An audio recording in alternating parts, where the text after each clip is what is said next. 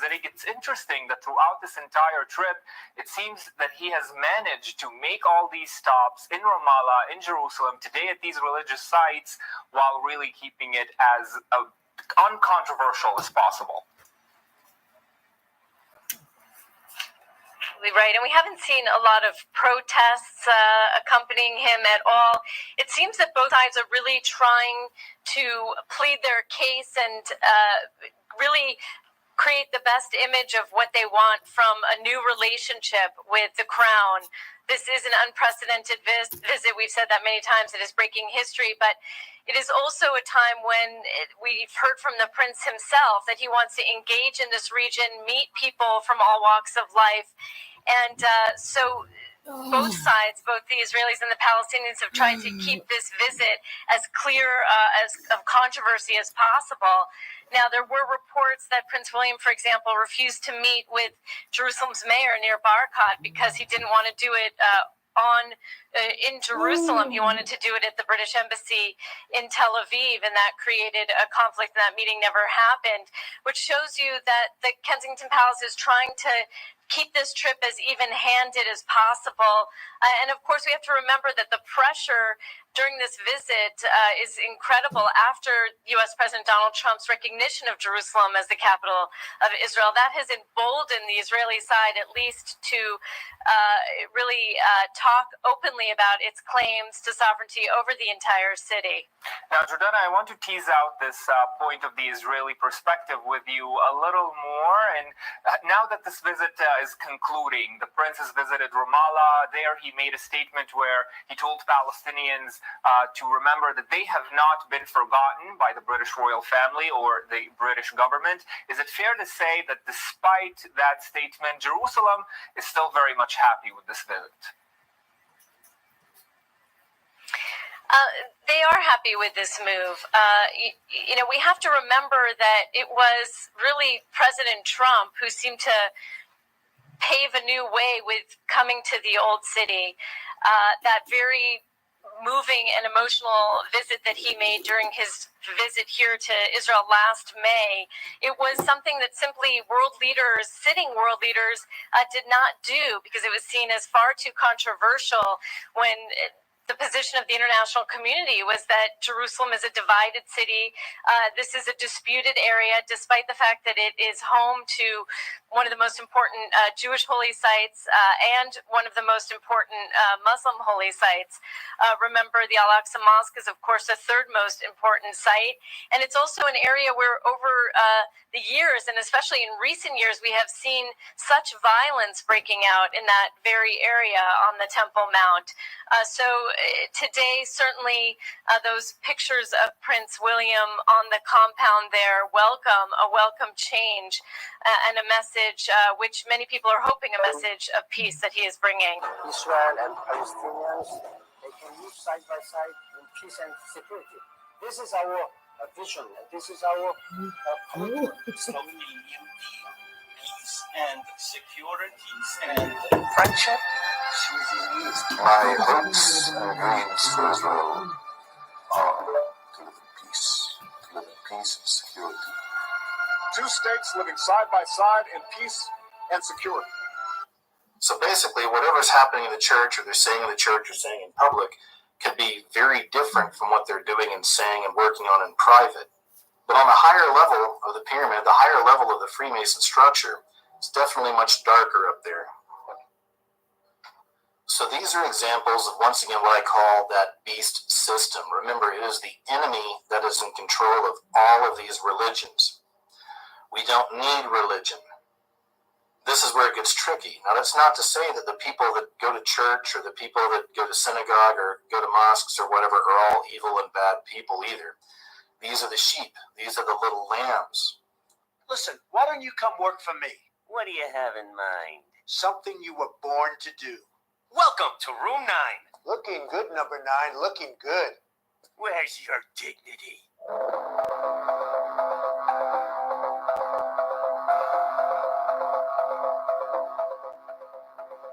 There are really good people that fall for this stuff. I mean, I see it in my own family.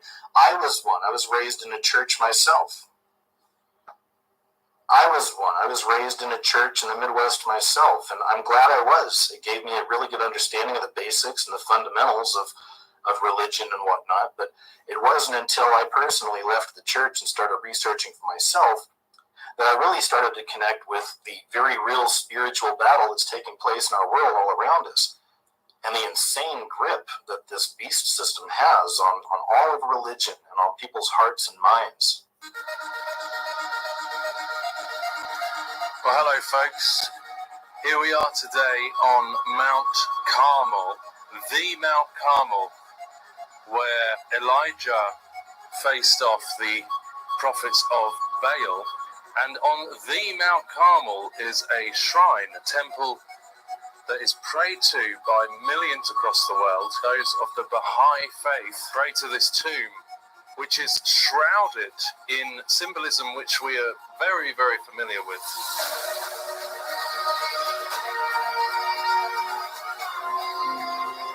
This religion has many similarities to the New World Order, Alice Bailey, Theosophical Society doctrine. In fact, the word Bab means gate. So what we're really looking at here is a gateway to the Luciferian New Age. And just for the same kind of observations, a symbolism all over this place. I mean, it's almost like the shrine itself is a hive. You know, the hive on the dome with the pyramid and the star gate in the center of the pyramid, you know, and glaringly obvious pentagrams around the base there.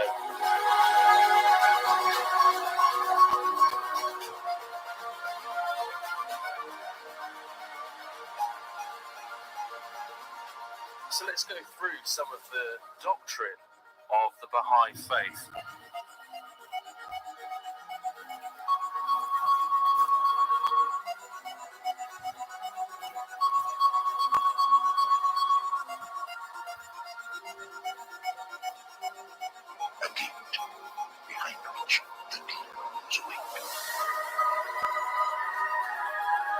Before we leave Jerusalem, I want to detour to a place you'd probably never expect me to go.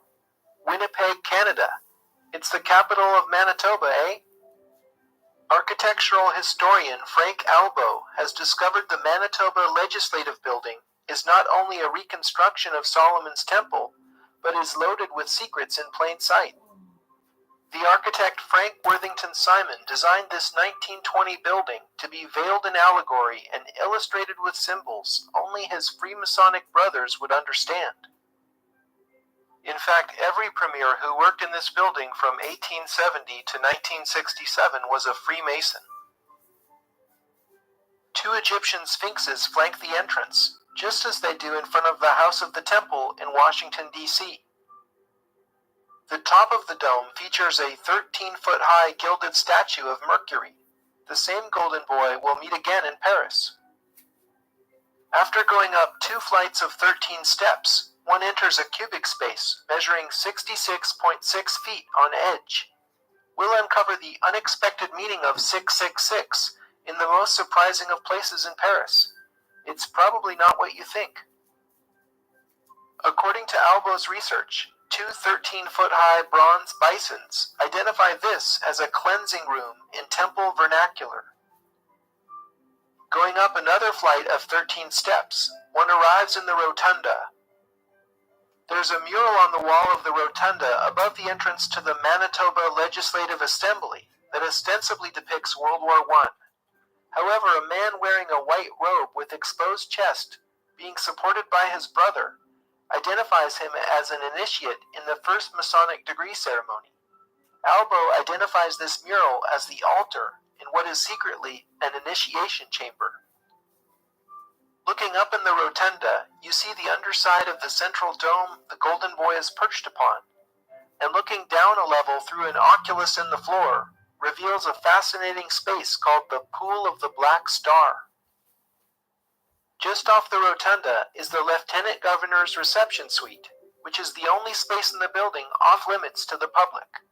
Albo got special permission to measure the chamber, and discovered it's a cube, having an edge length of 20 cubits. These are precisely the same dimensions.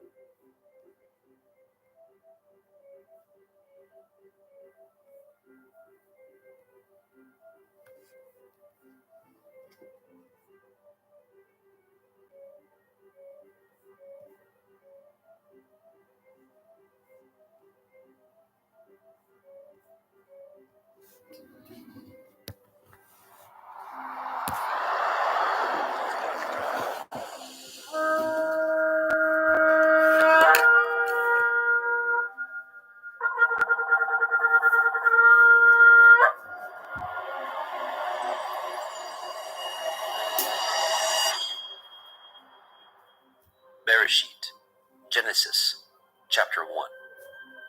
In the beginning, Elohim created the heavens and the earth. And the earth was without form and void, and darkness was upon the face of the deep. And the Ruach Elohim moved upon the face of the waters. And Elohim said, Let there be light. and there was light. And Elohim saw the light, that it was good. And Elohim divided the light from the darkness. And Elohim called the light day, and the darkness he called night. And the evening and the morning were the first day. And Elohim said, Let there be a firmament in the midst of the waters, and let it divide the waters from the waters. And Elohim made the firmament, and divided the waters which were under the firmament from the waters which were above the firmament. And it was so. And Elohim called the firmament heaven, and the evening and the morning were the second day. And Elohim said, Let the waters under the heavens be gathered together unto one place, and let the dry land appear. and it was so.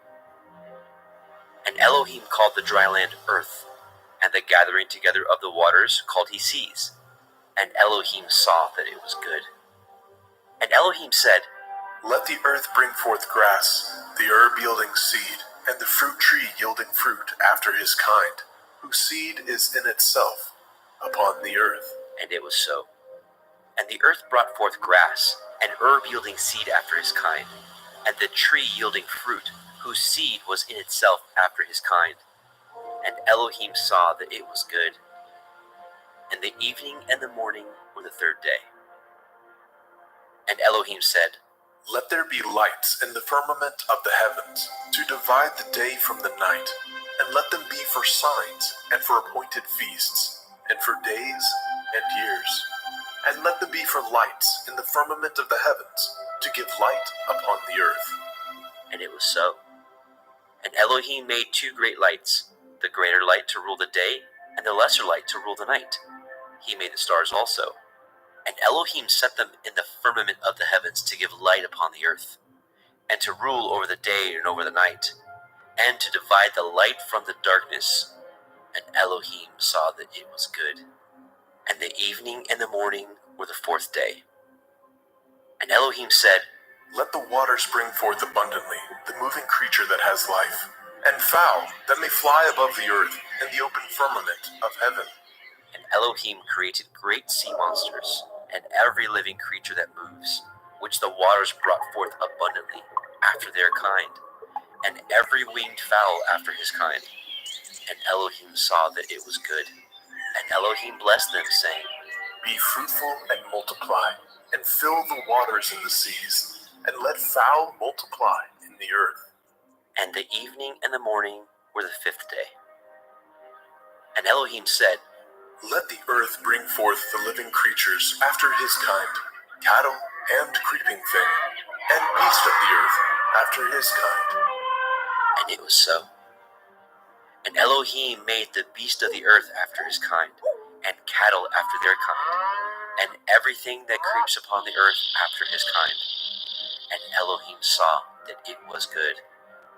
And Elohim said, Let us make man in our image, after our likeness. Let them have dominion over the fish of the sea, and over the fowl of the air, and over the cattle, and over all the earth, and over every creeping thing that creeps upon the earth. So Elohim created man in his own image. In the image of Elohim created he him.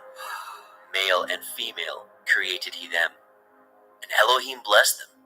And Elohim said unto them, Be fruitful and multiply, and replenish the earth, and subdue it, and have dominion over the fish of the sea, and over the fowl of the air, and over every living thing that moves upon the earth. And Elohim said, Behold, I have given you every herb-bearing seed which is upon the face of all the earth, and every tree in which is the fruit of a tree yielding seed. To you it shall be for food. And to every beast of the earth, and to every fowl of the air, and to everything that creeps upon the earth, wherein there is life, I have given every green herb for food. and it was so. And Elohim saw everything that he had made, and behold, it was very good.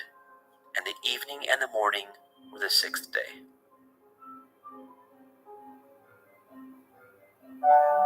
Bereshit, Genesis, chapter 2. Thus the heavens and the earth were finished, and all the host of them. And on the seventh day, Elohim ended his work which he had made. And he rested on the seventh day from all his work which he had made. And Elohim blessed the seventh day and sanctified it, because that in it he had rested from all his work which Elohim created and made. These are the generations of the heavens and of the earth, when they were created, in the day that Yahweh Elohim made the earth and the heavens. And every plant of the field before it was in the earth, and every herb of the field before it grew. For Yahweh Elohim had not caused it to rain upon the earth, and there was not a man to till the ground. But there went up a mist from the earth, and watered the whole face of the ground. And Yahweh Elohim formed the man of the dust of the ground, and breathed into his nostrils the breath of life. And the man became a living soul. And Yahweh Elohim planted a garden eastward in Eden, and there he put the man whom he had formed.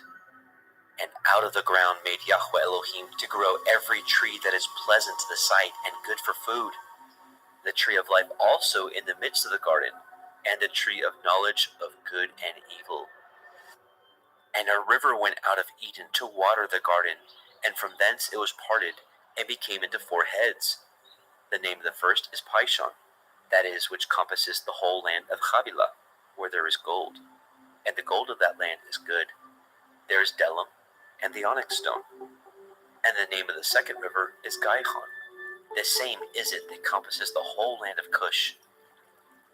And the name of the third river is Hiddekel, that is, which goes toward the east of Ashur. And the fourth river is Perath. And Yahweh Elohim took the man, and put him into the garden of Eden to dress it and to guard it. And Yahweh Elohim commanded he man, saying, Of every tree of the garden you may freely eat, but of the tree of the knowledge of good and evil you shall not eat of it. For in the day that you eat thereof you shall surely die. And Yahweh Elohim said, It is not good that man should be alone. I will make a helpmeet for him. And out of the ground Yahweh Elohim formed every beast of the field, and every fowl of the air, and brought them unto the man to see what he would call them. And whatsoever the man called every living creature, that was the name thereof. And the man gave names to all the cattle, and to the fowl of the air, and to every beast of the field. But for the man there was not found a helpmeet for him. And Yahweh Elohim caused a deep sleep to fall upon the man, and he slept. And he took one of his ribs, and closed up the flesh instead thereof. And the rib which Yahweh Elohim had taken from man made he a woman, and brought her unto the man. And the man said, This is now bone of my bones, and flesh of my flesh. She shall be called woman, because she was taken out of man. Therefore shall a man leave his father and his mother, and shall cleave unto his woman, and they shall be one flesh. And they were both naked, the man and his woman, and were not ashamed.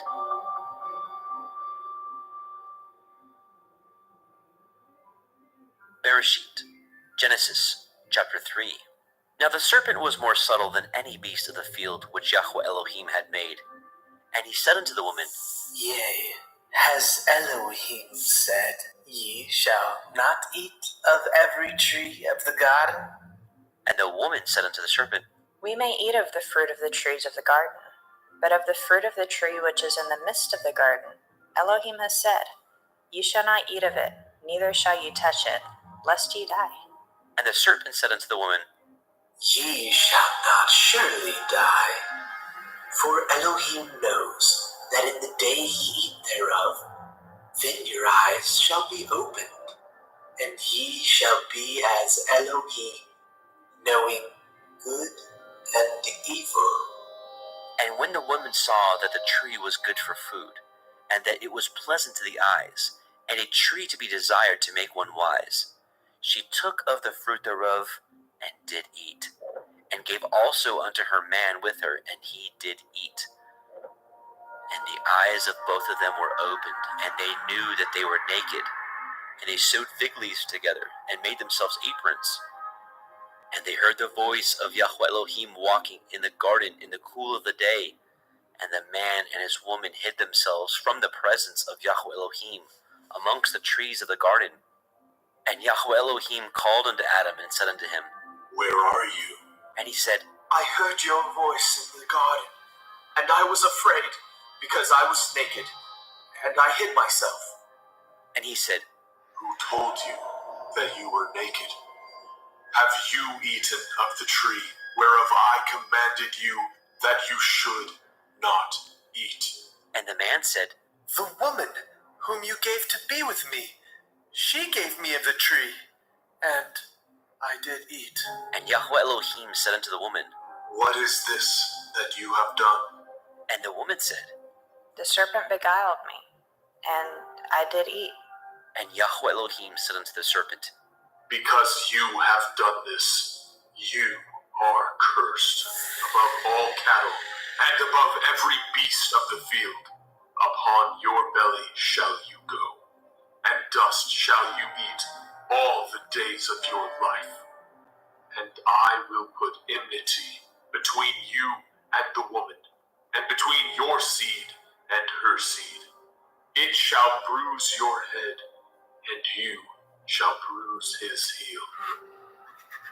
Unto the woman he said, I will greatly multiply your sorrow and your conception. In sorrow you shall bring forth children, and your desire shall be to your man, and he shall rule over you. And unto Adam he said, Because you have hearkened unto the voice of your woman, and have eaten of the tree of which I commanded you, saying, You shall not eat of it. Cursed is the ground for your sake. In sorrow you shall eat of it all the days of your life. Thorns also and thistles shall it bring forth to you, and you shall eat the herb of the field. In the sweat of your face shall you eat bread, till you return unto the ground. For out of it were you taken, for dust you are, and unto dust shall you return. And Adam called his woman's name Hua, because she was the mother of all living. Unto Adam also, and to his woman did Yahweh Elohim make coats of skins, and clothe them. And Yahweh Elohim said, Behold, the man is become as one of us, to know good and evil. And now, lest he put forth his hand, and take also of the tree of life, and eat, and live forever. Therefore Yahweh Elohim sent him forth from the Garden of Eden, to till the ground from whence he was taken. So he drove out the man, and he placed at the east of the Garden of Eden cherubim, and a flaming sword which turned every way, to guard the way of the tree of life.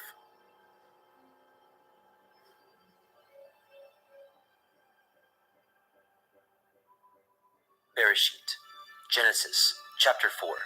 And Adam knew Hua his woman, and she conceived, and bore Cain, and said, I have gotten a man from Yahuwah. And she again bore his brother Habil. And Habil was a keeper of sheep, but Cain was a tiller of the ground. And in process of time it came to pass that Cain brought of the fruit of the ground an offering unto Yahweh. And Habil he also brought of the firstlings of his flock, and of the fat thereof. And And Yahweh had respect unto Abel and unto his offering, but unto Cain and to his offering he had not respect. And Cain was very wroth, and his countenance fell. And Yahweh said unto Cain, Why are you wroth? And why is your countenance fallen? If you do well, shall you not be accepted? And if you do not well, sin lies at the door, and unto you shall be his desire, and you shall rule over him. And Cain talked with Abel his brother. And it came to pass, when they were in the field, that Cain rose up against Abel his brother, and slew him. And Yahweh said unto Cain, Where is Havel, your brother? And he said, I know not. Am I to guard my brother? And he said, What have you done? The voice of your brother's blood cries unto me from the ground. And now are you cursed from the earth, which has opened her mouth to receive your brother's blood from your hand. When you till the ground, it shall not henceforth yield unto you your strength. A fugitive and a vagabond shall you be in the earth. And Cain said unto Yahweh, My punishment is greater than I can bear. Behold, you have driven me out this day from the face of the earth, and from your face shall I be hid. And I shall be a fugitive and a vagabond in the earth. And it shall come to pass that every one that finds me shall slay me. And Yahweh said unto him, Therefore, whoever slays Cain, vengeance shall be taken on him sevenfold. And Yahweh set a mark upon Cain, lest any finding him should kill him. And Cain went out from the presence of Yahweh, and dwelt in the land of Nod, on the east of Eden. And Cain knew his woman, and she conceived, and bore Hanok. And he built a city, and called the name of the city after the name of his son, Hanok. And unto Hanok was born Irad, and Irad begat Mehujael, and Mehujael begat Methushael, and Methushael begat Lamech. And Lamech took unto him 2 women. The name of the one was Ada, and the name of the other Zillah. And Ada bore Jabal. He was the father of such as dwell in tents, and of such as have cattle. And his brother's name was Jubal. He was the father of all such as handle the harp and organ. And Zillah, she also bore Tubal-Cain, an instructor of every artificer in brass and iron. And the sister of Tubal-Cain was Naamah. And Lamech said unto his woman, Ada and Zillah, hear my voice, ye women of Lamech, hearken unto my speech. For I have slain a man to my wounding, and a young man to my hurt. If Cain shall be avenged sevenfold, truly Lamech 70 and sevenfold. And Adam knew his woman again, and she bore a son, and called his name Seth. For Elohim, said she, has appointed me another seed, instead of Havel, whom Cain slew. And to Seth, to him also were born a son, and called his name Enosh. Then began men to call upon the name of Yahweh.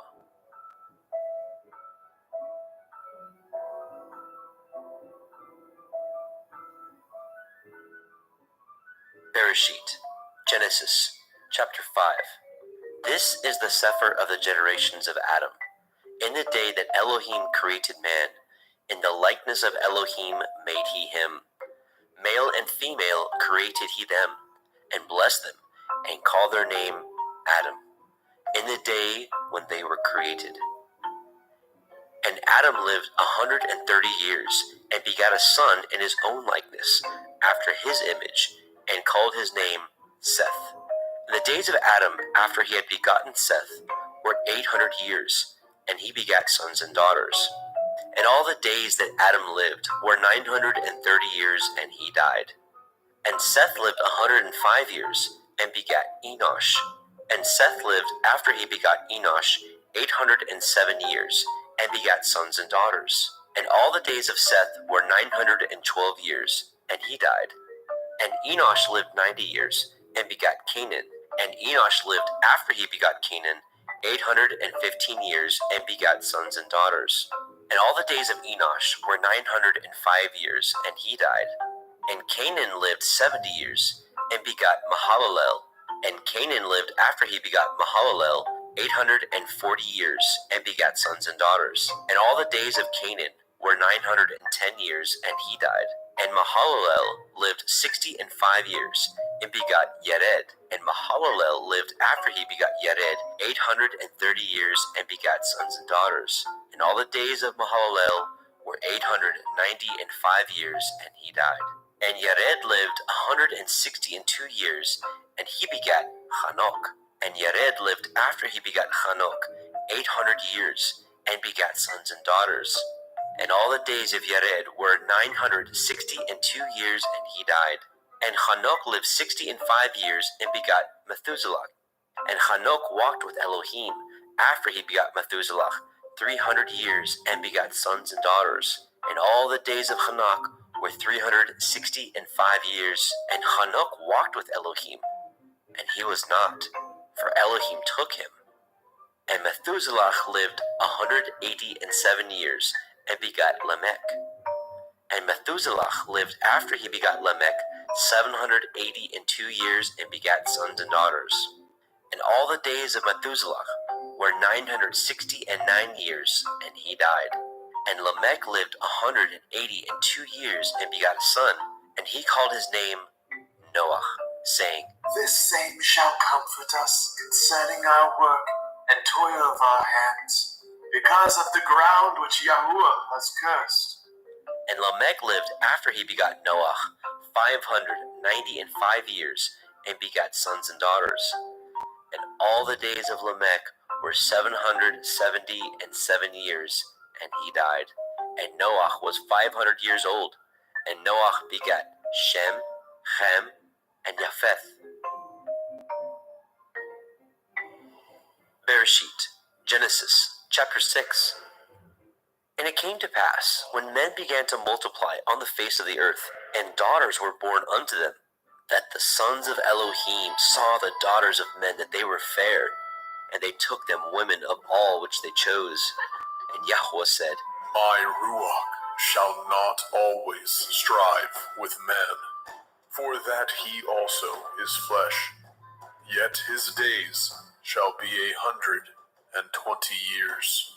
There were Nephilim in the earth in those days, and also after that, when the sons of Elohim came in unto the daughters of men, and they bore children to them, the same became giants, which were of ancient times, men of infamy. And Yahweh saw that the wickedness of man was great in the earth, and that every imagination of the thoughts of his heart was only evil continually. And Yahweh repented that he had made man on the earth, and it grieved him at his heart. And Yahweh said, I will destroy man whom I have created from the face of the earth, both man and beast, and the creeping thing, and the fowls of the air, for I repent that I have made them. But Noah found grace in the sight of Yahweh. These are the generations of Noah. Noah was a just man, and perfect in his generations. And Noah walked with Elohim. And Noah begot 3 sons, Shem, Ham, and Japheth. The earth also was corrupt before Elohim, and the earth was filled with violence. And Elohim looked upon the earth, and behold, it was corrupt, for all flesh had corrupted his way upon the earth. And Elohim said unto Noah, The end of all flesh is come before me, for the earth is filled with violence through them. And behold, I will destroy them with the earth. Make you an ark of gopher wood. Rooms shall you make in the ark, and shall pitch it within and without with pitch. And this is the fashion which you shall make it of. The length of the ark shall be 300 cubits, the breadth of it 50 cubits, and the height of it 30 cubits. A window shall you make to the ark, and in a cubit shall you finish it above. And the door of the ark shall you set in the side thereof, with lower, second, and third stories shall you make it.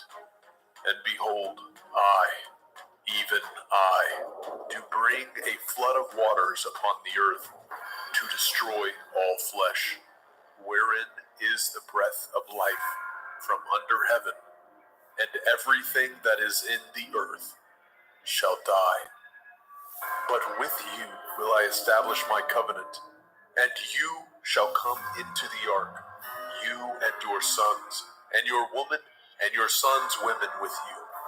And of every living thing of all flesh, 2 of every sort shall you bring into the ark, to keep them alive with you. They shall be male and female, of fowls after their kind, and of cattle after their kind, of every creeping thing of the earth after his kind. 2 of every sort shall come unto you, to keep them alive. And take unto you of all food that is eaten, and you shall gather it to you, and it shall be for food for you, and for them. Thus did Noah according to all that Elohim commanded him. So did he.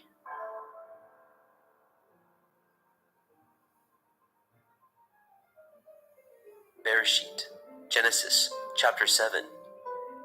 And Yahweh said unto Noah, Come, you and all your house into the ark, for you have I seen righteous before me in this generation. Of every clean beast you shall take to you by 7s, the male and his female, and of beasts that are not clean by 2, the male and his female. Of fowls also of the air by 7s, the male and the female, to keep seed alive upon the face of all the earth.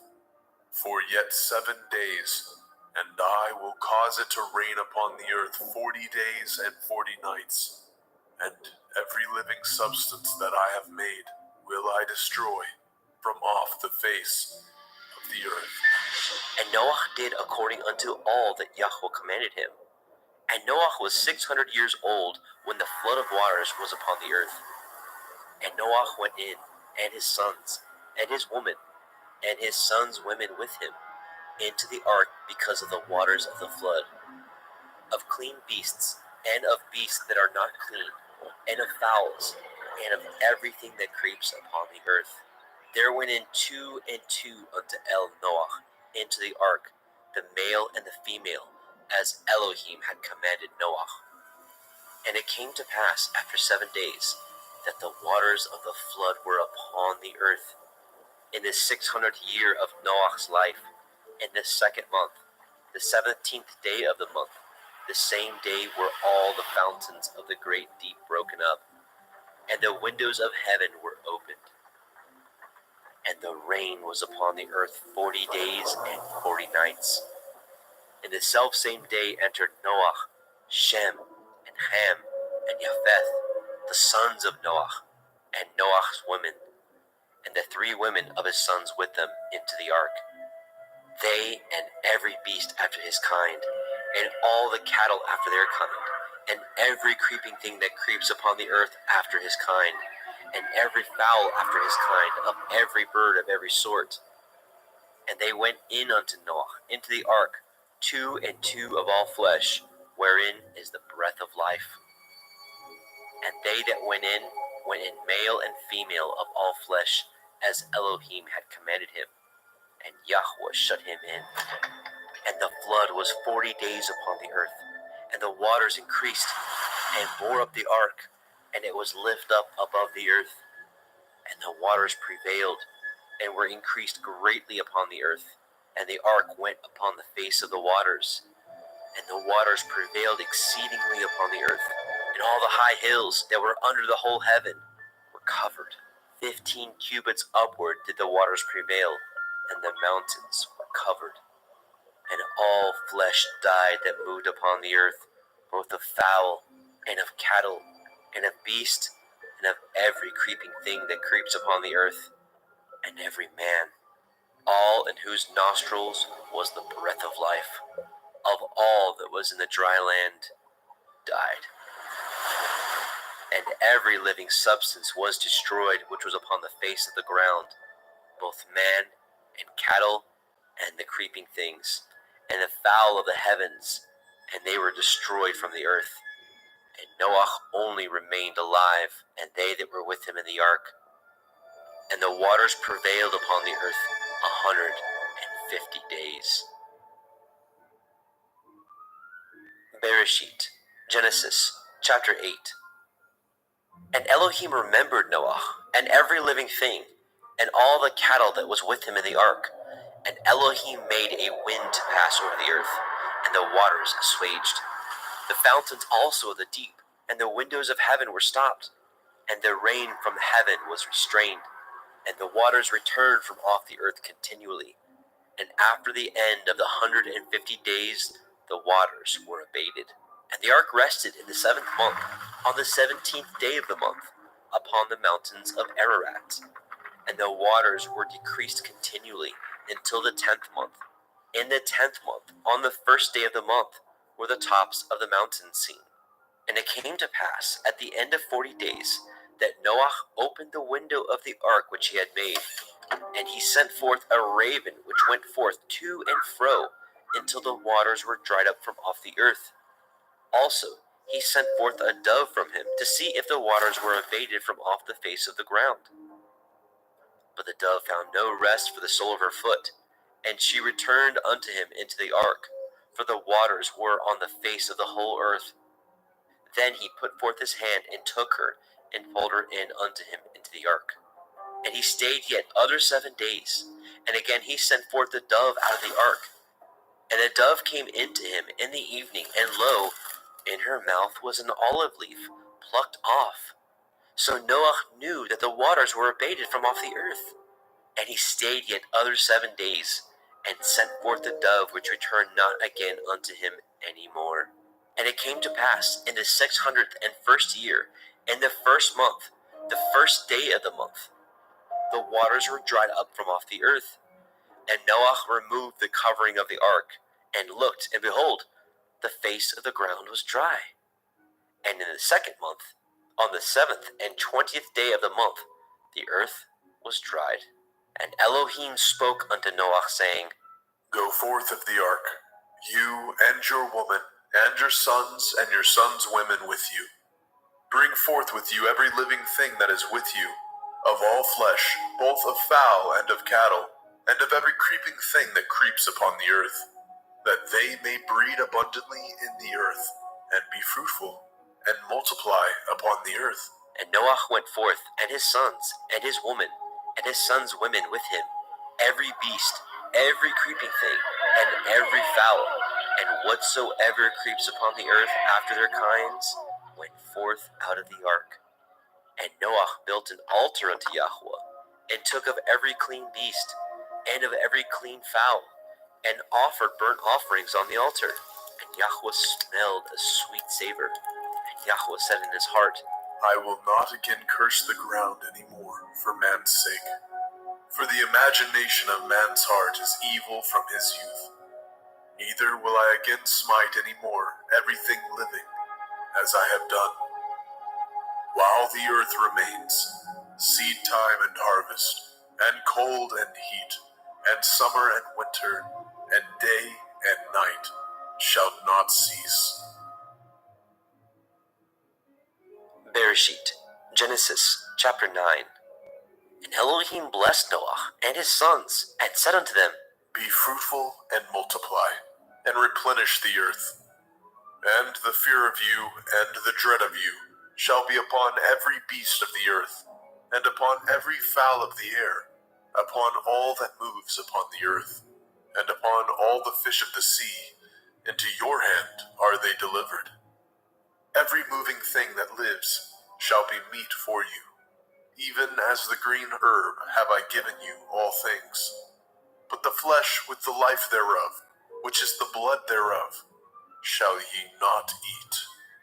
And surely your blood of your lives will I require. At the hand of every beast will I require it, and at the hand of man. At the hand of every man's brother will I require the life of man. Whoso sheds man's blood, by man shall his blood be shed. For in the image of Elohim made he man. And you, be ye fruitful, and multiply. Bring forth abundantly in the earth, and multiply therein. And Elohim spoke unto Noah, and to his sons with him, saying, And I, behold, I establish my covenant with you, and with your seed after you, and with every living creature that is with you, of the fowl, of the cattle, and of every beast of the earth with you, from all that go out of the ark, to every beast of the earth. And I will establish my covenant with you. Neither shall all flesh be cut off any more by the waters of a flood. Neither shall there any more be a flood to destroy the earth. And Elohim said, This is the sign of the covenant which I make between me and you, and every living creature that is with you, for perpetual generations. I do set my bow in the cloud, and it shall be for a sign of a covenant between me and the earth. And it shall come to pass, when I bring a cloud over the earth, that the bow shall be seen in the cloud. And I will remember my covenant, which is between me and you, and every living creature of all flesh, and the waters shall no more become a flood to destroy all flesh. And the bow shall be in the cloud, and I will look upon it, that I may remember the everlasting covenant between Elohim and every living creature of all flesh that is upon the earth.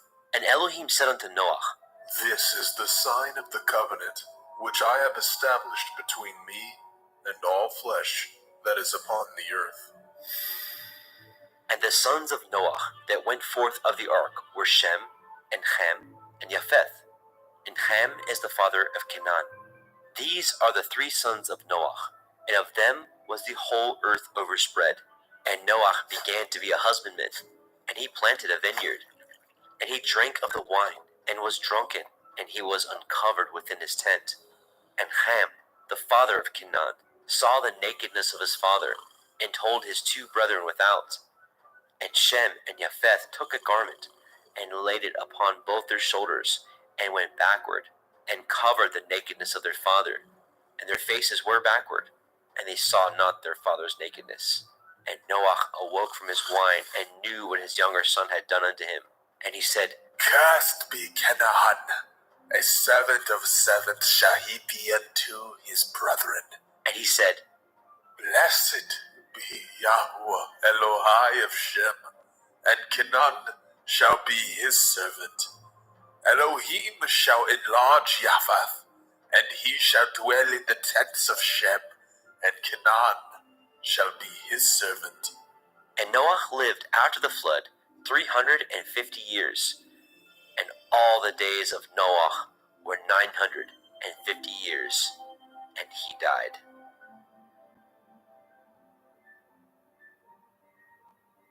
Bereshit, Genesis, chapter 10. Now these are the generations of the sons of Noah, Shem, Ham, and Japheth. And unto them were sons born after the flood. The sons of Japheth, Gomer, and Magog, and Madai, and Yaban, and Tubal, and Meshech, and Tirak. And the sons of Gomer, Ashkenaz, and Riphath, and Togarma. The sons of Yaban, Elisha, and Tarshish, and Kittim, and Dodanim. By these were the isles of the other nations divided in their lands, everyone after his tongue, and after their families in their nations. And the sons of Ham, Cush, and Mitzrayim, and Put, and Canaan. And the sons of Cush, Seba, and Havilah, and Kavta, and Raamah, and Kavteka. And the sons of Raamah, Sheba, and Dedan. And Cush begat Nimrod. He began to be a giant and a hunter in the earth. He was a giant and a hunter before Yahweh. Wherefore it is said, even as Nimrod, the giant hunter before Yahweh. And the beginning of his kingdom was Babel, and Erech, and Akkad, and Calneh, in the land of Shinar. Out of that land went forth Ashur, and built Nineveh, and the city Rehoboth, and Kelach, and Reset between Nineveh and Kelach. The same is a great city. And Mitzrayim begat Lodim, and Anamim, and Lechavim, and the Naphtuchim, and the Pathrusim, and the Kasluchim, out of whom came Pelishtim, and the Kaphtorim. And Canaan begat Sidon, his firstborn, and Heth, and the Jebusite, and the Amorite, and the Girgashite, and the Hivite, and the Arkite, and the Chinite, and the Arvadite, and the Tzemarai, and the Hamathite, and afterward were the families of the Canaanim spread abroad. And the border of the Canaanim was from Sidon, as you come to Gerar, unto Gaza, as you go unto Sodom, and Amorah, and Admah, and Zeboim, even unto Lasha. These are the sons of Ham, after their families, after their tongues, in their countries, and in their nations. And unto Shem also, the father of all the children of Eber, the brother of Japheth, the elder, even to him were children born. And the children of Shem, Elam, and Ashur, and Arphaxad, and Lud, and Aram. And the children of Aram, Uz, and Hul, and Gether, and Mash. And Arphaxad begot Shelach, and Shelach begot Eber. And unto Eber were born 2 sons. The name of one was Peleg, for in his days was the earth divided. And his brother's name was Yoktan. And Yoktan begot Almodad, and Sheleth, and Chatzar-Maveth, and Yerach, and Hadoram, and Uzal, and Dikla, and Obal, and Abimael, and Sheba, and Ophir, and Havilah, and Yobab. All these were the sons of Yoktan. And their dwelling was from Misha, as you go unto Sephar, a mountain of the east. These are the sons of Shem, after their families, after their tongues, in their lands, after their nations. These are the families of the sons of Noah, after their generations, in their nations, and by these were the nations divided in the earth after the flood.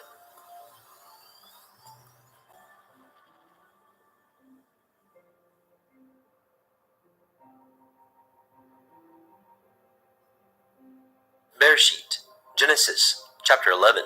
And the whole earth was of one language and of one speech. And it came to pass, as they journeyed from the east, that they found a plain in the land of Shinar, and they dwelt there. And they said one to another, Go to, let us make brick and burn them thoroughly. And they had brick for stone, and slime had they for mortar. And they said, Go to, let us build a city and a tower, whose top may reach unto the heavens, and let us make a name, lest we be scattered abroad upon the face of the whole earth. And Yahweh came down to see the city, and the tower, which the children of men built. And Yahweh said, Behold, the people is one, and they have all one language, and this they begin to do, and now nothing will be restrained from them, which they have imagined to do. Go to, let us go down, and there confound their language, that they may not understand one another's speech. So Yahweh scattered them abroad from thence upon the face of all the earth, and they left off to build the city. Therefore is the name of it called Babel, because Yahweh did there confound the language of all the earth. And from thence did Yahweh scatter them abroad upon the face of all the earth. These are the generations of Shem. Shem was 100 years old, and begot Arphaxad 2 years after the flood. And Shem lived after he begot Arphaxad 500 years, and begat sons and daughters. And Arphaxad lived 35 years, and begot Shelach. And Arphaxad lived after he begot Shelach 403 years, and begat sons and daughters. And Shelach lived 30 years, and begot Eber. And Shelach lived after he begot Eber 403 years, and begat sons and daughters. And Eber lived 34 years, and begot Peleg. And Eber lived after he begot Peleg 430 years, and begot sons and daughters. Peleg lived 30 years, and begat Reu.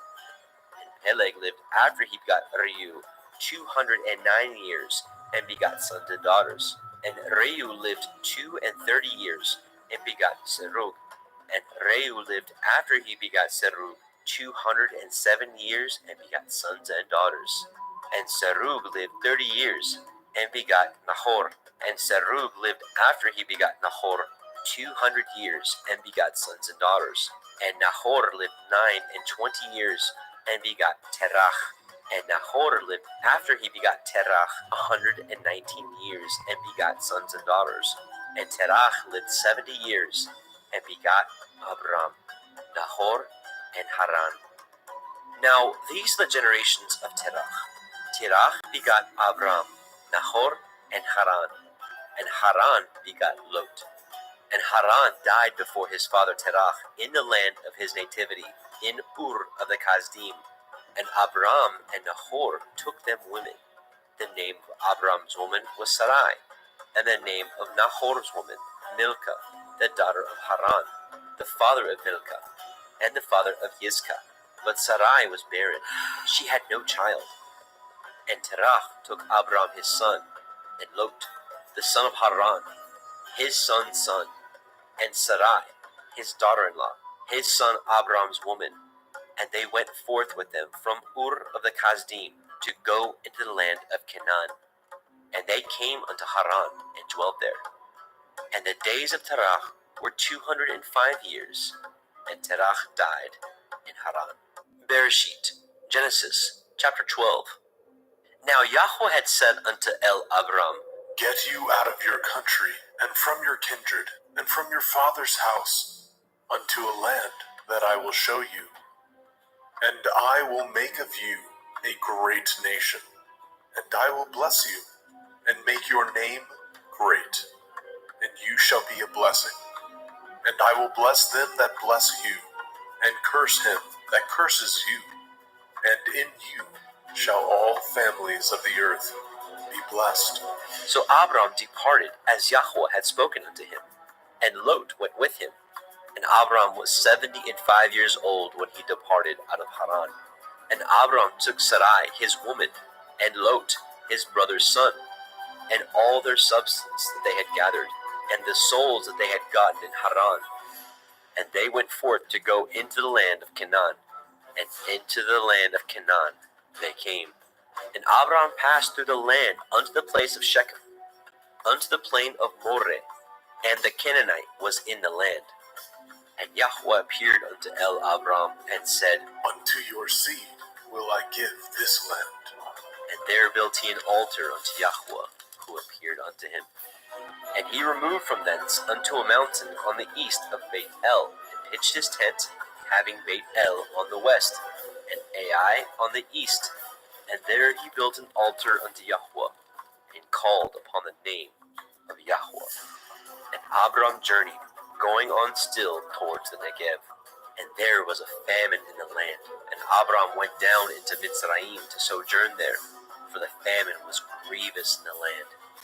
And it came to pass, when he was come near to enter into Mitzrayim, that he said unto Sarai his woman, Behold now, I know that you are a fair woman to look upon. Therefore it shall come to pass, when the Mitzrayim shall see you, that they shall say, This is his woman, and they will kill me, but they will save you alive. Say, I pray you, you are my sister, that it may be well with me for your sake, and my soul shall live because of you. And it came to pass, that when Abram was come into Mitzrayim, that Mitzrayim beheld the woman, that she was very fair. The princes also of Pharaoh saw her, and commended her before Pharaoh. And the woman was taken into Pharaoh's house. And he entreated Abram well for her sake. And he had sheep, and oxen, and he asses, and men servants, and maid servants, and she asses, and camels. And Yahweh plagued Pharaoh and his house with great plagues because of Sarai, Abram's woman. And Pharaoh called Abram and said, What is this that you have done unto me? Why did you not tell me that she was your woman? Why said you, She is my sister, so I might have taken her to be my woman? Now therefore, behold, your woman, take her, and go your way. And Pharaoh commanded his men concerning him, and they sent him away, and his woman, and all that he had. Bereshit, Genesis, chapter 13. And Abram went up out of Mitzrayim, he and his woman and all that he had, and Lot with him into the Negev. And Abram was very rich in cattle, in silver, and in gold. And he went on his journeys from the Negev even to Beit El, unto the place where his tent had been at the beginning, between Beit El and Ai, unto the place of the altar which he had made there at the first. And there Abraham called on the name of Yahweh. And Lot also, which went with Abram, had flocks and herds and tents, and the land was not able to bear them, that they might dwell together, for their substance was great, so that they could not dwell together. And there was a strife between the herdsmen of Abram's cattle and the herdsmen of Lot's cattle. And the Canaanite and the Perizzite dwelled then in the land. And Abram said unto Lot, Let there be no strife, I pray you, between me and you, and between my herdsmen and your herdsmen, for we be brethren. Is not the whole land before you? Separate yourself, I pray you, from me. If you will take the left hand, then I will go to the right. Or if you depart to the right hand, then I will go to the left. And Lot lifted up his eyes, and beheld all the circle of the Yarden, that it was well watered everywhere, before Yahweh destroyed Sodom and Amorah, even as the garden of Yahweh, like the land of Mitzrayim, as ye come unto Zoar. Then Lot chose him all the circle of the Yarden, and Lot journeyed east, and they separated themselves, the one from the other. And Abram dwelt in the land of Canaan, and Lot dwelt in the cities of the circle of the Yarden, and pitched his tent toward Sodom. But the men of Sodom were wicked and sinners before Yahweh exceedingly. And Yahweh said unto Abram, after that Lot was separated from him, Lift up now your eyes, and look from the place where you are, northward and southward, and eastward and westward. For all the land which you see, to you will I give it, and to your seed forever. And I will make your seed as the dust of the earth, so that if a man can number the dust of the earth, then shall your seed also be numbered. Arise, walk through the land in the length of it and in the breadth of it, for I will give it unto you. Then Abram removed his tent, and came and dwelt in the plain of Mamre, which is in Hebron, and built there an altar unto Yahweh.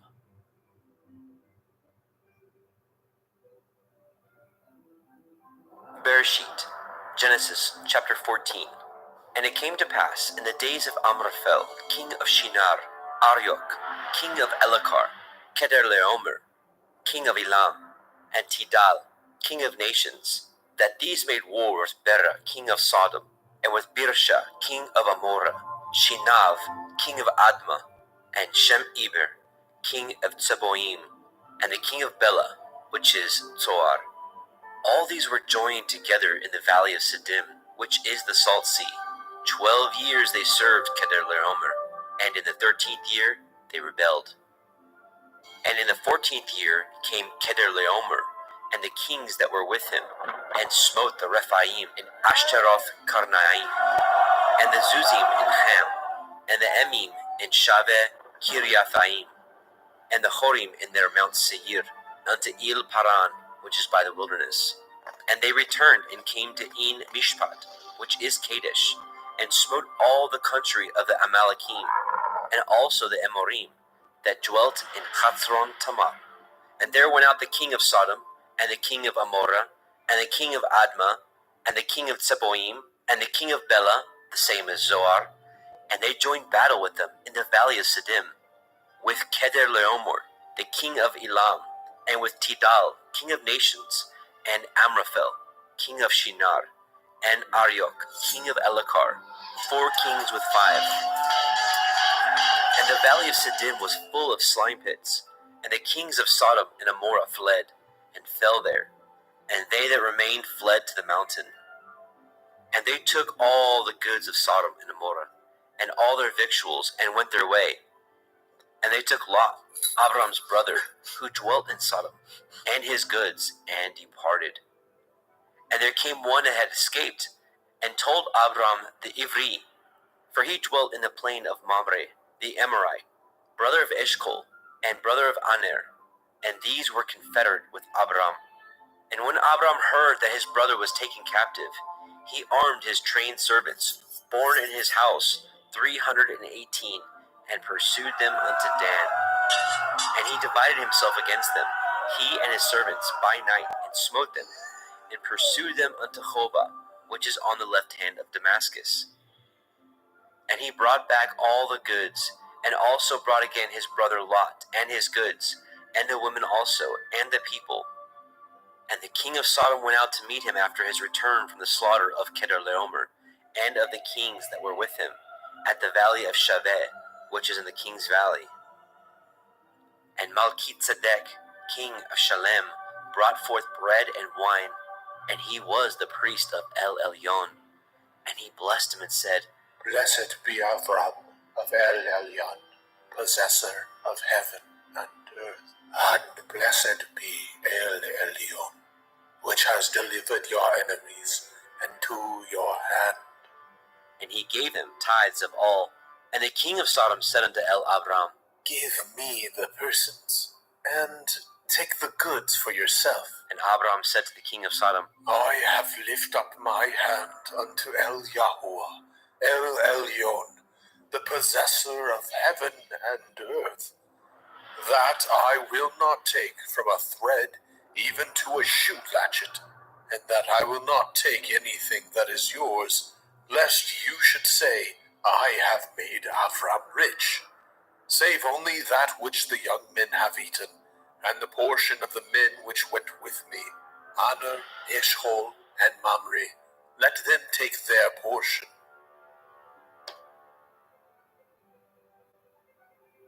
Bereshit, Genesis chapter 15. After these things, the word of Yahweh came unto El Abram in a vision, saying, Fear not, Avram. I am your shield, and your exceeding great reward. And Abram said, Adonai, Yahuwah, what will you give me, seeing I go childless, and the steward of my house is this Eliezer of Damascus? And Abram said, Behold, to me you have given no seed, and lo, one born in my house is my heir. And behold, the word of Yahweh came unto him, saying, This shall not be your heir, but he that shall come forth out of your own generation shall be your heir. And he brought him forth abroad and said, Look now towards the heavens, and count the stars, if you be able to number them. And he said unto him, So shall your seed be. And he believed in Yahweh, and he counted it to him for righteousness. And he said unto him, I am Yahuwah, that brought you out of Ur of the Kasdim, to give you this land to inherit it. And he said, Adonai, Yahuwah, whereby shall I know that I shall inherit it? And he said unto him, Take me a heifer of 3 years old, and a she-goat of 3 years old, and a ram of 3 years old, and a turtle dove, and a young pigeon. And he took unto him all these, and divided them in the midst, and laid each piece one against another, but the birds he divided not. And when the fowls came down upon the carcasses, Abram drove them away. And when the sun was going down, a deep sleep fell upon Abram, and lo, a horror of great darkness fell upon him. And he said unto Abram, Know of a surety that your seed shall be a stranger in a land that is not theirs, and shall serve them, and they shall afflict them 400 years. And also that nation whom they shall serve will I judge, and afterward they shall come out with great substance, and you shall go to your fathers in peace. You shall be buried in a good old age. But in the 4th generation they shall come hither again, for the iniquity of the Amorim is not yet full. And it came to pass that when the sun went down and it was dark, behold, a smoking furnace and a burning lamp that passed between those pieces. In the same day Yahweh cut a covenant with Abram, saying, Unto your seed have I given this land, from the river of Mitzrayim unto the great river, the river Harath, the Canaanite, and the Kenizzim, and the Kadmonim, and the Hittim, and the Perizim, and the Rephaim, and the Amorim, and the Kenainim, and the Girgashim, and the Yebusim.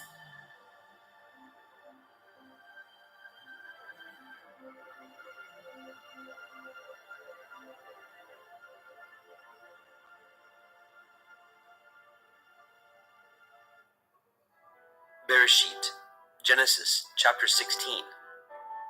Now Sarai, Abram's woman, bore him no children, and she had a handmaid, a Mitzrite, whose name was Hagar. And Sarai said unto Abram, Behold now, Yahuwah has restrained me from bearing. I pray you, go in unto my maid. It may be that I may obtain children by her. And Abram hearkened to the voice of Sarai. And Sarai, Abram's woman, took Hagar, her maid, the Mitzrim, after Abram had dwelt 10 years in the land of Canaan, and gave her to her man Abram to be his woman. And he went in unto Hagar, and she conceived. And when she saw that she had conceived, her mistress was despised in her eyes. And Sarai said unto Abram, My wrong be upon you. I have given my maid into your bosom. And when she saw that she had conceived, I was despised in her eyes. Yahuwah judge between me and you. But Abram said unto Sarai, Behold, your maid is in your hand. Do to her as it pleases you. And when Sarai dealt hardly with her, she fled from her face. And the angel of Yahweh found her by a fountain of water in the wilderness, by the fountain in the way to Shur. And he said, Hagar, Sarai's maid, whence came you, and whither will you go? And she said, I flee from the face of my mistress Sarai. And the angel of Yahweh said unto her, Return to your mistress, and submit yourself under her hands. And the angel of Yahweh said unto her, I will multiply your seed exceedingly, that it shall not be numbered for multitude.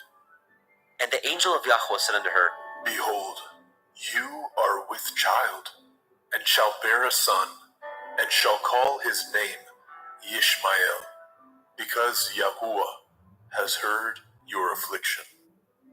And he will be a wild man.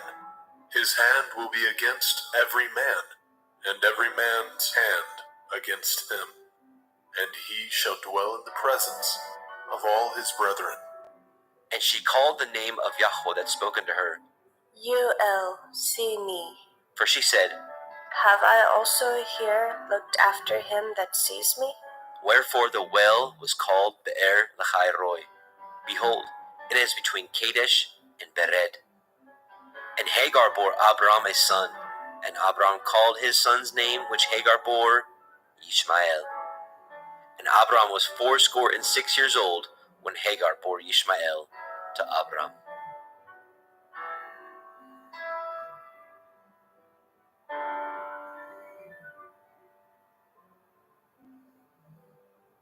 Bereshit, Genesis chapter 17.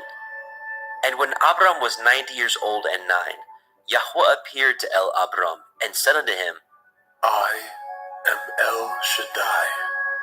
Walk before me and be perfect. And I will make my covenant between me and you, and will multiply you exceedingly. And Abram fell on his face, and Elohim talked with him, saying, As for me, behold, my covenant is with you, and you shall be a father of many nations. Neither shall your name any more be called Avram, but your name shall be Avraham. For a father of many nations have I made you. And I will make you exceeding fruitful, and I will make nations of you, and kings shall come out of you.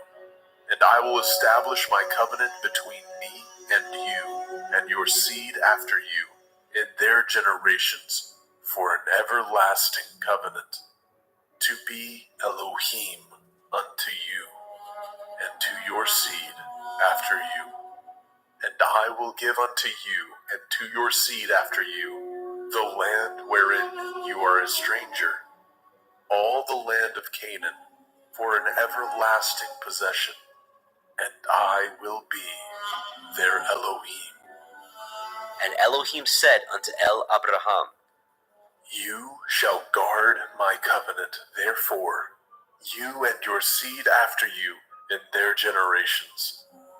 This is my covenant, which ye shall guard, between me and you and your seed after you.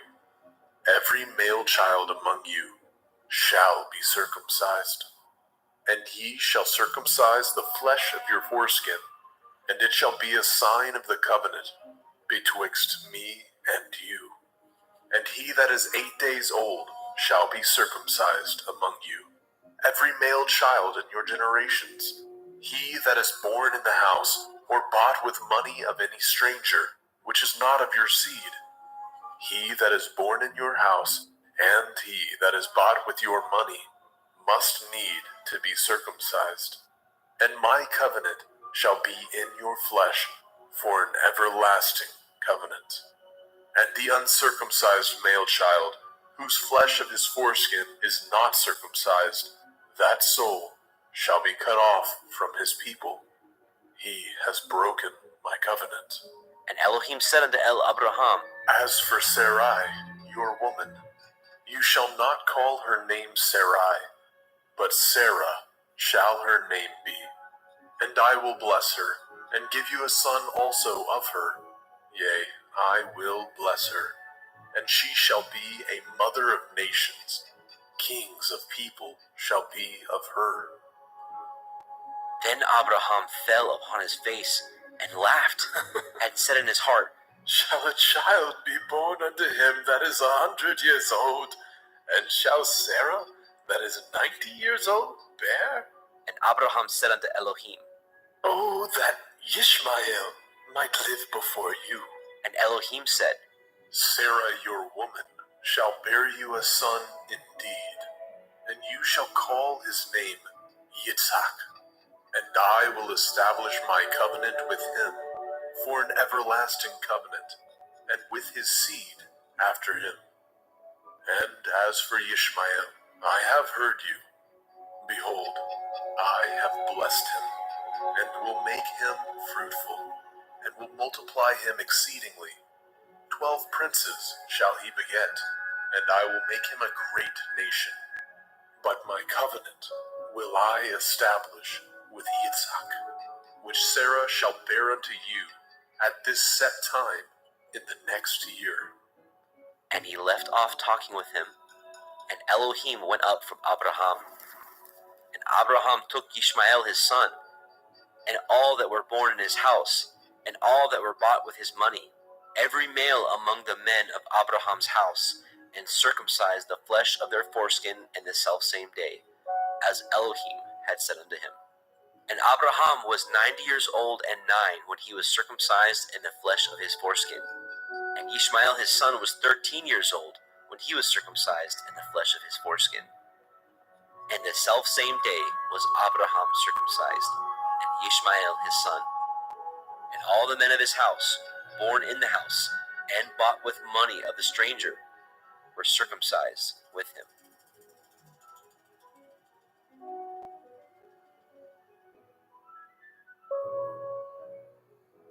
Bereshit, Genesis, chapter 18. And Yahweh appeared unto him in the plains of Mamre, and he sat in the tent door in the heat of the day. And he lifted up his eyes, and looked, and lo, 3 men stood by him.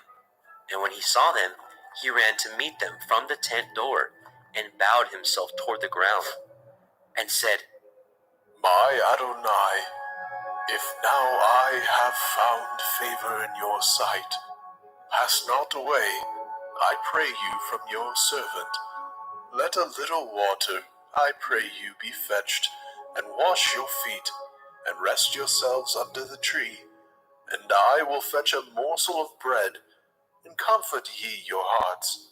After that ye shall pass on, for therefore are ye come to your servant. And they said, So do, as you have said. And Abraham hasted into the tent unto El Sarah, and said, Make ready quickly 3 measures of fine meal, knead it, and make cakes upon the hearth. And Abraham ran unto the herd, and fetched a calf tender and good, and gave it unto a young man, and he hastened to dress it. And he took butter, and milk, and the calf which he had dressed, and set it before them. And he stood by them under the tree, and they did eat. And they said unto him, Where is Sarah, your woman?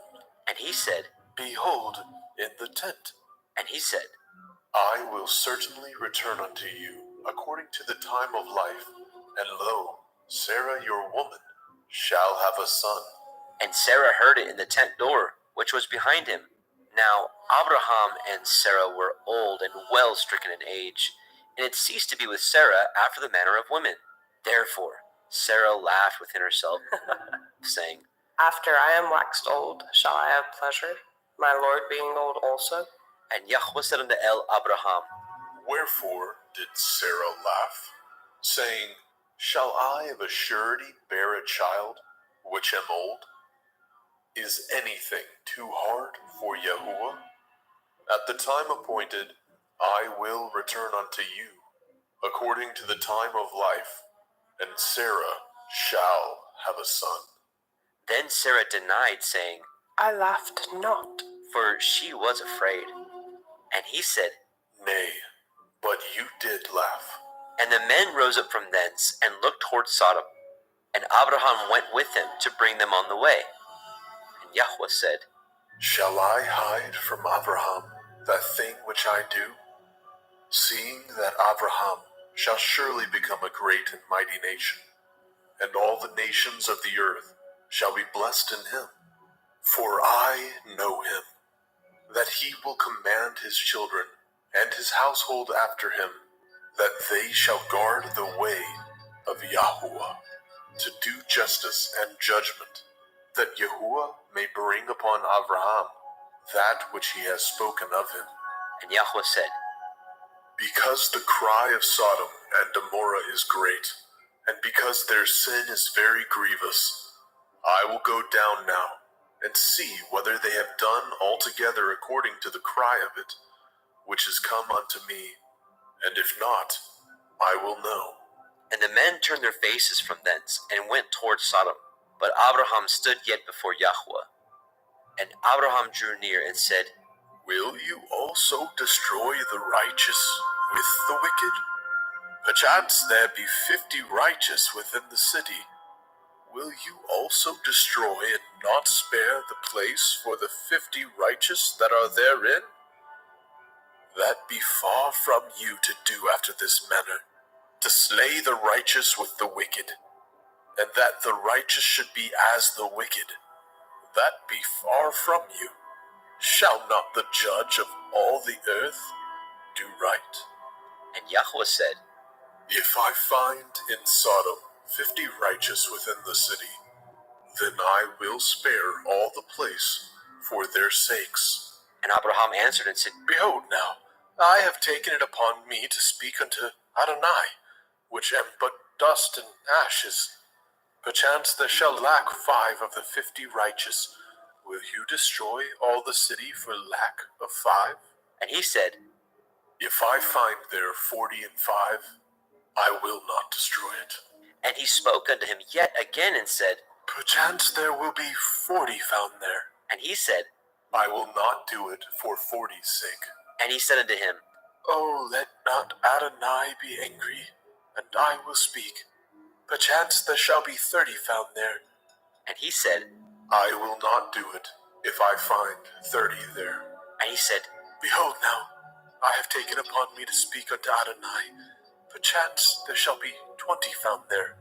And he said, I will not destroy it for 20's sake. And he said, Oh, let not Adonai be angry, and I will speak yet but this once. Perchance 10 shall be found there. And he said, I will not destroy it for 10's sake.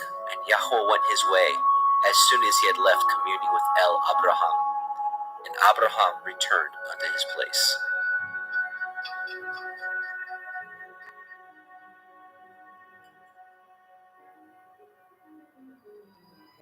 Bereshit, Genesis chapter 19. And there came 2 angels to Sodom at evening, and Lot sat in the gate of Sodom. And Lot, seeing them, rose up to meet them, and he bowed himself with his face toward the ground. And he said, Behold now, my lords, turn in, I pray you, into your servant's house, and tarry all night, and wash your feet, and ye shall rise up early, and go on your ways. And they said, Nay, but we will abide in the street all night. And he pressed upon them greatly. And they turned in unto him, and entered into the house. And he made them a feast, and did bake matzah, and they did eat. But before they lay down, the men of the city, even the men of Sodom, compassed the house round, both old and young, all the people from every quarter.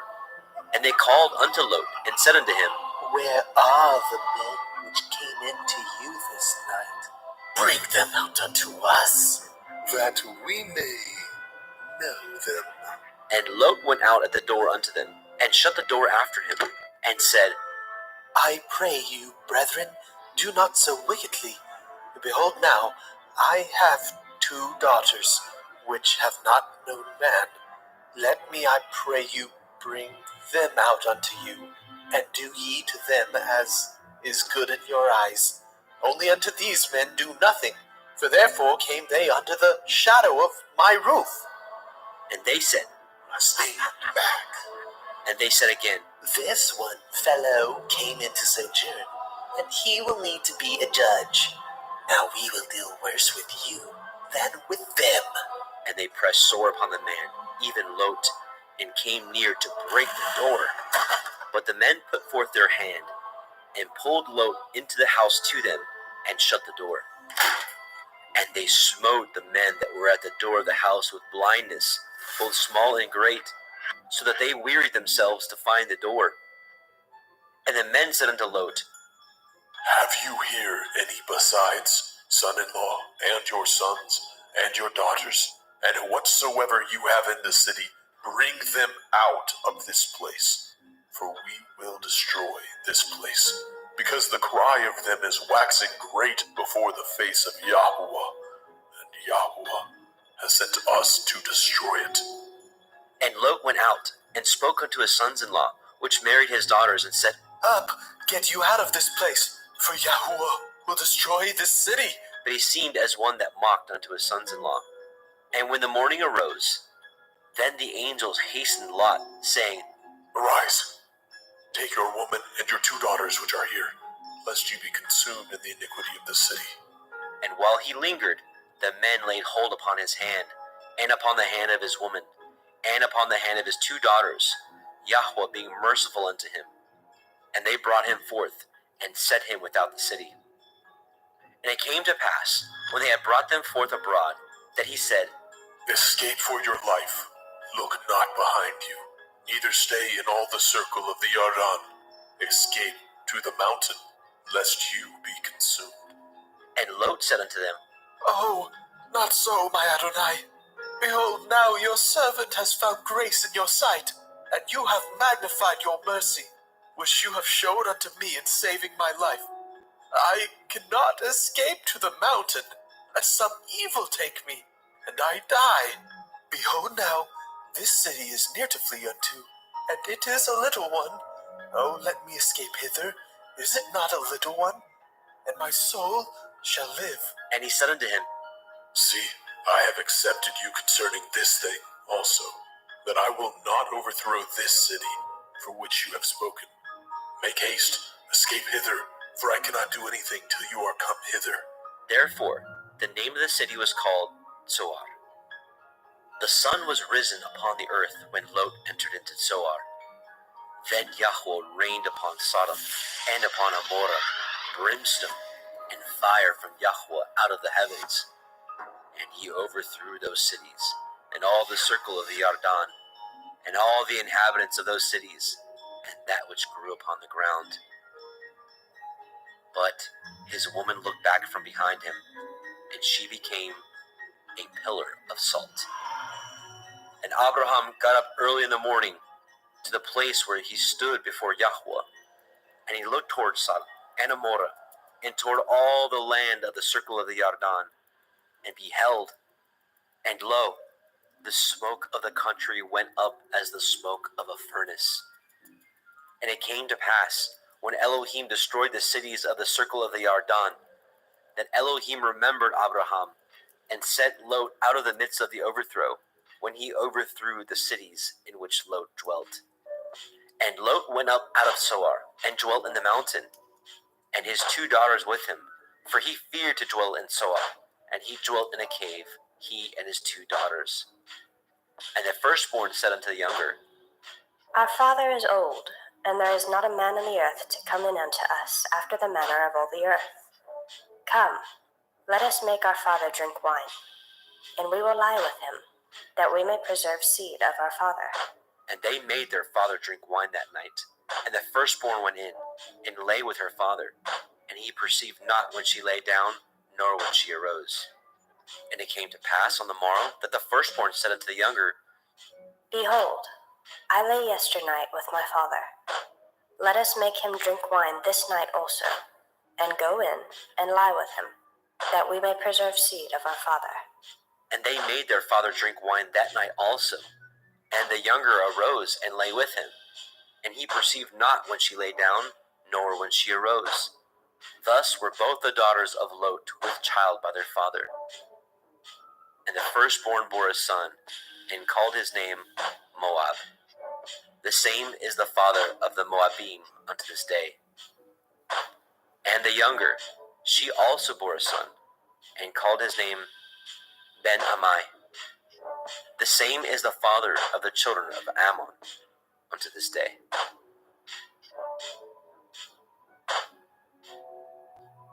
Bereshit, Genesis, chapter 20.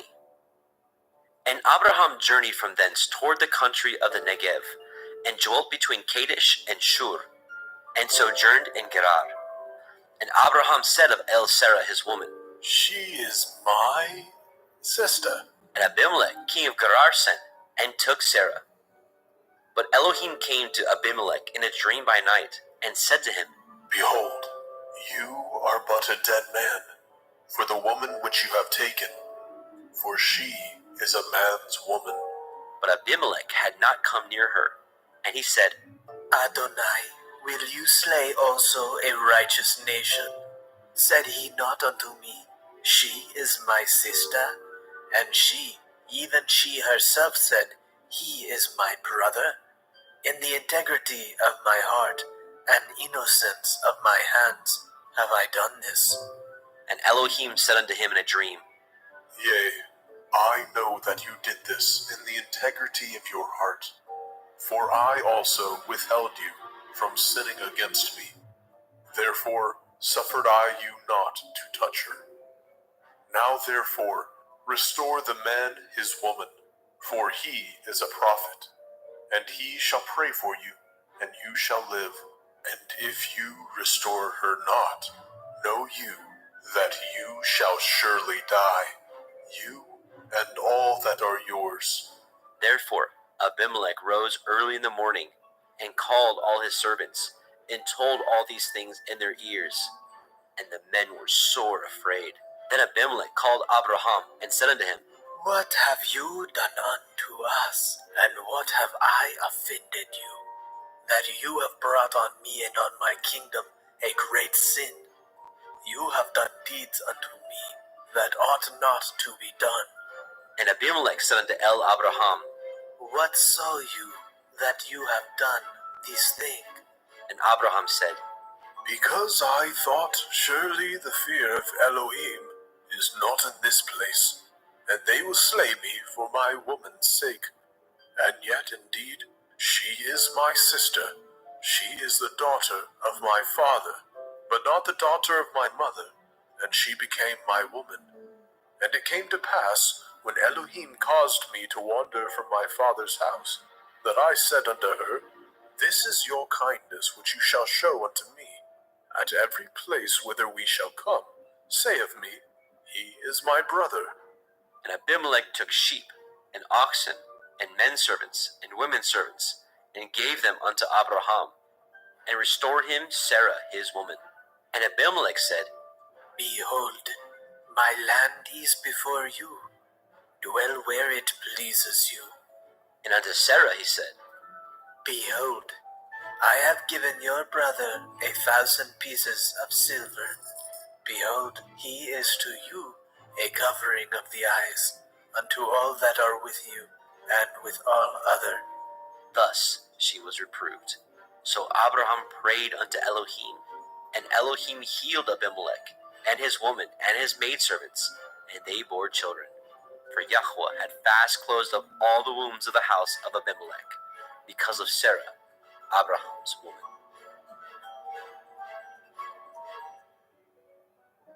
Bereshit, Genesis, chapter 21. And Yahweh visited Sarah as he had said, and Yahweh did unto Sarah as he had spoken. For Sarah conceived, and bore Abraham a son in his old age, at the set time of which Elohim had spoken to him. And Abraham called the name of his son that was born unto him, whom Sarah bore unto him, Yitzchak. And Abraham circumcised his son Yitzchak, being 8 days old, as Elohim had commanded him. And Abraham was 100 years old, when his son Yitzchak was born unto him. And Sarah said, Elohim has made me to laugh, so that all that hear will laugh with me. And she said, Who would have said unto Abraham that Sarah should have given children suck? For I have borne him a son in his old age. And the child grew, and was weaned. And Abraham made a great feast, the same day that Yitzchak was weaned. And Sarah saw the son of Hagar, the Mitzrayim, which she had borne unto Abraham, mocking. Wherefore she said unto Abraham, Cast out this bondwoman and her son, for the son of this bondwoman shall not be heir with my son, even with Yitzhak. And the thing was very grievous in Abraham's sight because of his son. And Elohim said unto Abraham, Let it not be grievous in your sight because of the lad, and because of your bondwoman. In all that Sarah has said unto you, hearken unto her voice. For in Yitzhak shall your seed be called. And also the son of the bondwoman will I make a nation, because he is your seed.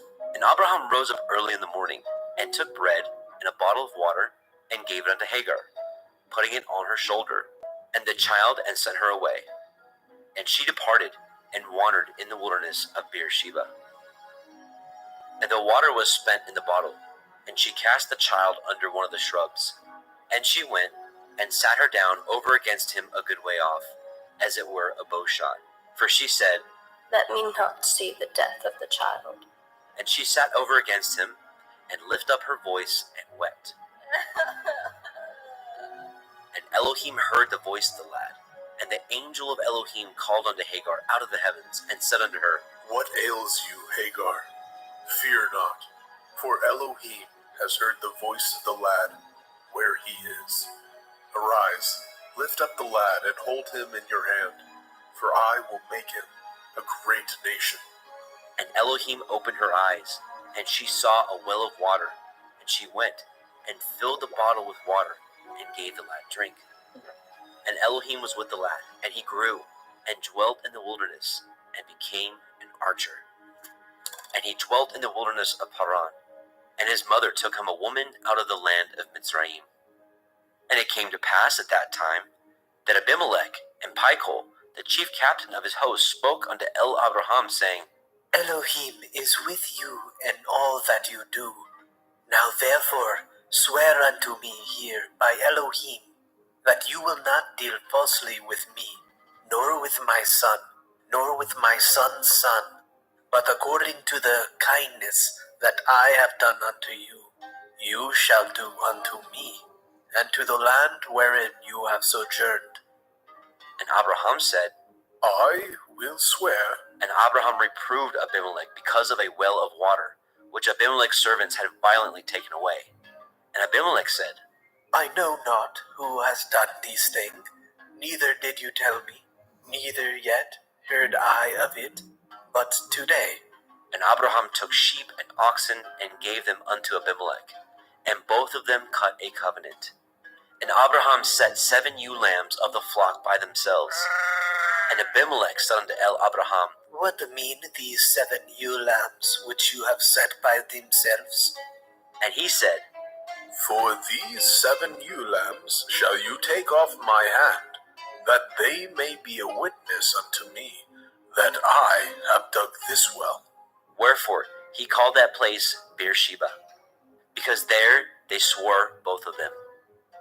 Thus they cut a covenant at Beersheba. Then Abimelech rose up, and Phicol, the chief captain of his host, and they returned into the land of the Philistine. And Abraham planted a grove in Beersheba, and called thereon the name of Yahweh, El Olam. And Abraham sojourned in the Philistines' land many days.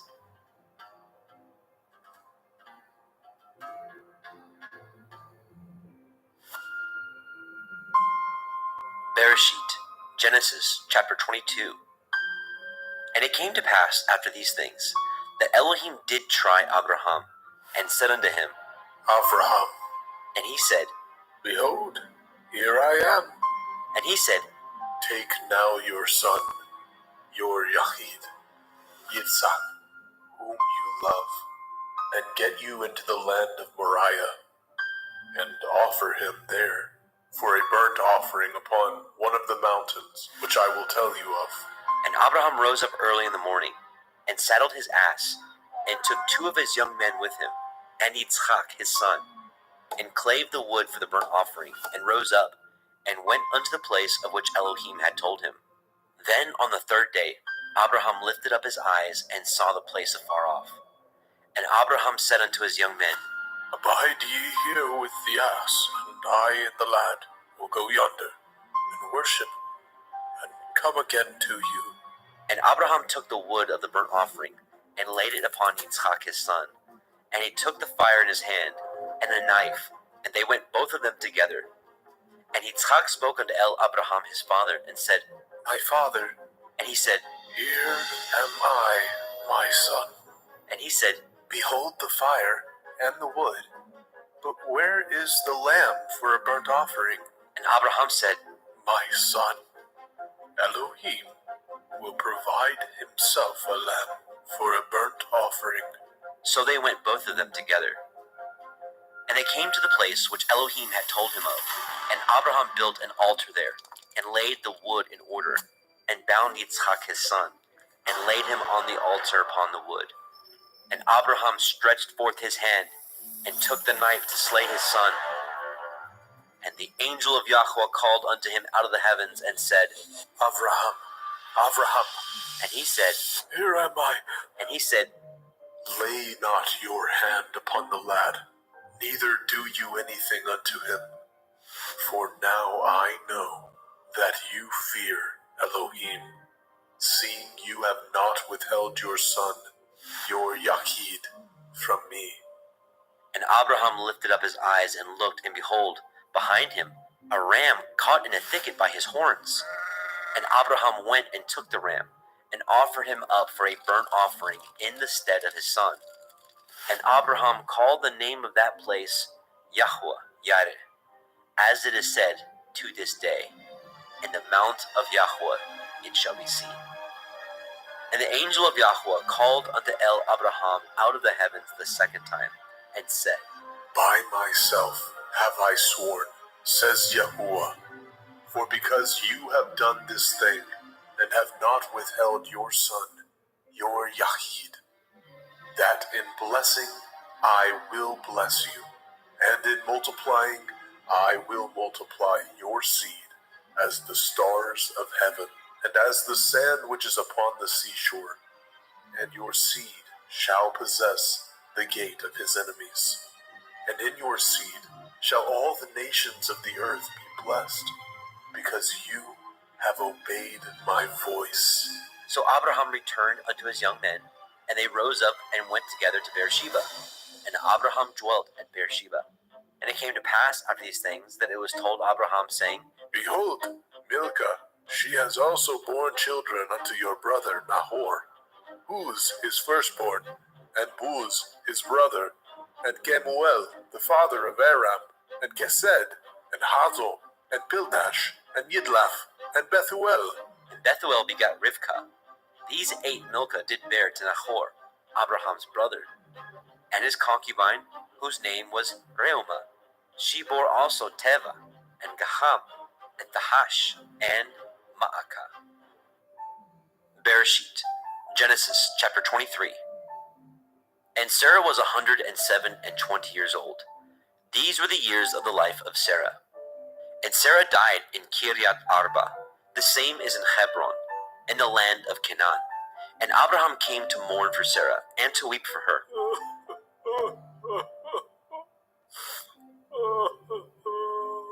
And Abraham stood up from before his dead, and spoke unto the sons of Heth, saying, I am a stranger and a sojourner with you. Give me a possession of a burying place with you, that I may bury my dead out of my sight. And the children of Heth answered Abraham, saying unto him, Hear us, my lord. You are a mighty prince among us. In the choice of our sepulchres bury your dead. None of us shall withhold from you his sepulchre, but that you may bury your dead. And Abraham stood up, and bowed himself to the people of the land, even to the children of Heth. And he communed with them, saying, If it be your mind that I should bury my dead out of my sight, hear me, and entreat for me to Ephron, the son of Zohar, that he may give me the cave of Machpelah, which he has, which is in the end of his field. For as much money as it is worth he shall give it me, for a possession of a burying place amongst you. And Ephron dwelt among the children of Heth. And Ephron the Hittite answered Abraham in the audience of the children of Heth, even all that went in the gate of his city, saying, Nay, my lord, hear me. The field I give you, and the cave that is therein I give it you. In the presence of the sons of my people give I it you. Bury your dead. And Abraham bowed down himself before the people of the land. And he spoke unto Ephron in the audience of the people of the land, saying, But if you will give it, I pray you, hear me. I will give you money for the field. Take it of me, and I will bury my dead there. And Ephron answered Abraham, saying unto him, My lord, hearken unto me. The land is worth 400 shekels of silver. What is that betwixt me and you? Bury therefore your dead. And Abraham hearkened unto Ephron. And Abraham weighed to Ephron the silver, which he had named in the audience of the sons of Heth, 400 shekels of silver, current money with the merchant. And the field of Ephron, which was in Machpelah, which was before Mamre, the field and the cave which was therein, and all the trees that were in the field, that were in all the borders round about, were made sure unto Abraham for a possession in the presence of the children of Heth, before all that went in at the gate of his city. And after this, Abraham buried Sarah his woman in the cave of the field of Machpelah before Mamre, the same as Hebron, in the land of Canaan. And the field and the cave that is therein were made sure unto Abraham for a possession of a burying place by the sons of Heth.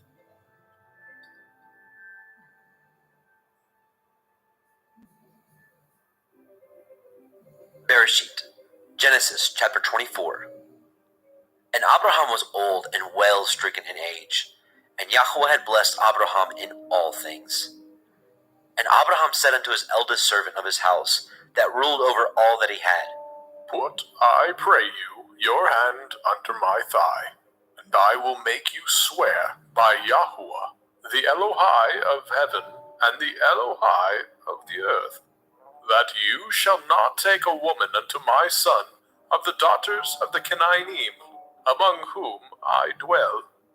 But you shall go unto my country and to my kindred, and take a woman unto my son Yitzhak. And the servant said unto him, Perchance the woman will not be willing to follow me unto this land. Must I needs bring your son again unto the land from whence you came? And Abraham said unto him, Beware that you bring not my son thither again. Yahuwah Elohai of heaven, which took me from my father's house, and from the land of my kindred, and which spoke unto me, and that swore unto me, saying, Unto your seed will I give this land.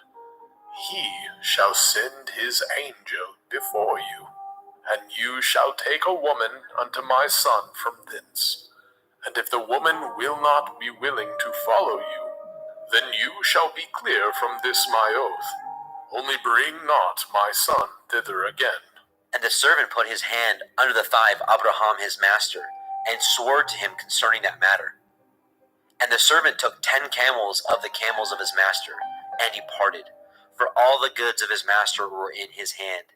And he arose and went to Aram Naharaim, unto the city of Nahor. And he made his camels to kneel down without the city by a well of water at the time of the evening, even the time that women go out to draw water. And he said, O Yahuwah Elohai of my master Abraham, I pray you, send me good speed this day, and show kindness unto my master Abraham. Behold, I stand here by the well of water, and the daughters of the men of the city come out to draw water. And let it come to pass, that the damsel to whom I shall say, Let down your pitcher, I pray you, that I may drink. And she shall say, Drink, and I will give your camels drink also. Let the same be she that you have appointed for your servant Yitzhak. And thereby shall I know that you have showed kindness unto my master. And it came to pass, before he had done speaking, that behold, Ribkah came out, who was born to Bethuel, son of Milcah, the woman of Nahor, Abraham's brother, with her pitcher upon her shoulder. And the damsel was very fair to look upon, a virgin, neither had any man known her. And she went down to the well and filled her pitcher, and came up. And the servant ran to meet her and said, Let me, I pray you, drink a little water of your pitcher. And she said, Drink, my lord. And she hastened, and let down her pitcher upon her hand, and gave him drink.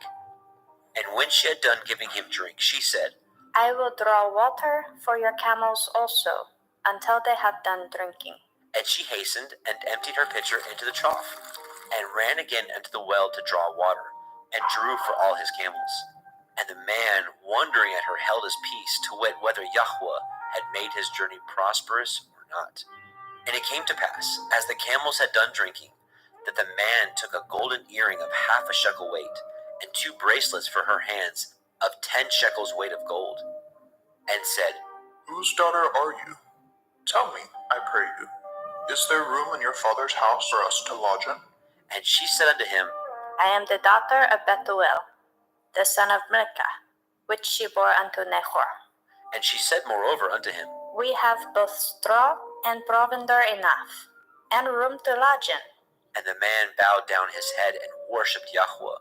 And he said, Blessed be Yahuwah Elohai of my master Abraham, who has not left destitute my master of his mercy and his truth. I, being in the way, Yahuwah led me to the house of my master's brother. And the damsel ran, and told them of her mother's house of these things. And Ribkah had a brother, and his name was Laban. And Laban ran unto the man, unto the well. And it came to pass, when he saw the earring and the bracelets upon his sister's hands, and when he heard the words of Ribkah his sister, saying, Thus spoke the man unto me. That he came unto the man, and behold, he stood by the camels at the well. And he said, Come in, you blessed of Yahuwah. Wherefore stand you without? For I have prepared the house and room for the camels.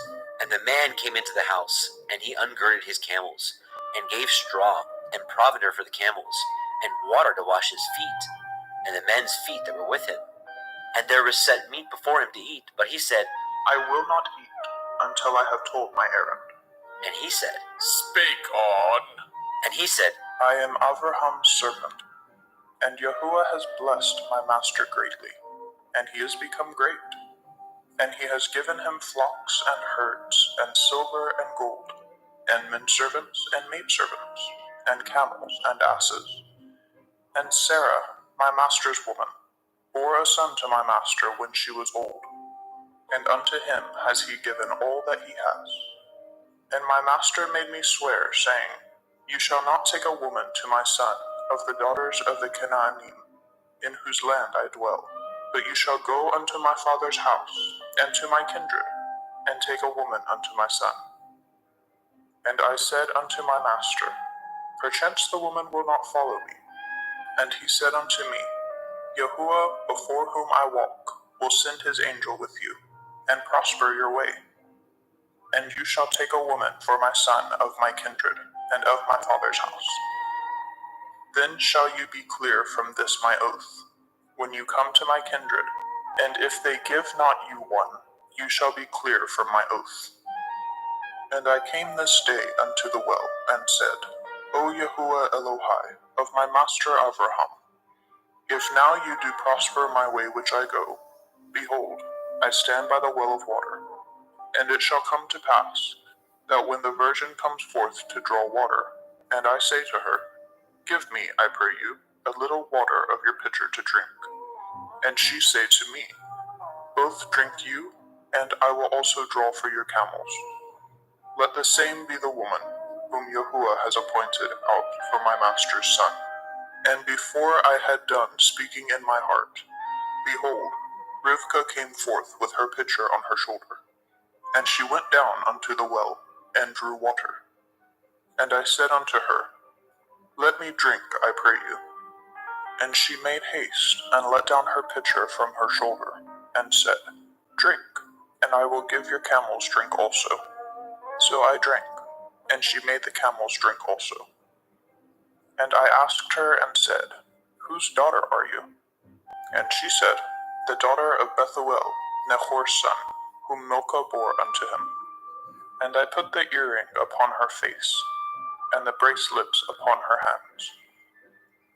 And I bowed down my head and worshipped Yahuwah, and blessed Yahuwah Elohai of my master Avraham, which had led me in the right way to take my master's brother's daughter unto his son. And now, if ye will deal kindly and truly with my master, tell me, and if not, tell me, that I may turn to the right hand or to the left. Then Laban and Bethuel answered and said, The thing proceeds from Yahuwah. We cannot speak unto you bad or good. Behold, Rivkah is before you. Take her and go, and let her be your master's son's woman, as Yahuwah has spoken.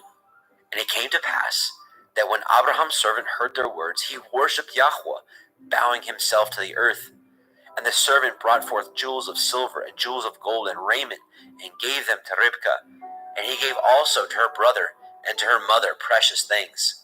And they did eat and drink, and the men that were with him, and tarried all night. And they rose up in the morning, and he said, Send me away unto my master.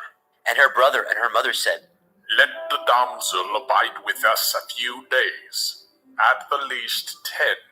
After that she shall go. And he said unto them, Hinder me not, seeing Yahuwah has prospered my way.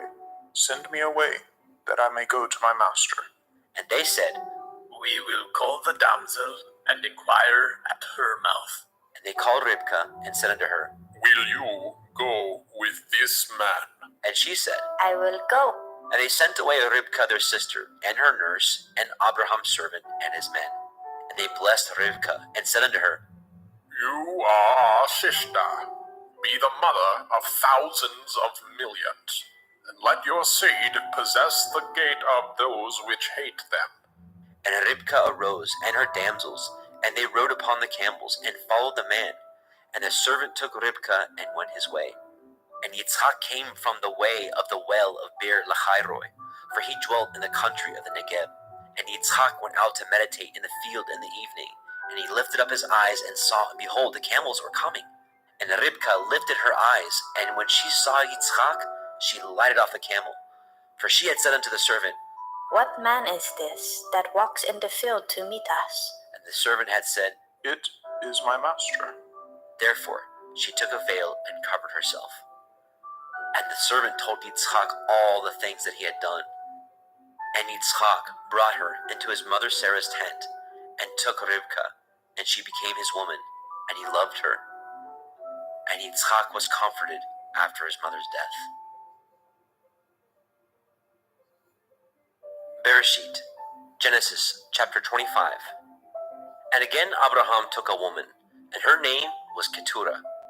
And she bore him Zimran, and Yokshan, and Medan, and Midian, and Yishbak, and Shuach. And Yokshan begat Sheba, and Dedan. And the sons of Dedan were Ashurim, and Letushim, and Leumim. And the sons of Midian, Ephah, and Epher, and Chanok, and Abidah, and Eldaah. These were the children of Keturah. And Abraham gave all that he had unto Yitzchak, but unto the sons of the concubines which Abraham had, Abraham gave gifts, and sent them away from Yitzchak his son, while he yet lived, eastward into the east country.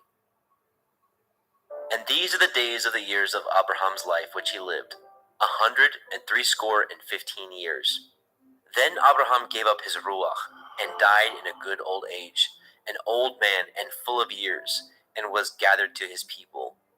And his sons Yitzchak and Ishmael buried him in the cave of Machpelah, in the field of Ephron, the son of Zohar, the Hittite, which is before Mamre, the field which Abraham purchased of the sons of Heth. There was Abraham buried, and Sarah his woman. And it came to pass, after the death of Abraham, that Elohim blessed his son Yitzchak, and Yitzchak dwelt by the well Be'er Lahai-roi. Now these are the generations of Ishmael, Abraham's son, whom Hagar, the Mitzrayim, Sarah's handmaid, bore unto Abraham. And these are the names of the sons of Ishmael, by their names, according to their generations. The firstborn of Ishmael, Nebaioth, and Kedar, and Adbeel, and Mibsam, and Mishma, and Duma, and Masaah, Hadar, and Tima, Yetur, Naphish, and Kedema. These are the sons of Ishmael, and these are their names, by their towns and by their castles, 12 princes according to their nations. And these are the years of the life of Ishmael, 137 years. And he gave up his ruach and died, and was gathered unto his people. And they dwelt from Havilah unto Shur, that is before Mitzrayim, as you go toward Ashura.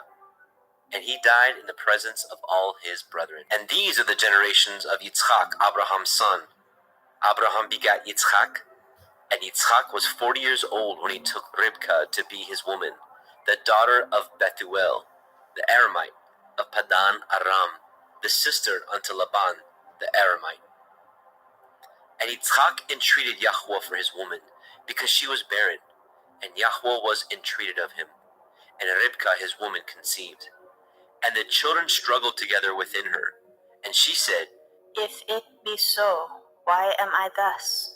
And she went to inquire of Yahweh. And Yahweh said unto her, 2 nations are in your womb, and 2 manner of people shall be separated from your generation. And the one people shall be stronger than the other people, and the elder shall serve the younger. And when her days to be delivered were fulfilled, behold, there were twins in her womb. And the first came out red all over like a hairy garment, and they called his name Esau. And after that came his brother out, and his hand took hold on Esau's heel, and his name was called Jacob. And Yitzchak was 80 years old when she bore them. And the boys grew, and Esau was a cunning hunter, a man of the field, and Jacob was an upright man, dwelling in tents. And Yitzchak loved Esau, because he did eat of his venison, but Ribkah loved Jacob. And Jacob sought pottage, and Esau came from the field, and he was faint. And Esau said to Jacob, Feed me, I pray you, with that same red pottage, for I am faint. Therefore was his name called Edom. And Jacob said, Sell me this day your birthright. And Esau said, Behold, I am at the point to die, and what profit shall this birthright do to me? And Jacob said, Swear to me this day. and he swore unto him. And he sold his birthright unto Jacob. Then Jacob gave Esau bread and pottage of lentils, and he did eat and drink, and rose up and went his way. Thus Esau despised his birthright. Bereshit, Genesis, chapter 26. And there was a famine in the land, beside the first famine that was in the days of Abraham. And Yitzchak went unto Abimelech, king of the Pelishtim, unto Gerar. And Yahweh appeared unto him and said, Go not down into Mitzrayim. Dwell in the land which I shall tell you of. Sojourn in this land, and I will be with you, and will bless you. For unto you and unto your seed I will give you all these countries, and I will perform the oath which I swore unto Abraham your father. And I will make your seed to multiply as the stars of heaven, and will give unto your seed all these countries, and in your seed shall all the nations of the earth be blessed. Because that Abraham obeyed my voice, and did guard my watch, my commandments, my statutes, and my Torah. And Yitzchak dwelt in Gerar. And the men of the place asked him of his woman, and he said, She is my sister. For he feared to say, She is my woman, lest, said he, The men of the place should kill me for Rivkah, because she was fair to look upon. And it came to pass, when he had been there a long time, that Abimelech, king of the Pelishtim, looked out at a window and saw, and behold, Yitzchak was sporting with Rivkah his woman. And Abimelech called Yitzchak and said, Behold, of a surety she is your woman. And how said you, She is my sister? And Yitzchak said unto him, Because I said, lest I die for her. And Abimelech said, What is this you have done unto us? One of the people might lightly have lain with your woman, and you should have brought guiltiness upon us. And Abimelech charged all his people, saying, He that touches this man or his woman shall surely be put to death. Then Yitzchak sowed in that land, and received in the same year 100-fold, and Yahweh blessed him. And the man waxed great, and went forward, and grew until he became very great, for he had possessions of flocks, and possessions of herds, and great store of servants. And the Pelishtim envied him. For all the wells which his father's servant had dug in the days of Abraham his father, the Pelishtim had stopped them, and filled them with earth.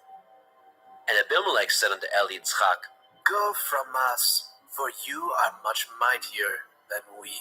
And Yitzchak departed thence, and pitched his tent in the valley of Gerar, and dwelt there. And Yitzchak dug again the wells of water, which they had dug in the days of Abraham his father. For the Pelishtim had stopped them up after the death of Abraham. And he called their names after the names by which his father had called them. And Yitzchak's servants dug in the valley, and found there a well of springing water. And the herdsmen of Gerar did strive with Yitzchak's herdsmen, saying, The water is ours. And he called the name of the well Esek, because they strove with him. And they dug another well, and strove for that also. And he called the name of it Sitnah. And he removed from thence, and dug another well. And for that they strove not. And he called the name of it Rehovot. And he said, For now Yahuwah has made room for us, and we shall be fruitful in the land. And he went up from thence to Be'er Sheba. And Yahweh appeared unto him that same night, and said, I am the Elohai of Abraham your father. Fear not, for I am with you, and will bless you, and multiply your seed, for my servant Abraham's sake. And he built an altar there, and called upon the name of Yahweh, and pitched his tent there, and there Yitzchak's servants dug a well. Then Abimelech went to him from Gerar, and Achuzat, one of his friends, and Pichol, the chief captain of his army. And Yitzchak said unto them, Wherefore come ye to me, seeing ye hate me, and have sent me away from you? And they said, We saw certainly that Yahuwah was with you, and we said, Let there be now an oath betwixt us, even betwixt us and you, and let us cut a covenant with you. That you will do us no hurt, as we have not touched you, And as we have done unto you nothing but good, and have sent you away in peace, you are now the blessed of Yahuwah. And he made them a feast, and they did eat and drink. And they rose up early in the morning, and swore one to another. And Yitzchak sent them away, and they departed from him in peace. And it came to pass the same day that Yitzchak's servants came, and told him concerning the well which they had dug, and said unto him, We have found water. And he called it Sheba. Therefore the name of the city is Be'er Sheba unto this day. And Esau was 40 years old when he took to be his woman Yahudit, the daughter of Beeri the Hittite, and Basemat, the daughter of Elon the Hittite, which were a grief of mind unto Yitzchak and to Ribkah. Bereshit, Genesis chapter 27.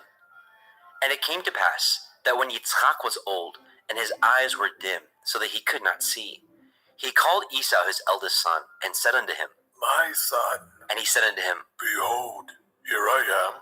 And he said, Behold now, I am old. I know not the day of my death.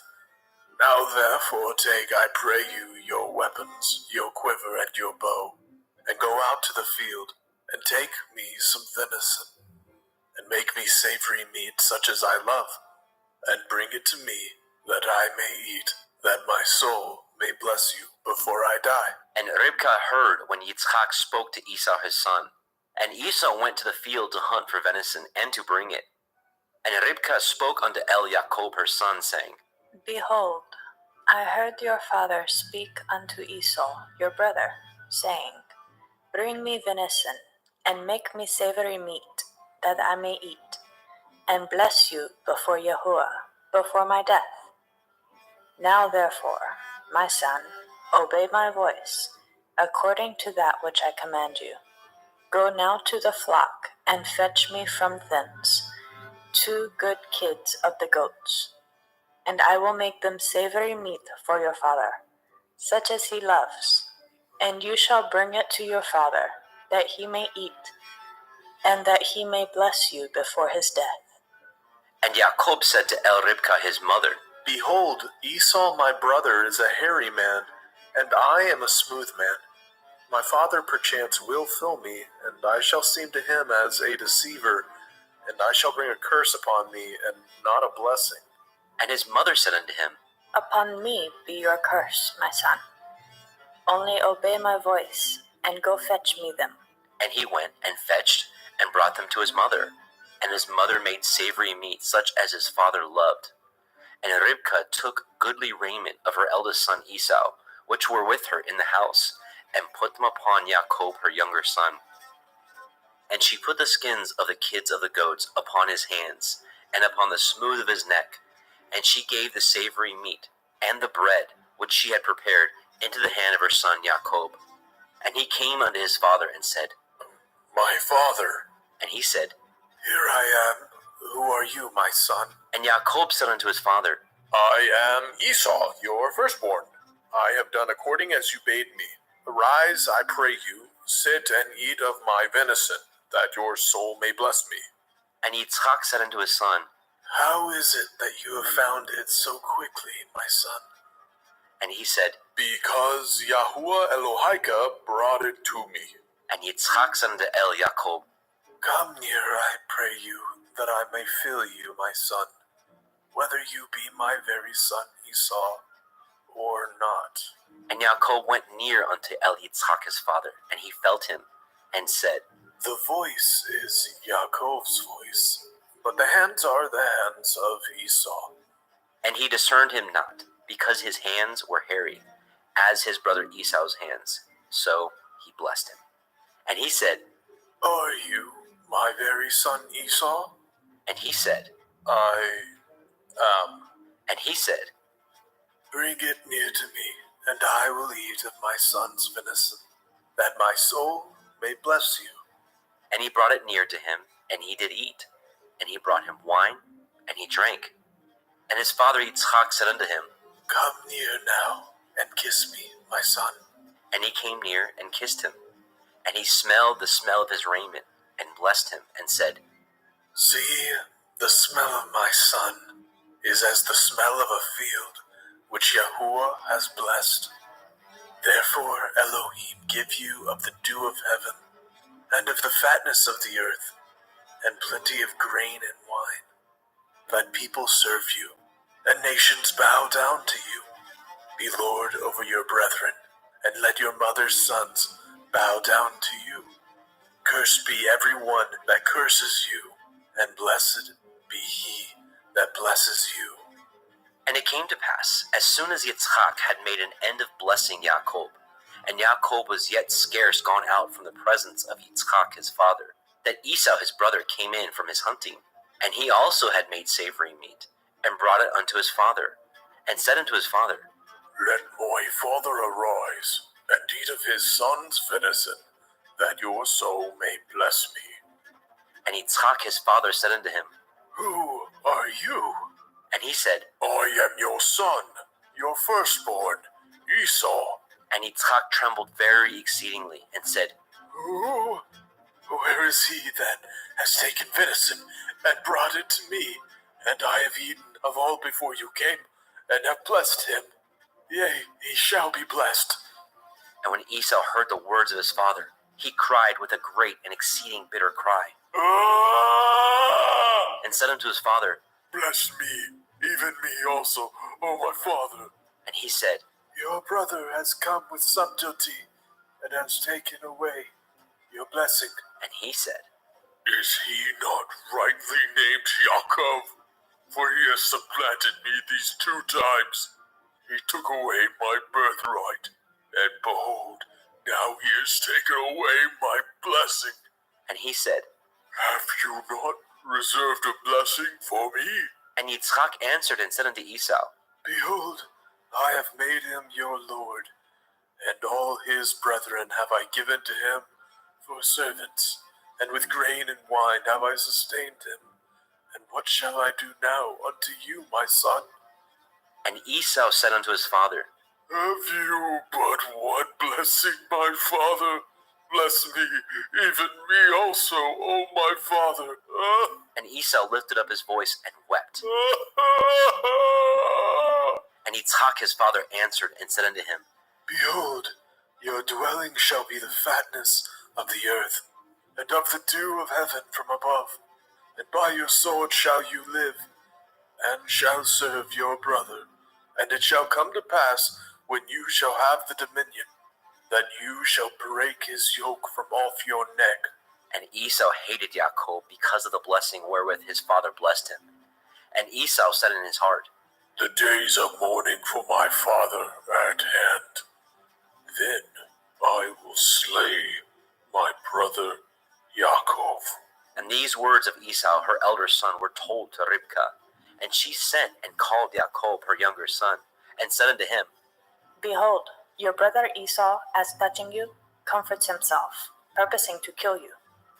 Now therefore, my son, obey my voice, and arise, flee to Lavan my brother, to Haran, and tarry with him a few days, until your brother's fury turn away, until your brother's anger turn away from you, and he forget that which you have done to him.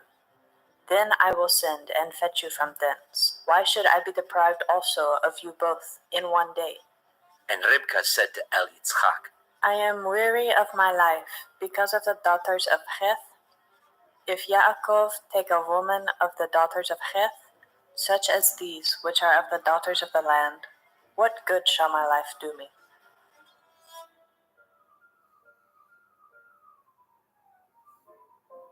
Bereshit, Genesis chapter 28. And Yitzchak called Yaakov, and blessed him, and charged him, and said unto him, You shall not take a woman of the daughters of Canaan. Arise, go to Padan Aram, to the house of Bethuel, your mother's father, and take you a woman from thence of the daughters of Laban, your mother's brother, and El Shaddai bless you, and make you fruitful, and multiply you, that you may be a multitude of people, and give you the blessing of Abraham to you, and to your seed with you, that you may inherit the land wherein you are a stranger, which Elohim gave unto Abraham. And Yitzchak sent away Yaakov, And he went to Padan Aram unto Laban, son of Bethuel, the Aramite, the brother of Ribkah, Jacob's and Esau's mother. When Esau saw that Yitzchak had blessed Jacob, and sent him away to Padan Aram, to take him a woman from thence, and that as he blessed him, he gave him a charge, saying, You shall not take a woman of the daughters of Canaan. And that Jacob obeyed his father and his mother, and was gone to Padan Aram. And Esau, seeing the daughters of Canaan pleased not Yitzchak his father, then went Esau unto El Ishmael, and he took unto the woman which he had, Mahalat, the daughter of Ishmael, Abraham's son, the sister of Nebaioth, to be his woman. And Jacob went out from Beersheba, and went toward Haran. And he lighted upon a certain place, and tarried there all night, because the sun was set. He took of the stones of that place, and put them for his pillows, and lay down in that place to sleep. And he dreamed, and behold, a ladder set up on the earth, and the top of it reached to heaven. And behold, the angels of Elohim ascending and descending on it. And behold, Yahweh stood above it, and said, I am Yahuwah Elohai of Abraham your father, and the Elohai of Yitzhak. The land whereon you lie, to you will I give it, and to your seed. And your seed shall be as the dust of the earth, and you shall spread abroad to the west, and to the east, and to the north, and to the south. And in you, and in your seed, shall all the families of the earth be blessed. And behold, I am with you, and will guard you in all the places whither you go, and will bring you again into this land. For I will not leave you until I have done that which I have spoken to you of. And Yaakov awoke out of his sleep, and he said, Surely Yahuwah is in this place, and I knew it not. And he was afraid, and said, How dreadful is this place! This is none other but the house of Elohim, and this is the gate of heaven. And Jacob arose up early in the morning, and took the stone that he had put for his pillows, and set it up for a pillar, and poured oil upon the top of it. And he called the name of that place Beit El, but the name of that city was called Luz at the first. And Jacob vowed a vow, saying, If Elohim will be with me, and will guard me in this way that I go, and will give me bread to eat, and raiment to put on, so that I come again to my father's house in peace, then shall Yahuwah be my Elohim, and this stone which I have set for a pillar shall be Elohim's house, and of all that you shall give me, I will surely give the 10th unto you.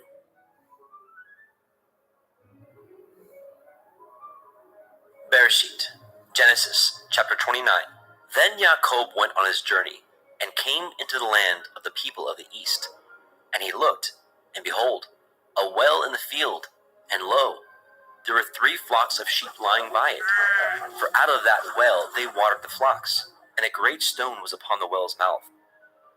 And thither there were all the flocks gathered, and they rolled the stone from the well's mouth, and watered the sheep, and put the stone again upon the well's mouth in its place. And Jacob said unto them, My brethren, whence be ye? And they said, Of Haran are we. And he said unto them, Know ye Lavan, the son of Nahor? And they said, We know him. And he said unto them, Is he well? And they said, He is well. And behold, Rachel his daughter comes with the sheep. And he said, Lo, it is yet high day, neither is it time that the cattle should be gathered together. Water ye the sheep, and go and feed them. And they said, We cannot, until all the flocks be gathered together, until they roll the stone from the well's mouth. Then we water the sheep. And while he yet spoke with him, Rachel came with her father's sheep, for she kept them. And it came to pass, when Jacob saw Rachel, the daughter of Laban, his mother's brother, and the sheep of Laban, his mother's brother, that Jacob went near, and rolled the stone from the well's mouth, and watered the flock of Laban, his mother's brother. And Jacob kissed Rachel, and lifted up his voice, and wept. And Jacob told Rachel that he was her father's brother, and that he was Ribkah's son. And she ran and told her father. And it came to pass, when Laban heard the tidings of Jacob his sister's son, that he ran to meet him, and embraced him, and kissed him, and brought him to his house. And he told Laban all these things. And Laban said to him, Surely you are my bone and my flesh. And he abode with him the space of a month. And Laban said unto Jacob, Because you are my brother, should you therefore serve me for naught? Tell me, what shall your wages be? And Laban had 2 daughters. The name of the elder was Leah, and the name of the younger was Rachel. Leah was tender-eyed, but Rachel was beautiful and well-favored. And Jacob loved Rachel, and said, I will serve you 7 years for Rachel, your younger daughter. And Laban said, It is better that I give her to you, than that I should give her to another man. Abide with me. And Jacob served 7 years for Rachel, and they seemed unto him but a few days, for the love he had to her. And Jacob said unto Laban, Give me my woman, for my days are fulfilled, that I may go in unto her. And Laban gathered together all the men of that place, and made a feast. And it came to pass in the evening, that he took Leah his daughter, and brought her to him, and he went in unto her. And Laban gave unto his daughter Leah Zilpah, his maid, for a handmaid. And it came to pass, that in the morning, behold, it was Leah. And he said to Laban, What is this that you have done unto me? Did I not serve with you for Rachel? Wherefore then had you beguiled me? And Laban said, It must not be so done in our country, to give the younger before the firstborn. Fulfill her week, and we will give you this also for the service which you shall serve with me yet 7 other years. And Jacob did so, and fulfilled her week. And he gave him Rachel his daughter to be his woman also. And Laban gave to Rachel his daughter Bilhah his handmaid to be her maid. And he went in also unto Rachel, and he loved also Rachel more than Leah, and served with him yet 7 other years. And when Yahweh saw that Leah was hated, he opened her womb, but Rachel was barren.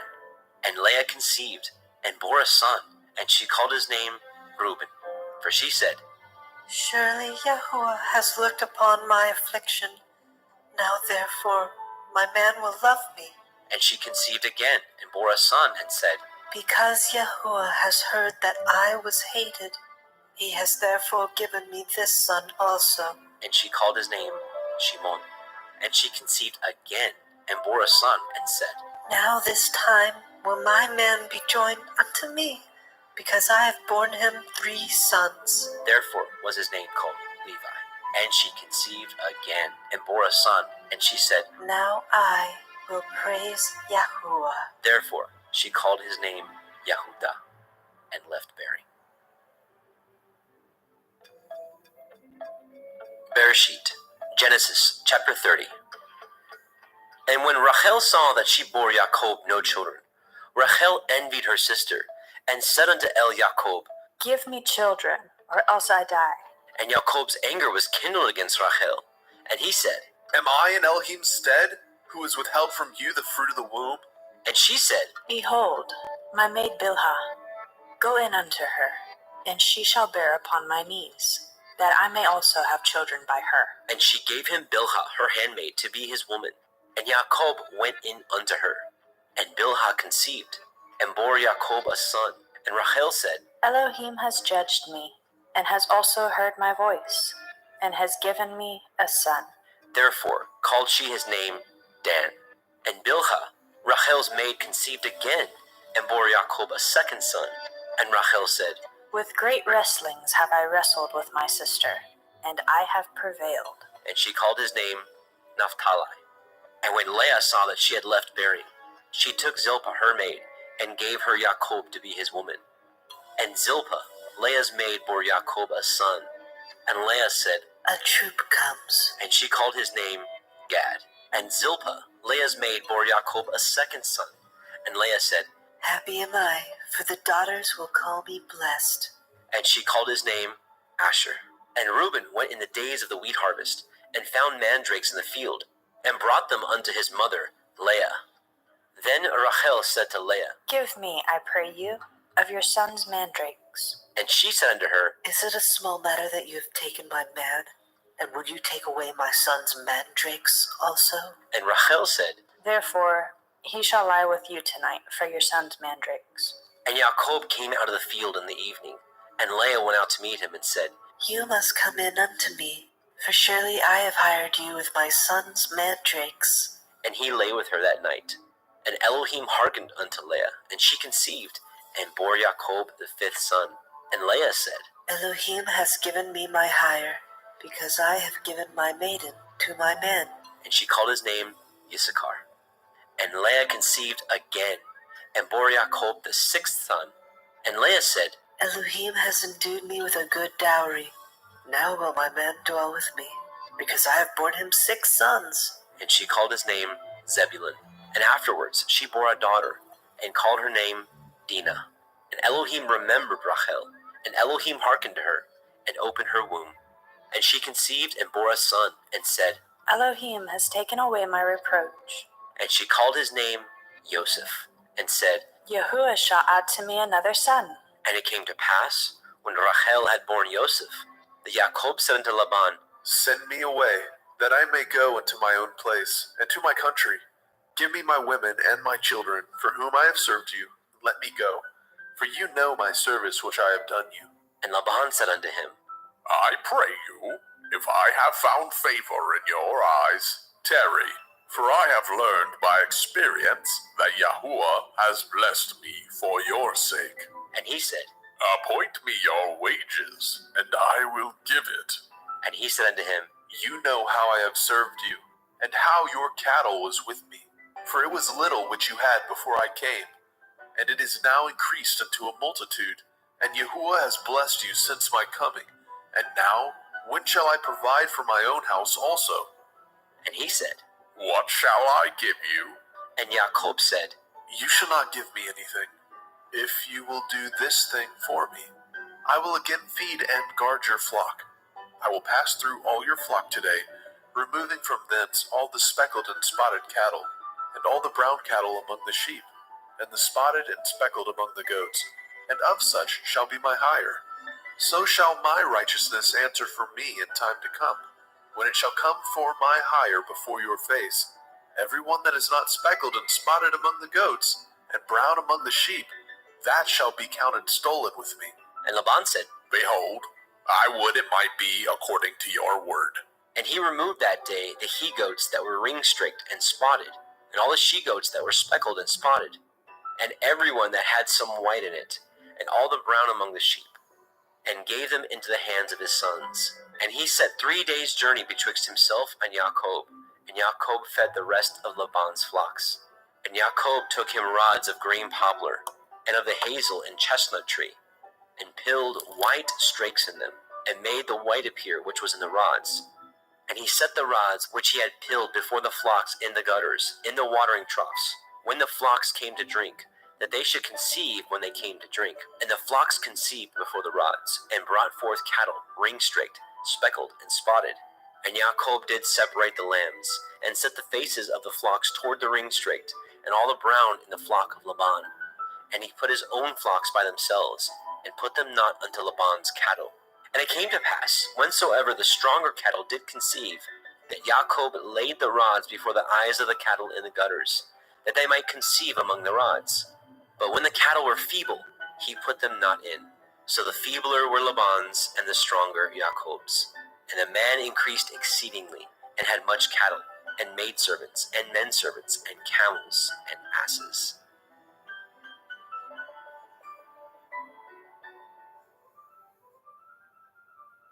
Bereshit, Genesis chapter 31. And he heard the words of Laban's son, saying, Yaakov has taken away all that was our father's, and of that which was our father's has he gotten all his glory. And Jacob beheld the countenance of Laban, and behold, it was not towards him as before. And Yahweh said unto Jacob, Return unto the land of your fathers, and to your kindred, and I will be with you. And Jacob sent and called Rachel and Leah to the fields unto his flock, and said unto them, I see your father's countenance, that it is not towards me as before, but the Elohim of my father has been with me. And ye know that with all my power I have served your father. And your father has deceived me and changed my wages 10 times, but Elohim suffered him not to hurt me. If he said thus, the speckled shall be your wages, then all the cattle bore speckled. And if he said thus, the ring-straked shall be your hire, then bore all the cattle ring-straked. Thus Elohim has taken away the cattle of your father and given them to me. And it came to pass at the time that the cattle conceived, that I lifted up my eyes, and I saw in a dream, and behold, the rams which leaped upon the cattle were ring-straked, speckled, and grizzled. And the angel of Elohim spoke unto me in a dream, saying, Yaakov. And I said, Here I am. And he said, Lift up now your eyes, and see, all the rams which leapt upon the cattle are ring-straked, speckled, and grizzled. For I have seen all that Laban does unto you. I am the Elohim of Bethel, where you anointed the pillar, and where you vowed a vow unto me. Now arise, get you out of this land, and return unto the land of your kindred. And Rachel and Leah answered and said unto him, Is there yet any portion or inheritance for us in our father's house? Are we not counted of him strangers? For he has sold us, and has quite devoured also our money. For all the riches which Elohim has taken from our father, that is ours, and our children's. Now then, whatsoever Elohim has said unto you, do. Then Jacob rose up, and set his sons and his women upon camels, and carried away all his cattle, and all his goods which he had gotten, the cattle of his getting, which he had gotten in Padan Aram, for to go to El Yitzchak his father, in the land of Canaan. And Laban went to shear his sheep, and Rachel had stolen the teraphim that were her father's. And Jacob stole away unawares to Laban the Aramite, in that he told him not that he fled. So he fled with all that he had, and he rose up, and passed over the river, and set his face toward the Mount Gilead. And it was told Laban on the 3rd day that Jacob was fled. And he took his brethren with him, and pursued after him 7 days' journey, and they overtook him in the Mount Gilead. And Elohim came to Laban the Aramite in a dream by night, and said unto him, Take heed that you speak not to Yaakov, either good or bad. Then Laban overtook Jacob. Now Jacob had pitched his tent in the mount, and Laban with his brethren pitched in the Mount Gilead. And Laban said to Jacob, What have you done, that you have stolen away unawares to me, and carried away my daughters as captives, taken with the sword? Wherefore did you flee away secretly, and steal away from me, and did not tell me, that I might have sent you away with mirth, and with songs, with tabret, and with harp, and have not suffered me to kiss my sons and daughters? You have now done foolishly in so doing. It is in the power of my hand to do you hurt. But the Elohim of your father spoke unto me yesternight, saying, Take heed that you speak not to Yaakov, either good or bad. And now, though you would needs be gone, because you sore longed after your father's house, yet wherefore have you stolen my Elohim? And Jacob answered and said to Laban, Because I was afraid. For I said, Perchance you would take by force your daughters from me. With whomsoever you find your Elohim, let him not live, before our brethren discern what is yours with me, and take it to you. For Jacob knew not that Rachel had stolen them. And Laban went into Jacob's tent, and into Leah's tent, and into the 2 maidservants' tents, but he found them not. Then he went out of Leah's tent, and entered into Rachel's tent. Now Rachel had taken the teraphim, and put them in the camel's furniture, and sat upon them. And Laban searched all the tent, but found them not.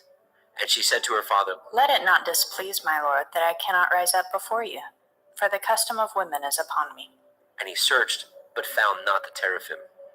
And Jacob was wroth, and chode with Laban. And Jacob answered and said to Laban, What is my transgression? What is my sin, that you have so hotly pursued after me? Whereas you have searched all my stuff, what have you found of all your household stuff? Set it here before my brethren and your brethren, that they may judge betwixt us both. This 20 years have I been with you. Your ewes and your she-goats have not cast their young, and the rams of your flock have I not eaten. That which was torn of beast I brought not unto you. I bore the loss of it. Of my hand did you require it, whether stolen by day or stolen by night. Thus I was in the day the drought consumed me, and the frost by night, and my sleep departed from my eyes. Thus have I been 20 years in your house. I served you 14 years for your 2 daughters, and 6 years for your cattle, and you have changed my wages 10 times. Except the Elohai of my father, the Elohai of Abraham, and the fear of Yitzhak had been with me, surely you had sent me away now empty.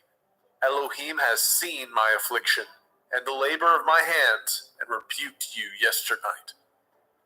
And Laban answered and said unto Yaakov, These daughters are my daughters, and these children are my children, and these cattle are my cattle, and all that you see is mine. And what can I do this day unto these my daughters, or unto their children which they have borne? Now therefore come, let us cut a covenant, I and you, and let it be for a witness between me and you. And Yaakov took a stone, and set it up for a pillar. And Yaakov said unto his brethren, Gather stones. And they took stones, and made a heap, and they did eat there upon the heap. And Laban called it Yegar Sahaduta, but Yaakov called it Galid. And Laban said, This heap is a witness between me and you this day. Therefore was the name of it called Galed. And Mitzvah, for he said, Yahuwah watch between me and you, when we are absent from one another. If you shall afflict my daughters, or if you shall take other women beside my daughters, no man is with us. See, Elohim is witness betwixt me and you. And Laban said to Yaakov, Behold this heap, and behold this pillar, which I have cast betwixt me and you.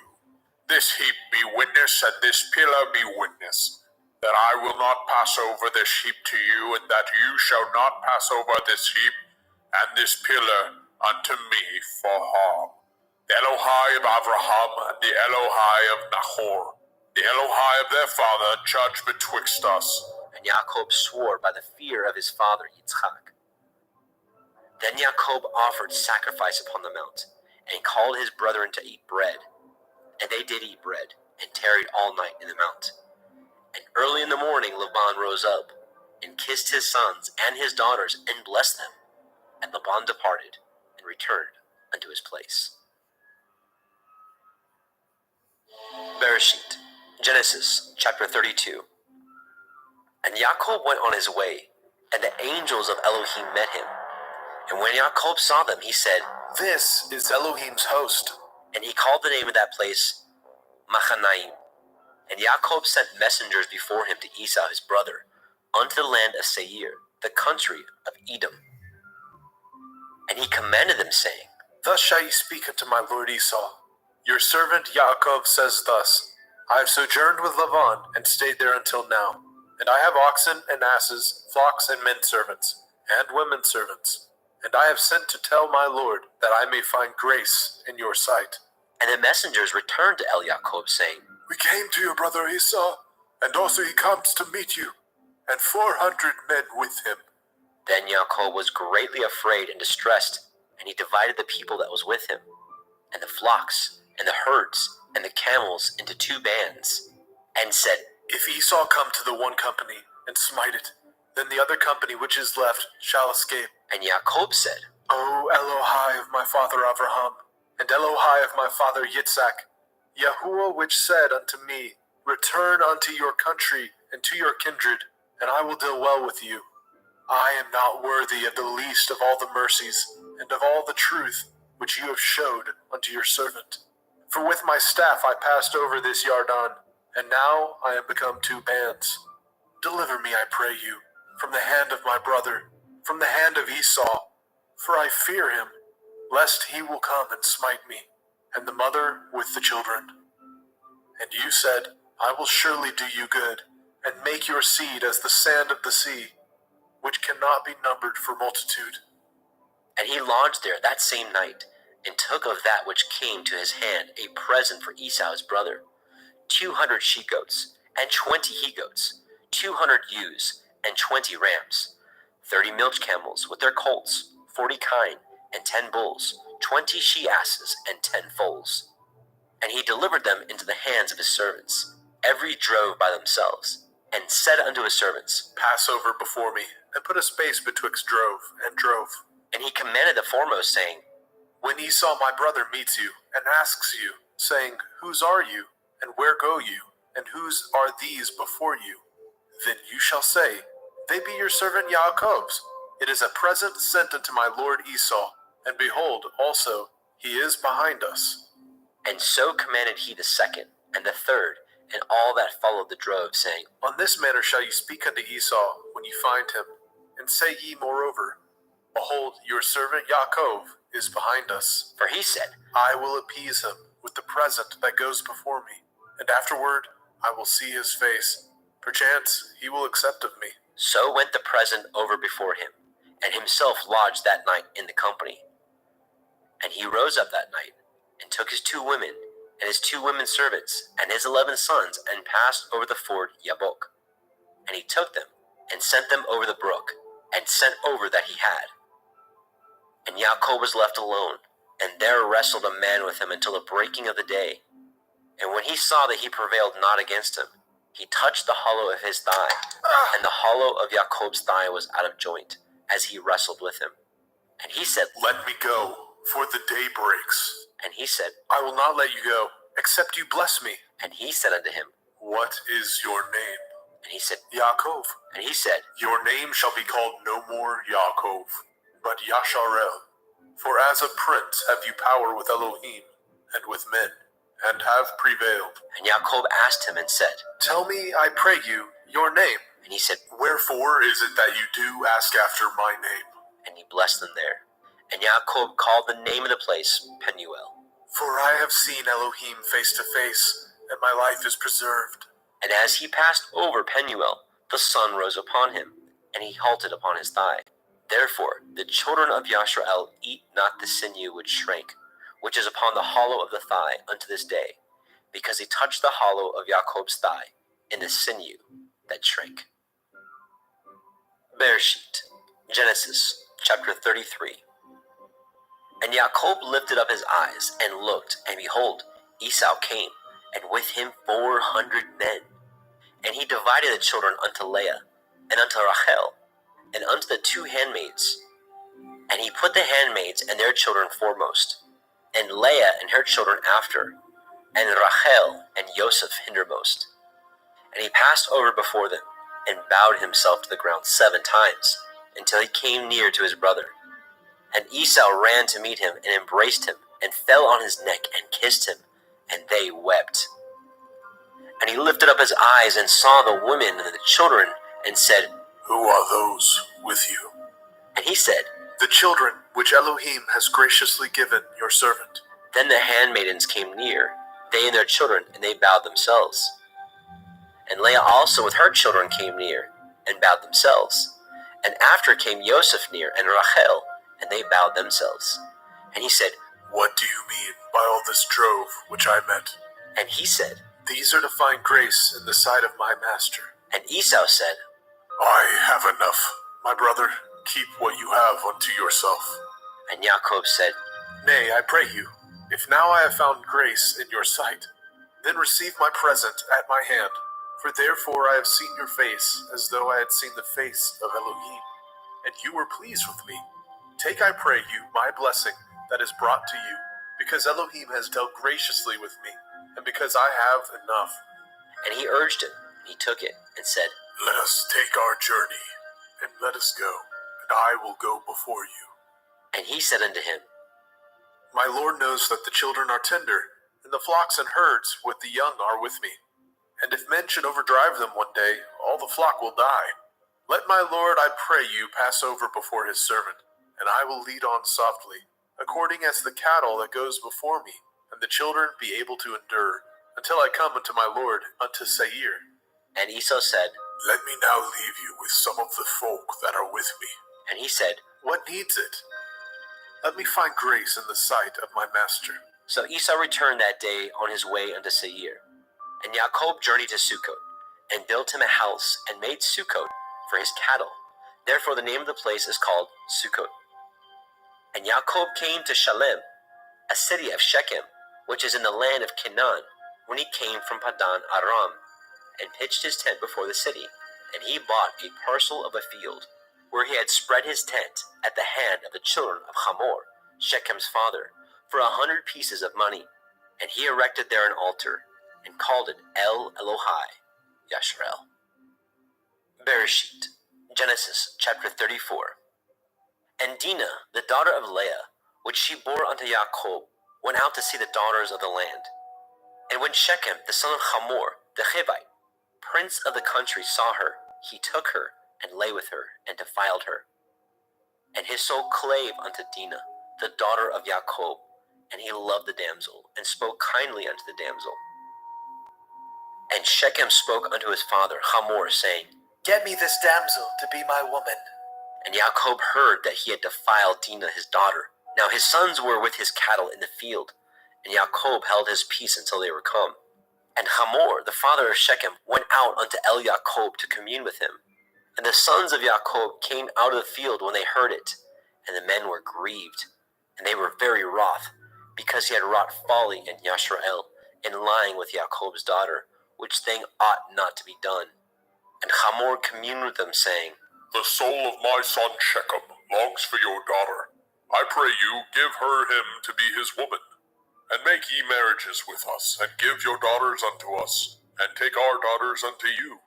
And ye shall dwell with us, and the land shall be before you. Dwell and trade ye therein, and get you possessions therein. And Shechem said unto her father, and unto her brethren, Let me find grace in your eyes, and what ye shall say unto me I will give. Ask me never so much dowry and gift, and I will give according as ye shall say unto me. But give me the damsel to be my woman. The sons of Jacob answered Shechem and Hamor his father deceitfully, and said, Because he had defiled Dinah their sister. And they said unto them, We cannot do this thing, to give our sister to one that is uncircumcised, for that were a reproach unto us. But in this we will consent unto you, if ye will be as we be, that every male of you be circumcised. Then will we give our daughters unto you, and we will take your daughters unto us, and we will dwell with you, and we will become one people. But if ye will not hearken unto us to be circumcised, then we will take our daughter, and we will be gone. And their words pleased Hamor and Shechem, Hamor's son. And the young man deferred not to do the thing, because he had delight in Jacob's daughter, and he was more honorable than all his father's house. And Hamor and Shechem his son came unto the gate of their city, and communed with the men of their city, saying, These men are peaceable with us, therefore let them dwell in the land, and trade therein. For the land, behold, it is large enough for them. Let us take their daughters to us for women, and let us give them our daughters. Only herein will the men consent unto us, for to dwell with us, to be one people, if every male among us be circumcised as they are circumcised. Shall not their cattle and their substance and every beast of theirs be ours? Only let us consent unto them, and they will dwell with us. And unto Hamor and unto Shechem his son hearkened all that went out of the gate of his city, and every male was circumcised, all that went out of the gate of his city.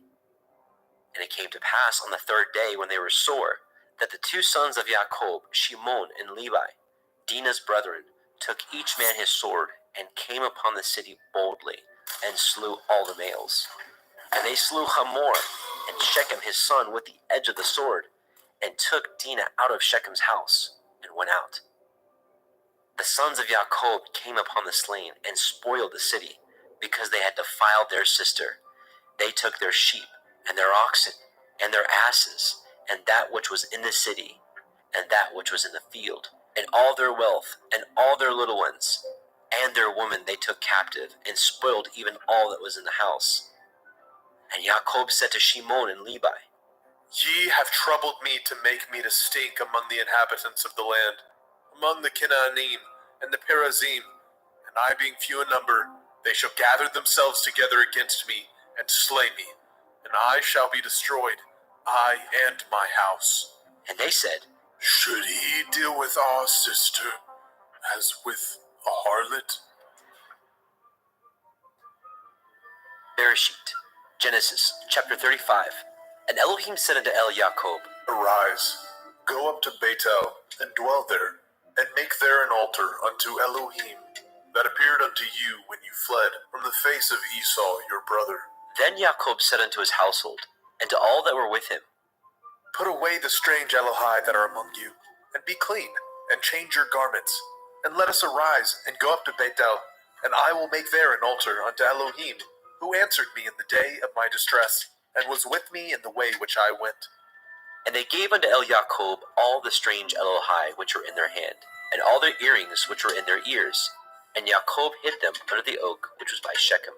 And they journeyed, and the terror of Elohim was upon the cities that were round about them, and they did not pursue after the sons of Jacob. So Jacob came to Luz, which is in the land of Canaan, that is, Beit El, he and all the people that were with him. And he built there an altar, and called the place Beit El, because there Elohim appeared unto him, when he fled from the face of his brother. But Deborah, Ribkah's nurse, died, and she was buried beneath Beit El under an oak, and the name of it was called Alon Bakut. And Elohim appeared unto Jacob again, when he came out of Padan Aram, and blessed him. And Elohim said unto him, Your name is Yaakov.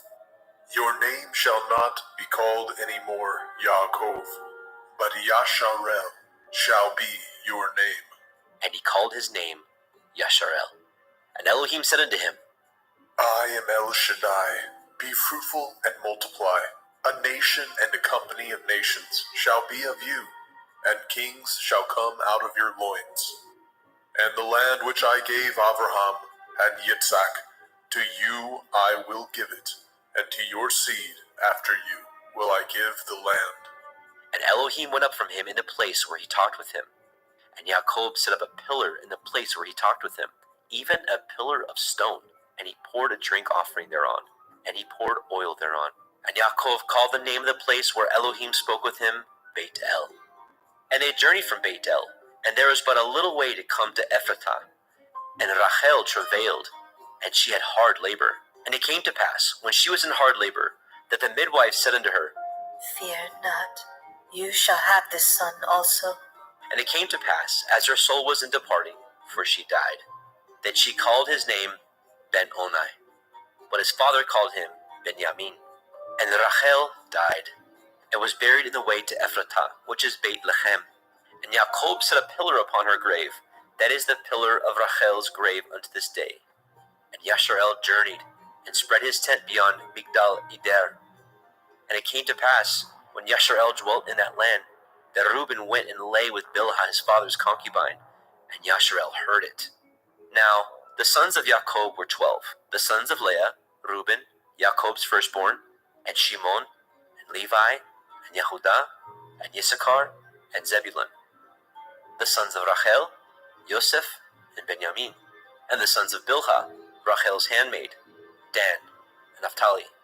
And the sons of Zilpah, Leah's handmaid, Gad, and Asher. These are the sons of Jacob, which were born to him in Padan Aram. And Yaakov came unto Yitzchak his father, unto Mamre, unto Kiryat Arba, which is Hebron, where Abraham and Yitzchak sojourned. And the days of Yitzchak were 180 years. And Yitzchak gave up his ruach, and died, and was gathered unto his people, being old and full of days. And his sons Esau and Jacob buried him.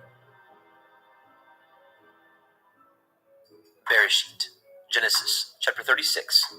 Now these are the generations of Esau, who is Edom. Esau took his woman of the daughters of Canaan, Ada, the daughter of Elon the Hittite, and Aholibama, the daughter of Anna, the daughter of Zibon the Hittite, and Basema, Ishmael's daughter, sister of Nebaioth. And Ada bore to Esau Eliphaz, and Basmat bore Reuel, and Aholibama bore Yaish, and Ya'alam, and Korach, These are the sons of Esau, which were born unto him in the land of Canaan. And Esau took his women, and his sons, and his daughters, and all the persons of his house, and his cattle, and all his beasts, and all his substance, which he had got in the land of Canaan, and went into the country from the face of his brother Jacob.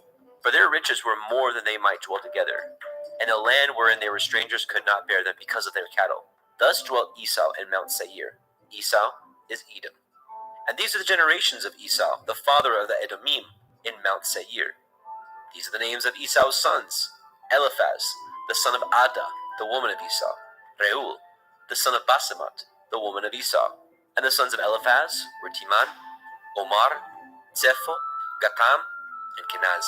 And Timnah was the concubine to Eliphaz, Esau's son, and she bore to Eliphaz Amalek. These are the sons of Ada, Esau's woman. And these are the sons of Reuel, Nahat, and Zerach, Shammah, and Mizah. These are the sons of Basemat, Esau's woman. And these were the sons of Aholibama, the daughter of Anna, the daughter of Tzibon, Esau's woman. And she bore to Esau Yaish, and Ya'alam, and Korach. These were the dukes of the sons of Esau. The sons of Eliphaz, the firstborn son of Esau: Duke Timan, Duke Omar, Duke Zepho, and Duke Kenaz, Duke Korach, Duke Gatam, and Duke Amalek. These are the dukes that came of Eliphaz in the land of Edom. These are the sons of Ada. And these are the sons of Reuel, Esau's son: Duke Nahat, Duke Zerach, Duke Shammah, Duke Mizah. These are the dukes that came of Reuel in the land of Edom. These are the sons of Basemat, Esau's woman. And these are the sons of Aholibama, Esau's woman: Duke Yaish, Duke Ya'alam, Duke Korach.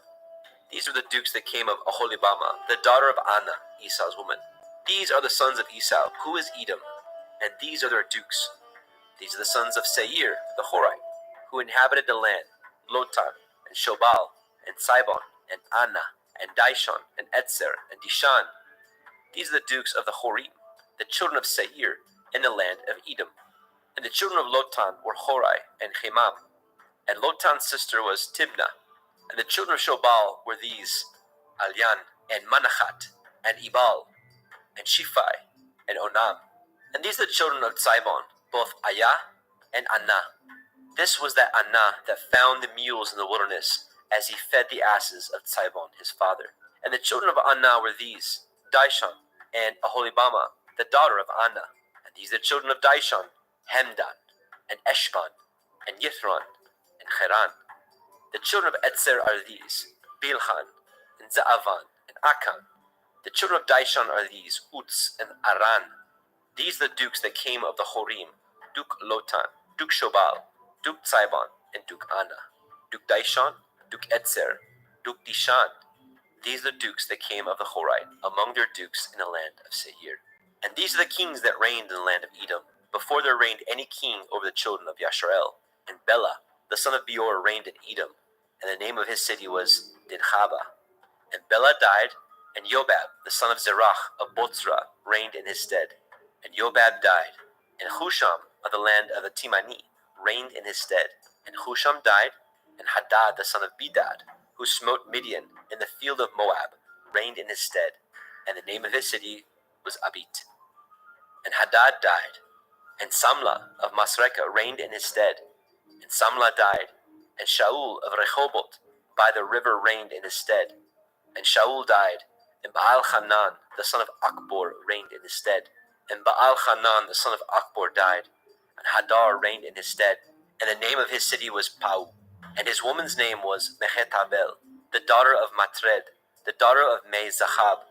And these are the names of the dukes that came of Esau, according to their families, after their places, by their names: Duke Timnah, Duke Alia, Duke Yechet, Duke Aholibama, Duke Elah, Duke Pinon, Duke Kenaz, Duke Timan, Duke Mitzbar, Duke Magdiel, Duke Iram.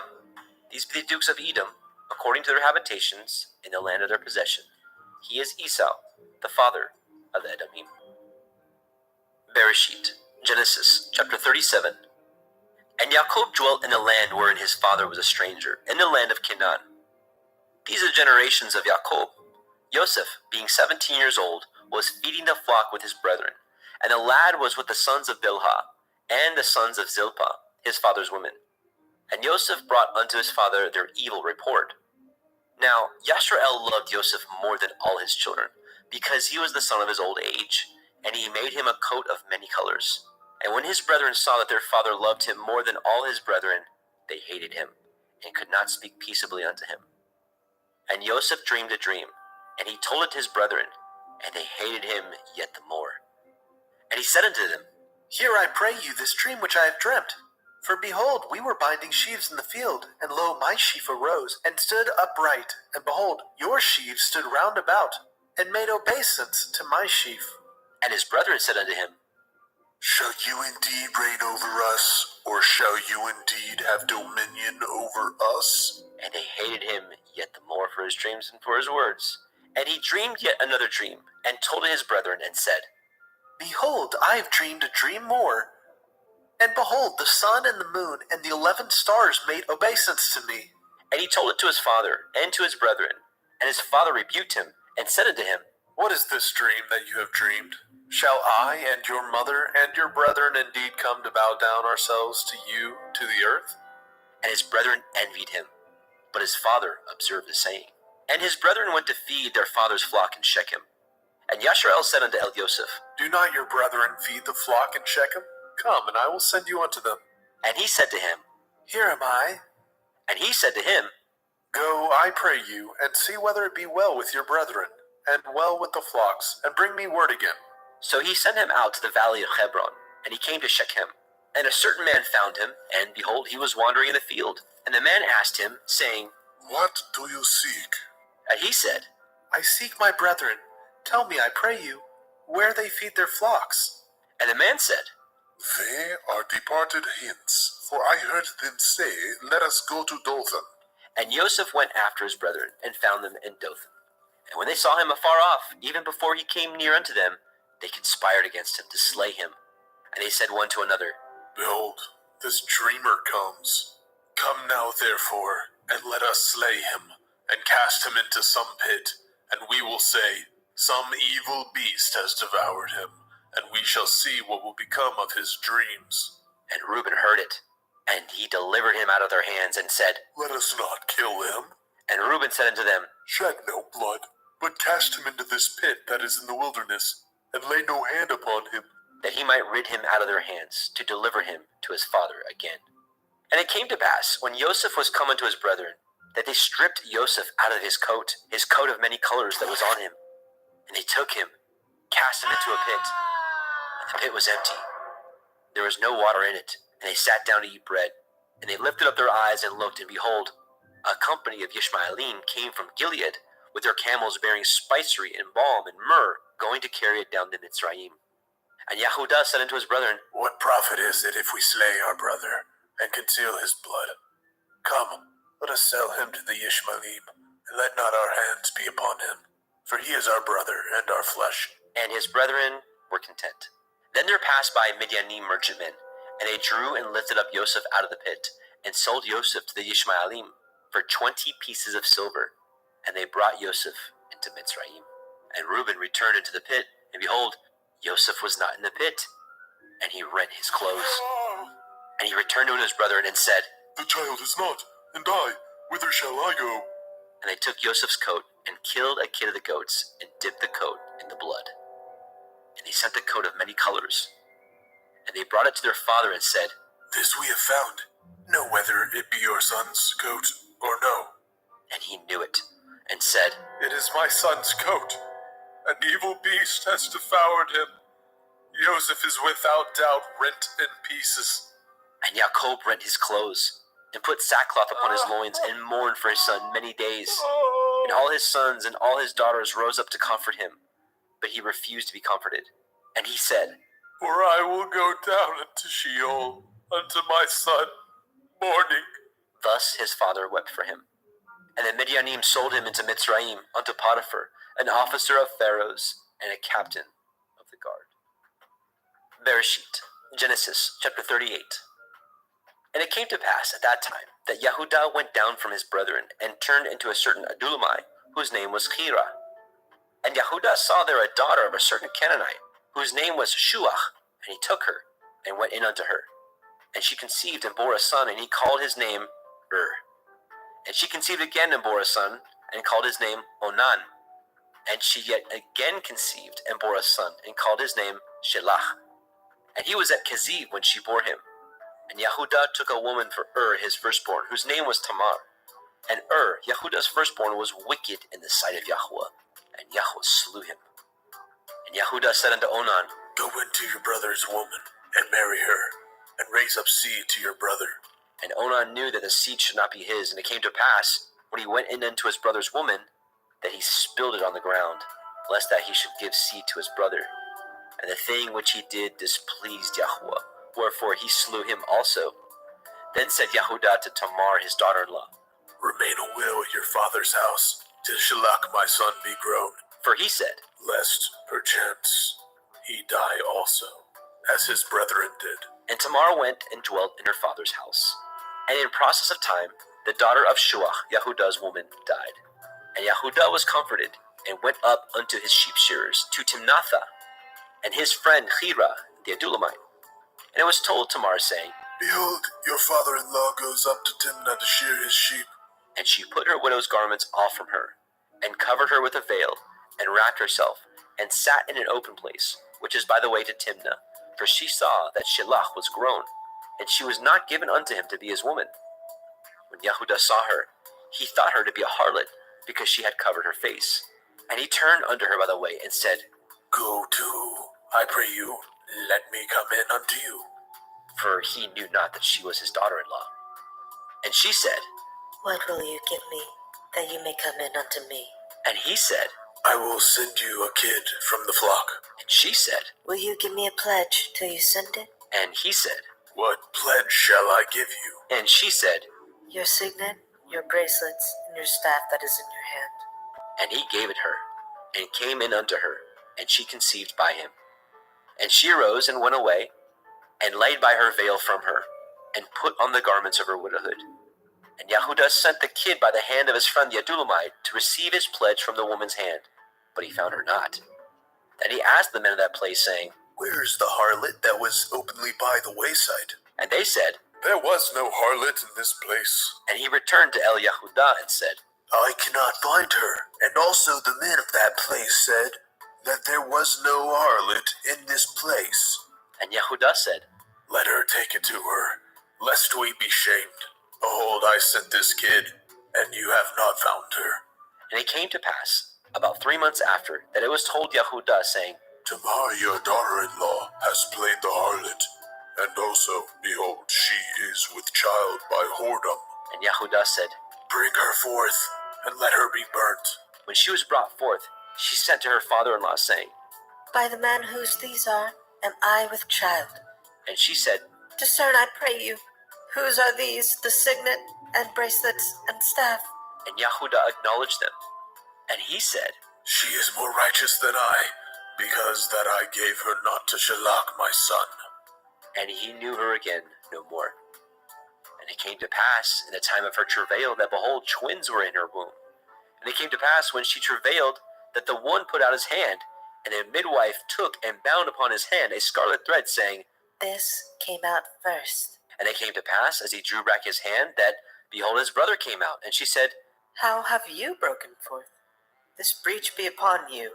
Therefore his name was called Peretz. And afterward came out his brother, that had the scarlet thread upon his hand, and his name was called Zerach. Bereshit, Genesis, chapter 39.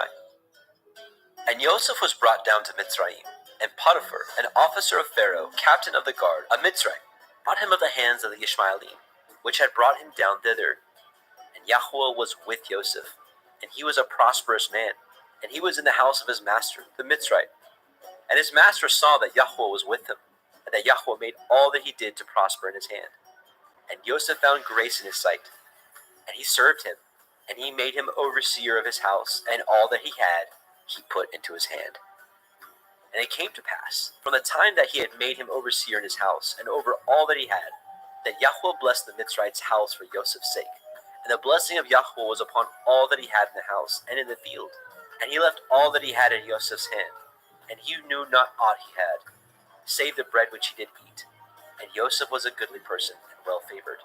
And it came to pass after these things, that his master's woman cast her eyes upon Joseph. And she said, Lie with me. But he refused, and said unto his master's woman, Behold, my master knows not what is with me in the house, and he has committed all that he has to my hand. There is none greater in this house than I, neither has he kept back anything from me but you, because you are his woman. How then can I do this great wickedness and sin against Elohim? And it came to pass, as she spoke to Joseph day by day, that he hearkened not unto her, to lie by her, or to be with her. And it came to pass about this time that Joseph went into the house to do his business, and there was none of the men of the house there within. And she caught him by his garment, saying, Lie with me. And he left his garment in her hand, and fled, and got him out. And it came to pass, when she saw that he had left his garment in her hand, and was fled forth, that she called unto the men of her house, and spoke unto them, saying, See, he has brought in an Ephraim unto us to mock us. He came in unto me to lie with me, and I cried with a loud voice. And it came to pass, when he heard that I lifted up my voice and cried, that he left his garment with me, and fled, and got him out. And she laid up his garment by her, until his master came home. And she spoke unto him according to these words, saying, The Ephraim servant which you have brought unto us came in unto me to mock me. And it came to pass, as I lifted up my voice and cried, that he left his garment with me and fled out. And it came to pass, when his master heard the words of his woman, which she spoke unto him, saying, After this did your servant to me. That his wrath was kindled. And Joseph's master took him, and put him into the prison, a place where the king's prisoners were bound. And he was there in prison. But Yahweh was with Joseph, and showed him mercy, and gave him favor in the sight of the keeper of the prison. And the keeper of the prison committed to Joseph's hand all the prisoners that were in the prison.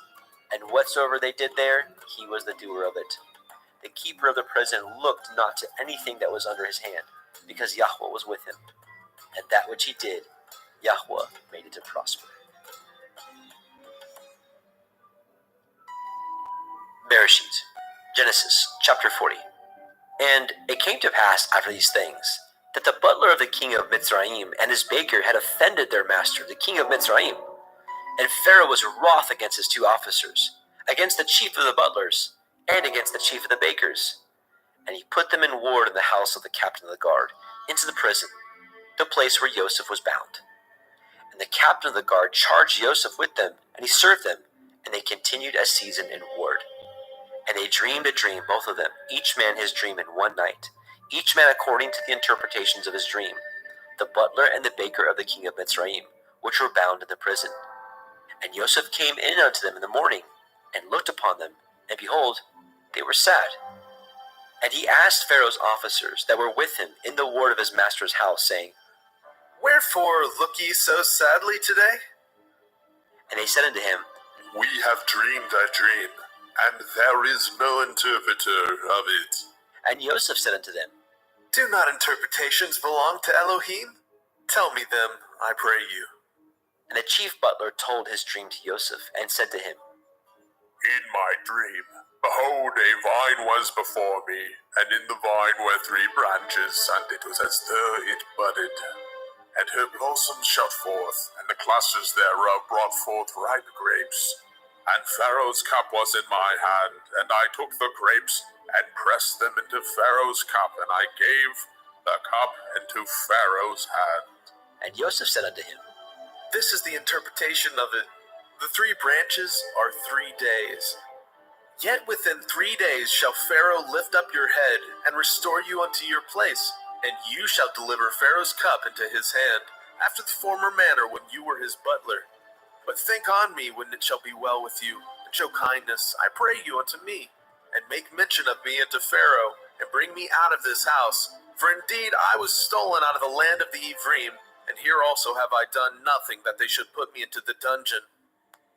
When the chief baker saw that the interpretation was good, he said unto Joseph, I was also in my dream, and behold, I had 3 white baskets on my head, and in the uppermost basket there was of all manner of baked meats for Pharaoh, and the birds did eat them out of the basket upon my head.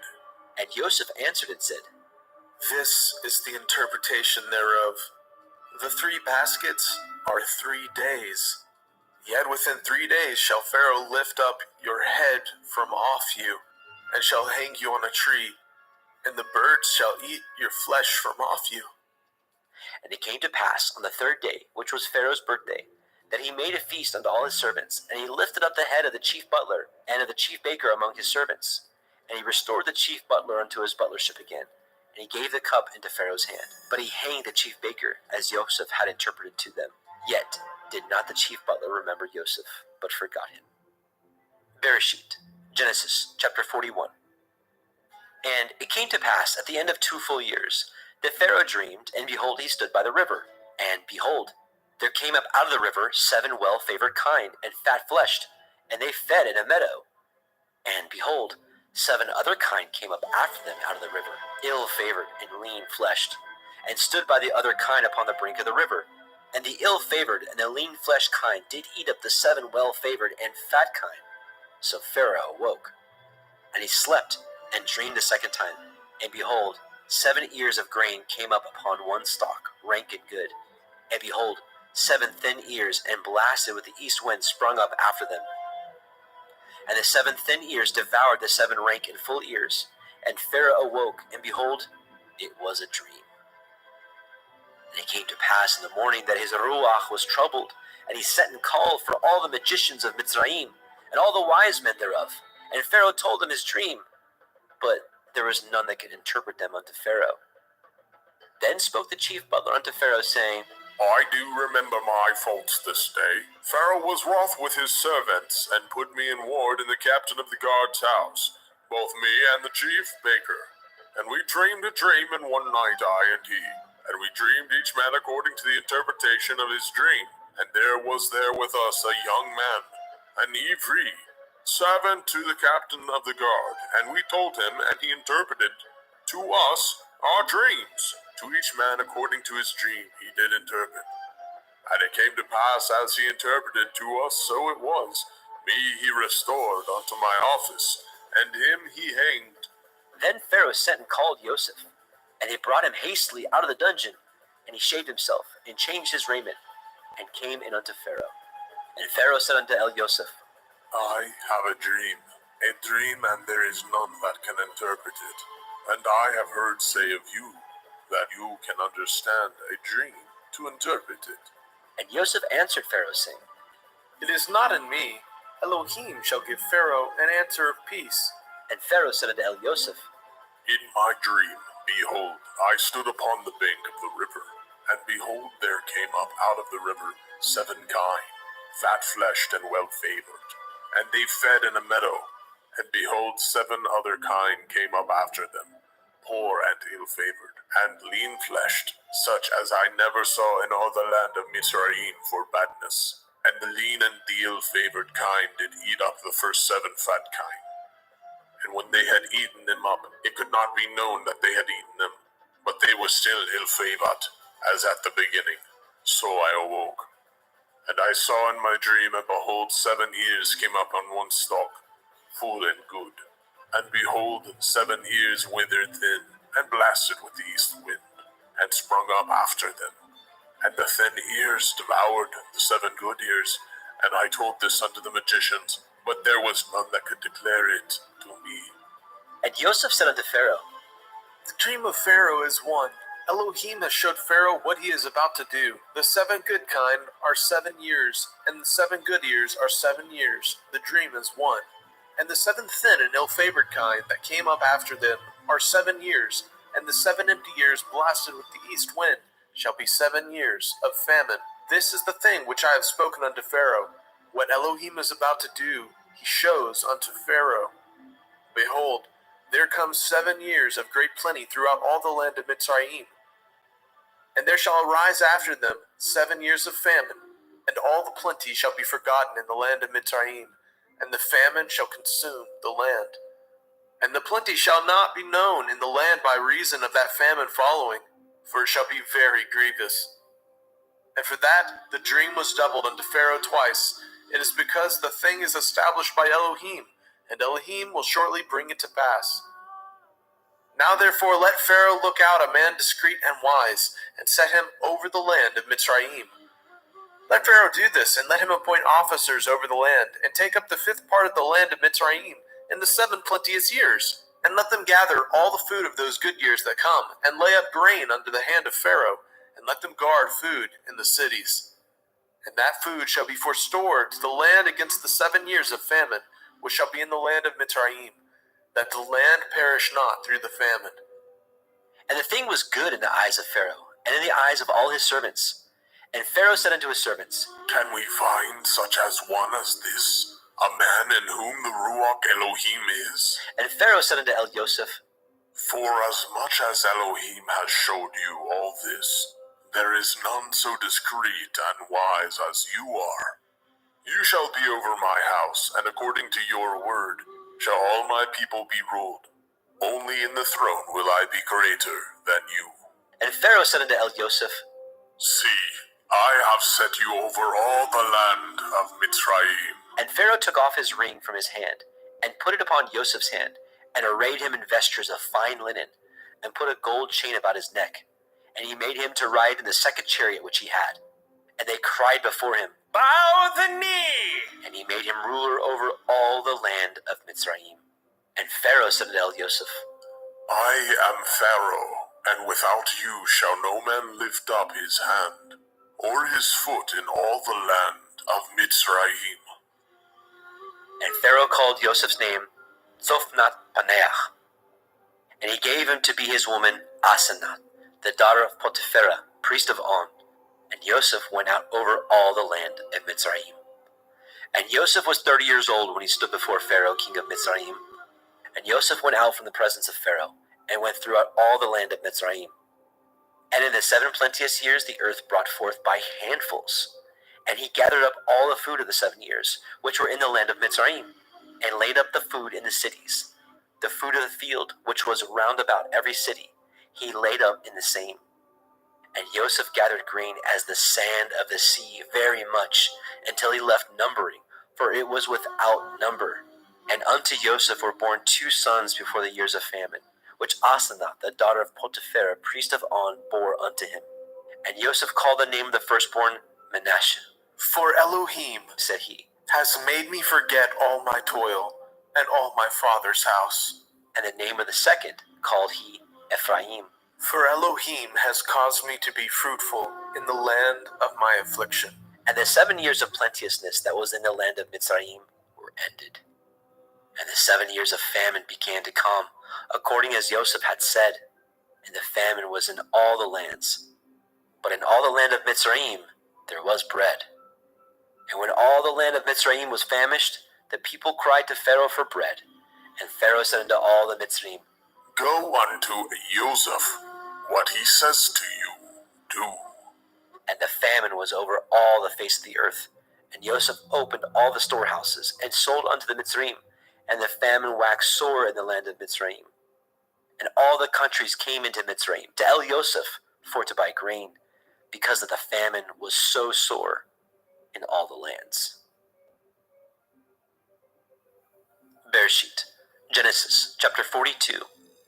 Now, when Yaakov saw that there was grain in Mitzrayim, Yaakov said unto his sons, Why do ye look one upon another?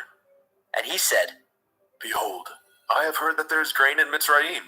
Get you down thither, and buy for us from thence, that we may live and not die. And Joseph's 10 brethren went down to buy grain in Mitzrayim. But Benjamin, Joseph's brother, Yaakov, sent not with his brethren, for he said, Lest perchance mischief befall him. And the sons of Yasharel came to buy grain among those that came, for the famine was in the land of Canaan. And Joseph was the governor over the land. And he it was that sold to all the people of the land. And Joseph's brethren came, and bowed down themselves before him with their faces to the earth. And Joseph saw his brethren, and he knew them, but he made himself strange unto them, and spoke roughly unto them.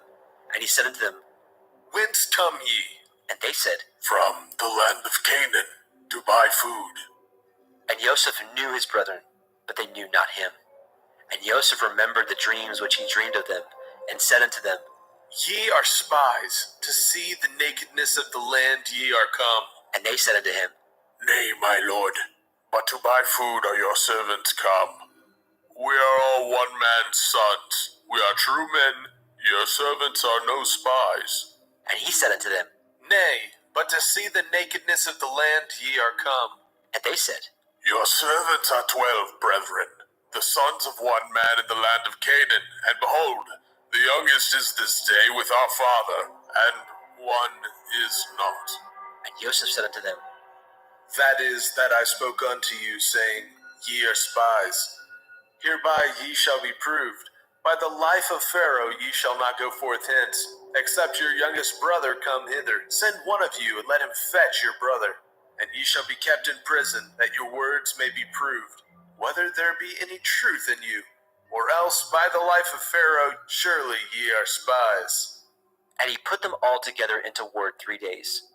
And Joseph said unto them the third day, This do and live, for I fear Elohim.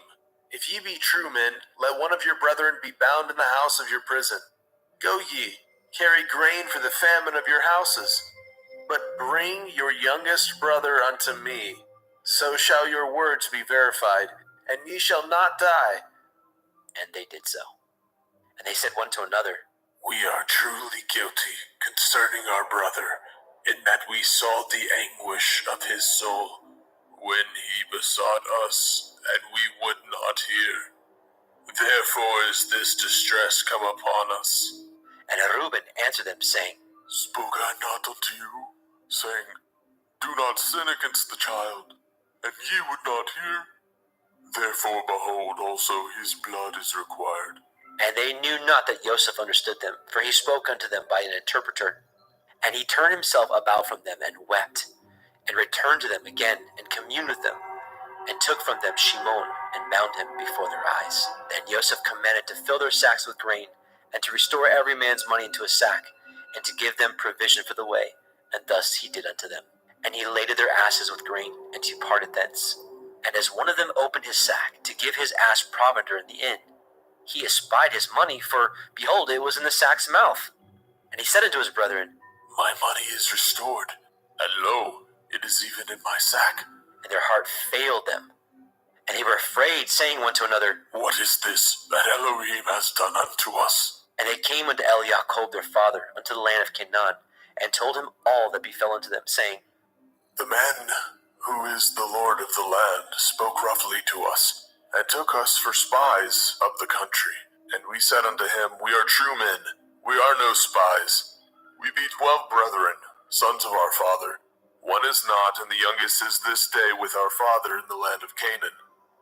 And the man, the Lord of the country, said unto us, Hereby shall I know that ye are true men. Leave one of your brethren here with me, and take food for the famine of your households, and be gone.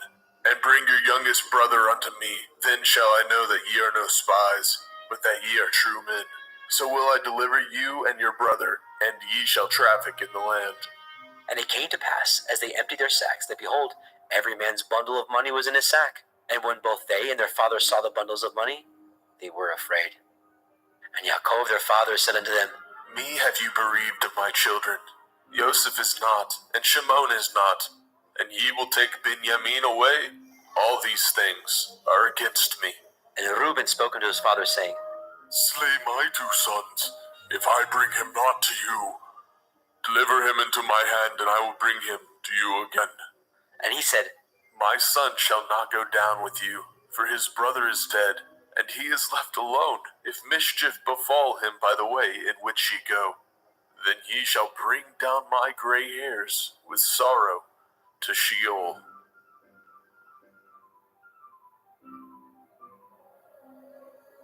Bereshit, Genesis chapter 43. And the famine was sore in the land. And it came to pass, when they had eaten up the grain which they had brought out of Mitzrayim, their father said unto them, Go again, buy us a little food. And Yehudah spoke unto him, saying, The man did solemnly protest unto us, saying, Ye shall not see my face, except your brother be with you. If you will send our brother with us, we will go down and buy you food. But if you will not send him, we will not go down. For the men said unto us, Ye shall not see my face, except your brother be with you. And Yashrael said, Wherefore dealt ye so ill with me, as to tell the men whether ye had yet a brother? And they said, The man asked us straightly of our state and of our kindred, saying, Is your father yet alive? Have ye another brother? We told him according to the tenor of these words. Could we certainly know that he would say, Bring your brother down? And Yehuda said unto El-Yashrael his father, Send the lad with me, and we will arise and go, that we may live and not die. Both we and you, and also our little ones. I will be surety for him. Of my hand shall you require him.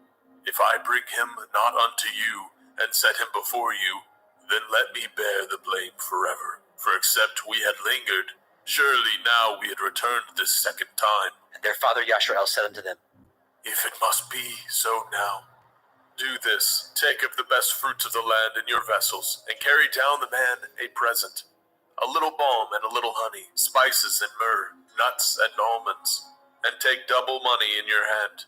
And the money that was brought again in the mouth of your sacks, carry it again in your hand. Perchance it was an oversight. Take also your brother, and arise, go again unto the man, and El Shaddai give you mercy before the man, that he may send away your brother and Benjamin. If I be bereaved of my children, I am bereaved.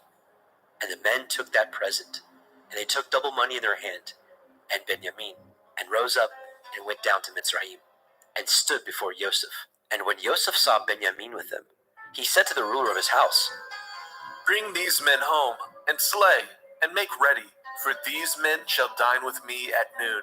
And the man did as Yosef bade, and the man brought the men into Yosef's house.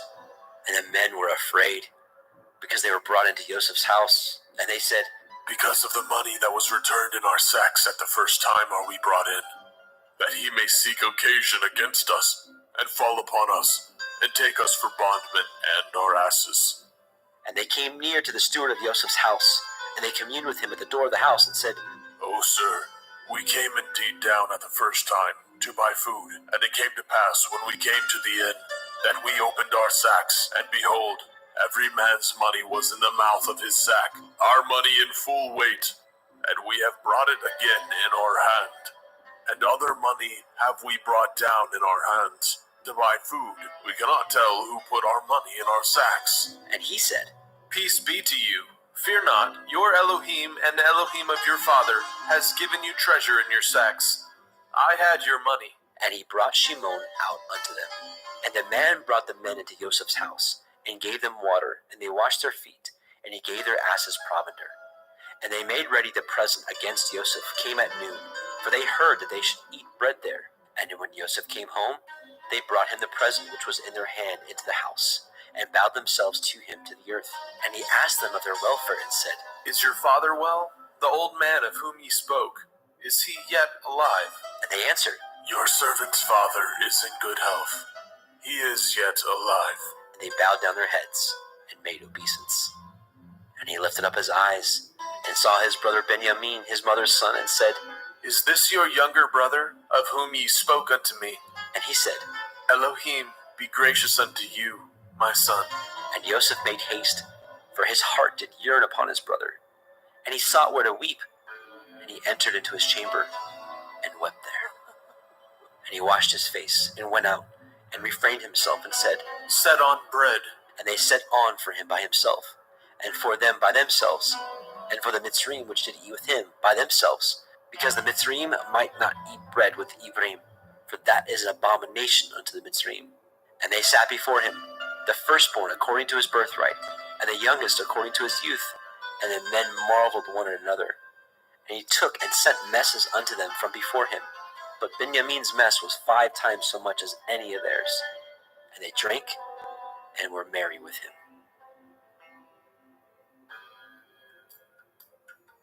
Bereshit, Genesis, chapter 44.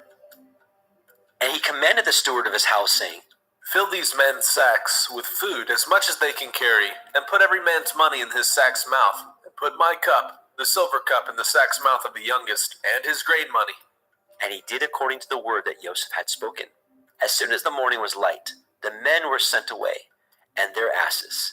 And when they were gone out of the city, and not yet afar off, Joseph said unto his steward, Up, follow after the men, and when you do overtake them, say unto them, Wherefore have you rewarded evil for good? Is not this which my lord drinks, and whereby indeed he divines? Ye have done evil in so doing. And he overtook them, and he spoke unto them these same words. And they said unto him, Wherefore says my lord these words? Far be it from your servants should do according to this thing. Behold, the money which we found in our sack's mouth, we brought again unto you out of the land of Canaan. How then should we steal out of your Lord's house silver or gold? With whomsoever your servant it be found, let him die, and we also will be my Lord's bondmen. And he said, Now also let it be according to your words. He with whom it is found shall be my servant, and ye shall be blameless. Then they speedily took down every man his sack to the ground, and opened every man his sack. And he searched, and began at the eldest, and left the youngest. And the cup was found in Benjamin's sack. Then they rent their clothes, and laded every man his ass, and returned to the city. And Yehudah and his brethren came to Joseph's house, for he was yet there. And they fell before him on the ground. And Joseph said unto them, What deed is this that ye have done? Know ye not that such a man as I can certainly divine? And Yehudah said, What shall we say unto my Lord? What shall we speak? Or how shall we clear ourselves? Elohim has found out the iniquity of your servants. Behold, we are my Lord's servants, both we and he also with whom the cup is found. And he said, Far be it that I should do so. But the man in whose hand the cup is found, he shall be my servant. And as for you, get you up in peace unto your father. Then Yehudah came near unto him and said, O my Lord, let your servant, I pray you, speak a word in my Lord's ears, and let not your anger burn against your servant. For you are even as Pharaoh, my Lord, asked his servant, saying, Have ye a father or a brother? And we said unto my Lord, We have a father, an old man, and a child of his old age, a little one.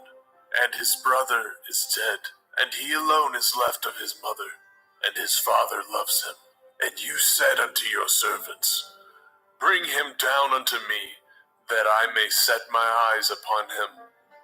And we said unto my Lord, The lad cannot leave his father, for if he should leave his father would die. And you said unto your servants, Except your youngest brother come down with you, ye shall see my face no more. And it came to pass, when we came up unto your servant my father, we told him the words of my Lord. And our father said, Go again, and buy us a little food. And we said, We cannot go down. If our youngest brother be with us, then will we go down. For we may not see the man's face, except our youngest brother be with us. And your servant my father said unto us, Ye know that my woman bore me 2 sons, and the one went out from me. And I said, Surely he is torn in pieces, and I saw him not since. And if ye take this also from me, and mischief befall him, ye shall bring down my gray hairs with sorrow to Sheol. Now therefore, when I come to your servant my father, and the lad be not with us, seeing that his life is bound up in the lad's life, it shall come to pass, when he sees that the lad is not with us, that he will die. And your servant shall bring down the gray hairs of your servant our father with sorrow to Sheol. For your servant became surety for the lad unto my father, saying, If I bring him not unto you, then I shall bear the blame to my father forever. Now therefore I pray you, let your servant abide instead of the lad, a bondman to my Lord, and let the lad go up with his brethren. For how shall I go up to my father, and the lad be not with me, lest perchance I see the evil that shall come on my father?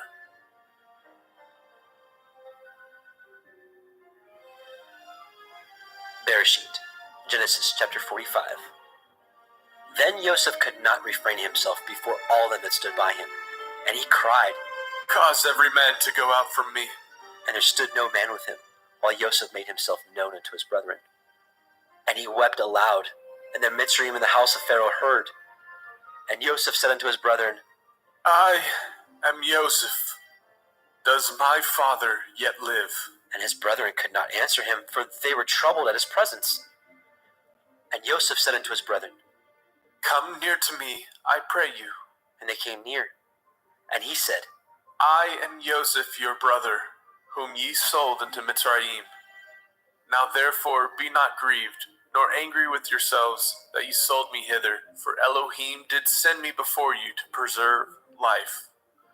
For these 2 years has the famine been in the land, and yet there are 5 years in which there shall neither be earing or harvest.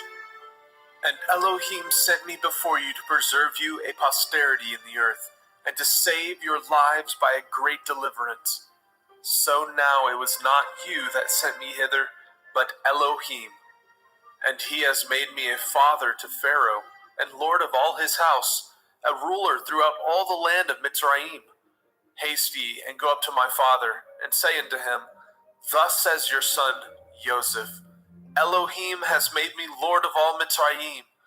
Come down unto me, tarry not, and you shall dwell in the land of Goshen, and you shall be near unto me, you and your children, and your children's children, and your flocks, and your herds, and all that you have. And there will I nourish you, for yet there are 5 years of famine, lest you and your household, and all that you have, come to poverty. And behold, your eyes see, and the eyes of my brother Benjamin, that it is my mouth that speaks unto you. And ye shall tell my father all my glory in Mitzrayim, and all that ye have seen, and ye shall haste and bring down my father hither. And he fell upon his brother Benjamin's neck, and wept. And Benjamin wept upon his neck. Moreover, he kissed all his brethren, and wept upon them. And after that, his brethren talked with him.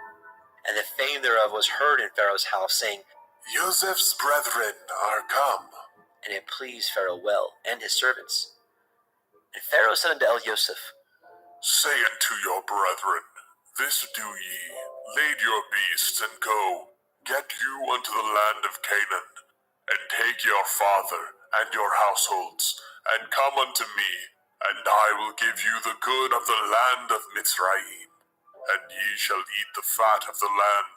Now you are commanded, this do ye, take you wagons out of the land of Mitzrayim for your little ones, and for your women, and bring your father, and come. Also regard not your stuff, for the good of all the land of Mitzrayim is yours. And the children of Yashrael did so. And Joseph gave them wagons, according to the commandment of Pharaoh, and gave them provision for the way. To all of them he gave each man changes of raiment. But to Benjamin he gave 300 pieces of silver, and 5 changes of raiment. And to his father he sent after this manner, 10 asses laden with the good things of Mitzrayim, and 10 she-asses laden with grain and bread and meat for his father by the way. So he sent his brethren away, and they departed. And he said unto them, See that ye fall not out by the way. And they went up out of Mitzrayim, and came into the land of Canaan unto Jacob their father, and told him, saying, Joseph is yet alive, and he is governor over all the land of Mitzrayim. And Jacob's heart fainted, for he believed them not. And they told him all the words of Joseph which he had said unto them. And when he saw the wagons which Joseph had sent to carry him, the ruach of Jacob their father revived. And Yashrael said, It is enough. Joseph my son is yet alive.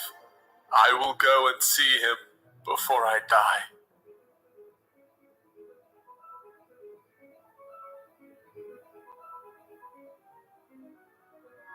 Bereshit, Genesis chapter 46.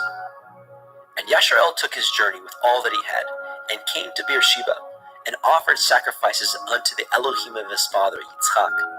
And Elohim spoke unto Yashrael in the visions of the night, and said, Yaakov, Yaakov. And he said, Here am I. And he said, I am El, the Elohai of your father. Fear not to go down into Mitzrayim, for I will there make of you a great nation. I will go down with you into Mitzrayim, and I will also surely bring you up again. And Joseph shall put his hand upon your eyes. And Jacob rose up from Beersheba, and the sons of Yashrael carried Jacob their father, and their little ones, and their women, in the wagons which Pharaoh had sent to carry him. And they took their cattle, and their goods which they had gotten in the land of Canaan, and came in unto Mitzrayim, Jacob and all his seed with him, his sons, and his sons' sons with him, his daughters, and his sons' daughters, and all his seed brought he with him into Mitzrayim.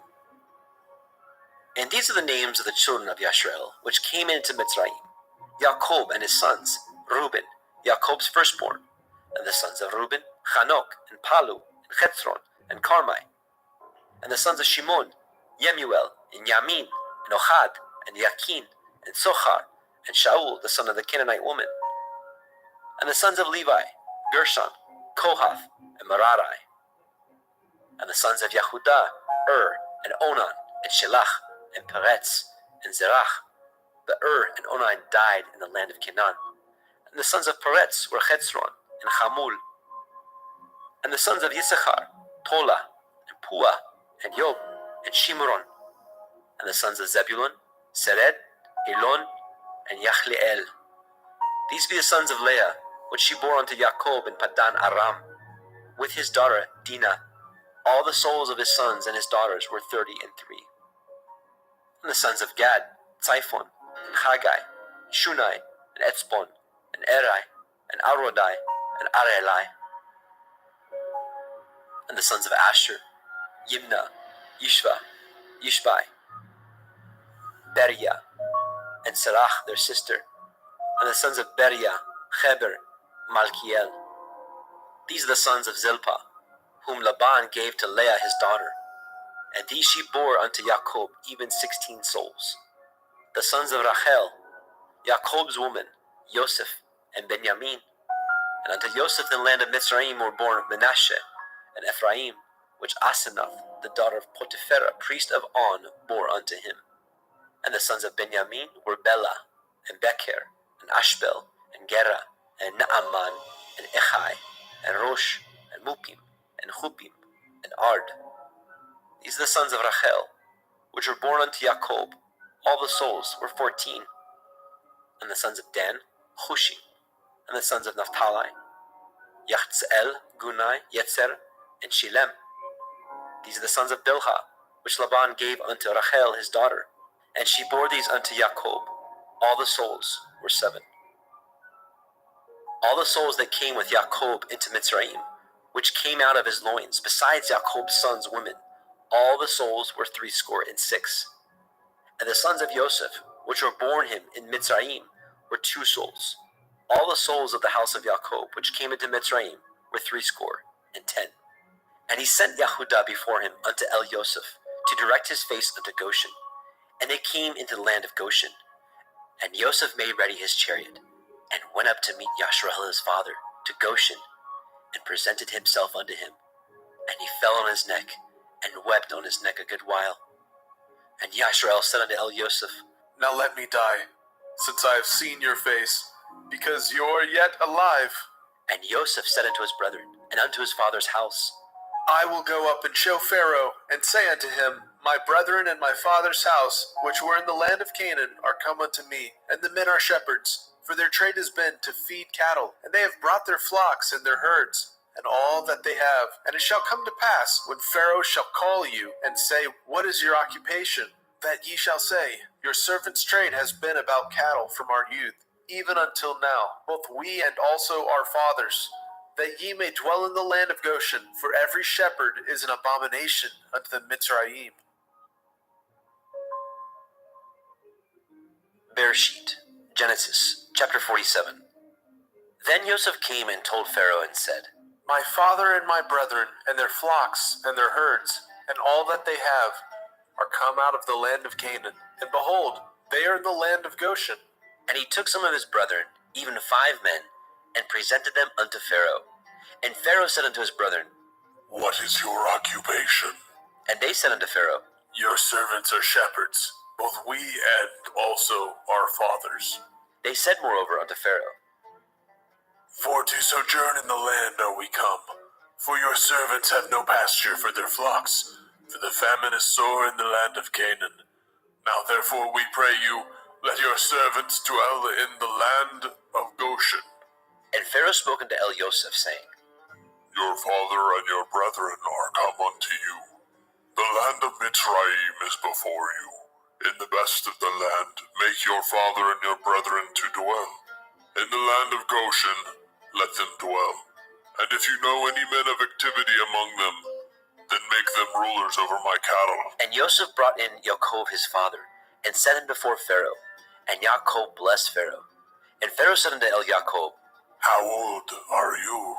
And Yaakov said unto Pharaoh, The days of the years of my pilgrimage are 130 years. Few and evil have the days of the years of my life been, and have not attained unto the days of the years of the life of my fathers, in the days of their pilgrimage. And Yaakov blessed Pharaoh, and went out from before Pharaoh. And Joseph placed his father and his brethren, and gave them a possession in the land of Mitzrayim, in the best of the land, in the land of Ramesses, as Pharaoh had commanded.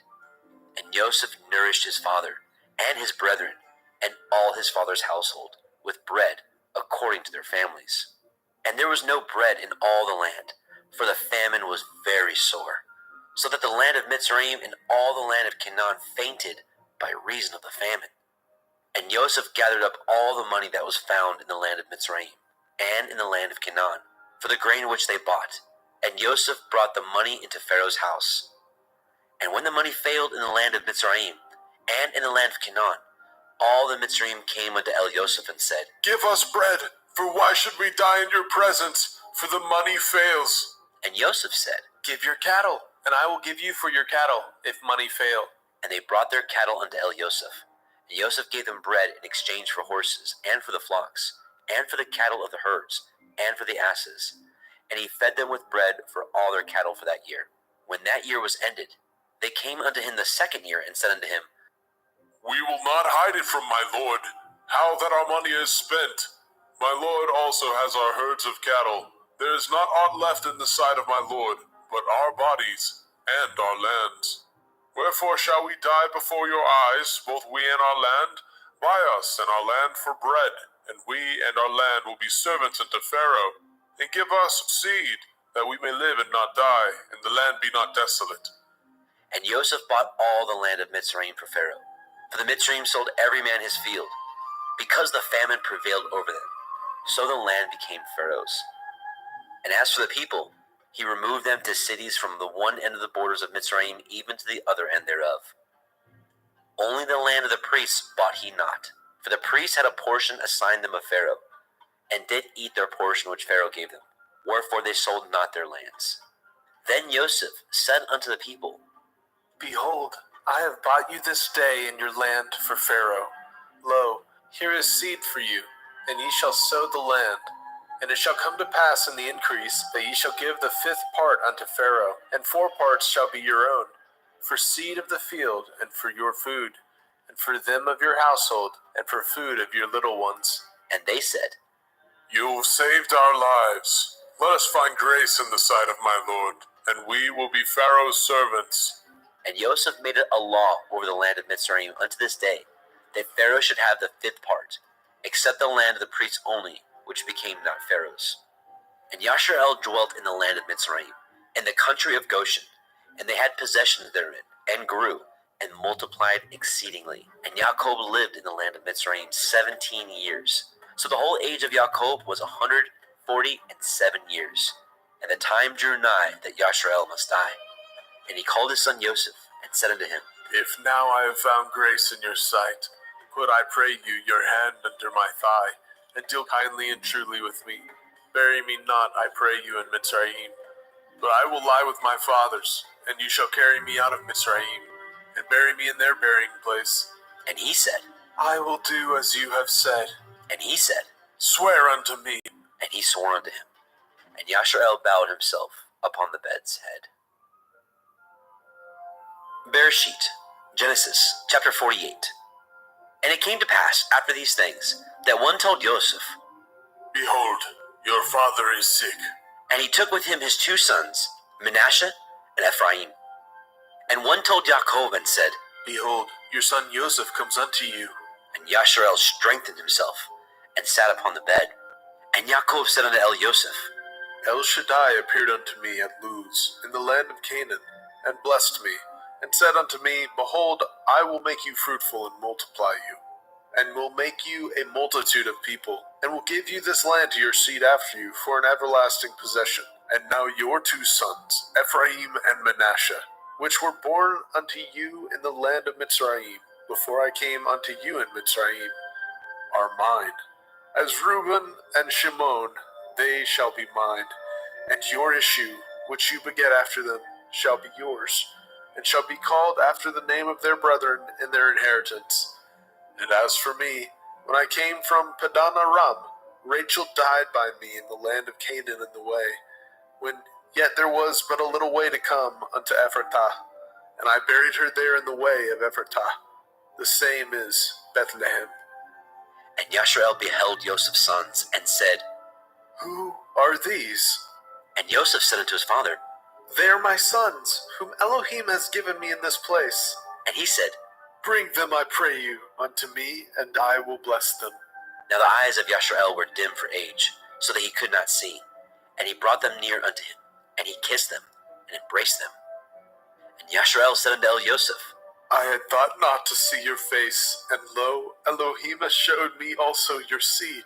And Joseph brought them out from between his knees, and he bowed himself with his face to the earth. And Joseph took them both, Ephraim in his right hand toward Yashrael's left hand, and Manasseh in his left hand toward Yashrael's right hand, and brought them near unto him. And Yashrael stretched out his right hand, and laid it upon Ephraim's head, who was the younger, and his left hand upon Manasseh's head, guiding his hands wittingly, for Manasseh was the firstborn. And he blessed Joseph, and said, Elohim, before whom my fathers Abraham and Yitzhak did walk, the Elohim which fed me all my life long unto this day, the angel which redeemed me from all evil, bless the lads, and let my name be named on them, and the name of my fathers Abraham and Yitzhak, and let them grow into a multitude in the midst of the earth. And when Joseph saw that his father laid his right hand upon the head of Ephraim, it displeased him. And he held up his father's hand to remove it from Ephraim's head unto Manasseh's head. And Joseph said unto his father, Not so, my father, this is the firstborn. Put your right hand upon his head. And his father refused, and said, I know it, my son, I know it. He also shall become a people, and he also shall be great.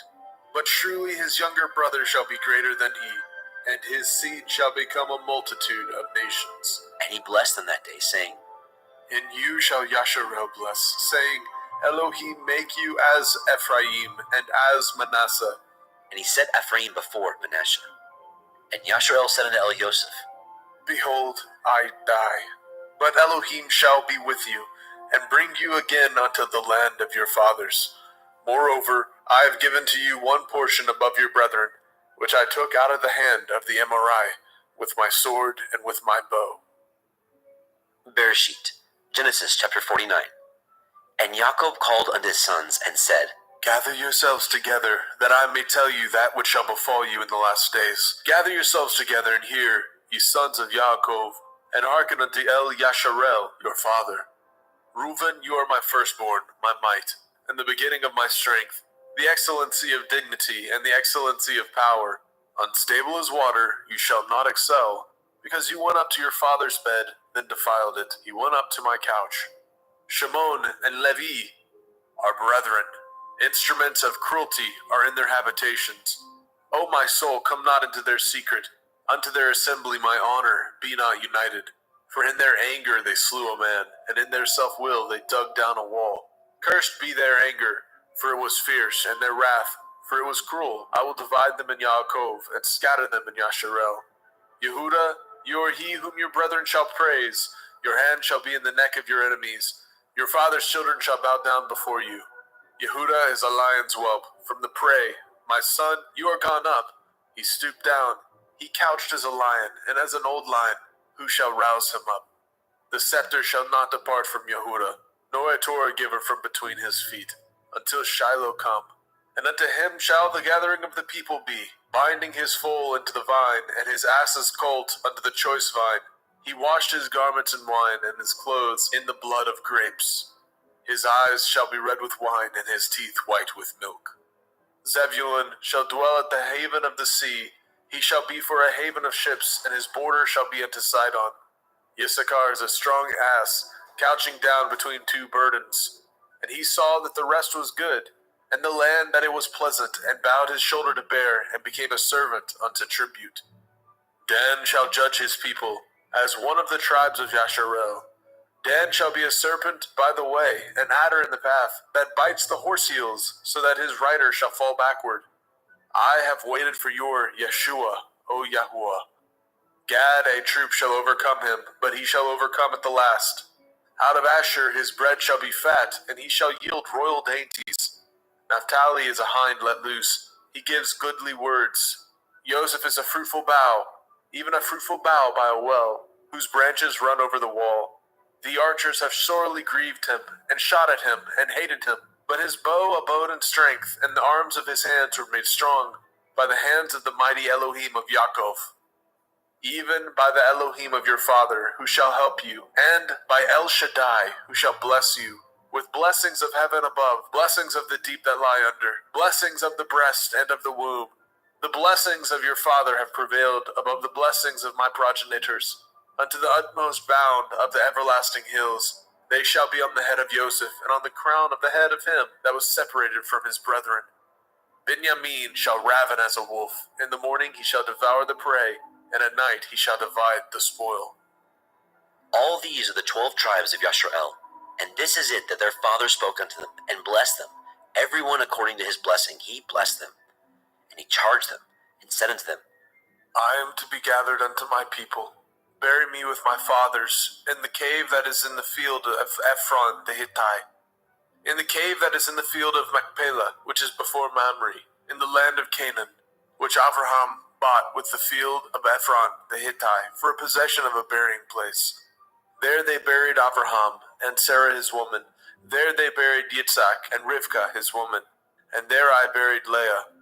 The purchase of the field and of the cave that is therein was from the children of Heth. And when Yaakov had made an end of commanding his sons, he gathered up his feet into the bed, and yielded up his ruach, and was gathered unto his people. Bereshit, Genesis chapter 50. And Joseph fell upon his father's face, and wept upon him, and kissed him. And Joseph commanded his servants, the physicians, to embalm his father, and the physicians embalmed Yasharel. And 40 days were fulfilled for him, for so are fulfilled the days of those which are embalmed. And the Mitzrayim mourned for him 60 days. And when the days of his mourning were past, Joseph spoke unto the house of Pharaoh, saying, If now I have found grace in your eyes, speak, I pray you, in the ears of Pharaoh, saying, My father made me swear, saying, Lo, I die. In my grave, which I have dug for me in the land of Canaan, there shall you bury me. Now therefore let me go up, I pray you, and bury my father, and I will come again. And Pharaoh said, Go up, bury your father, according as he made you swear. And Joseph went up to bury his father, and with him went up all the servants of Pharaoh, the elders of his house, and all the elders of the land of Mitzrayim, and all the house of Joseph and his brethren, and his father's house. Only their little ones, and their flocks, and their herds, they left in the land of Goshen. And there went up with him both chariots and horsemen, and it was a very great company. And they came to the threshing floor of Atad, which is beyond the Yarden. And there they mourned with a great and very sore lamentation. And he made a mourning for his father 7 days. And when the inhabitants of the land, the Canaanim, saw the mourning in the floor of Atad, they said, This is a grievous mourning to the Mitzrayim. Wherefore, the name of it was called Abel Mitzrayim, which is beyond the Yarden. And his sons did unto him according as he commanded them. For his sons carried him into the land of Canaan, and buried him in the cave of the field of Machpelah, which Abraham bought with the field for a possession of a burying place of Ephron the Hittite, before Mamre. And Joseph returned into Mitzrayim, he and his brethren, and all that went up with him to bury his father, after he had buried his father.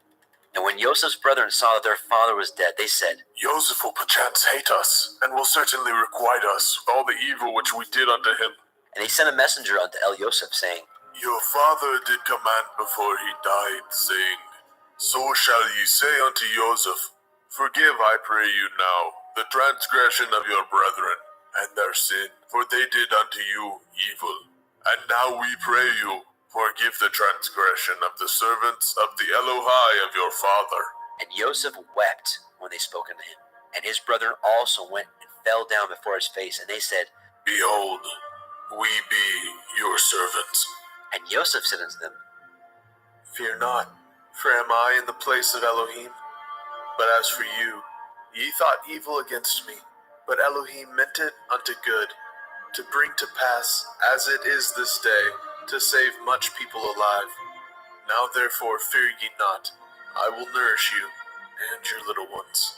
And he comforted them and spoke kindly unto them. And Joseph dwelt in Mitzrayim, he and his father's house.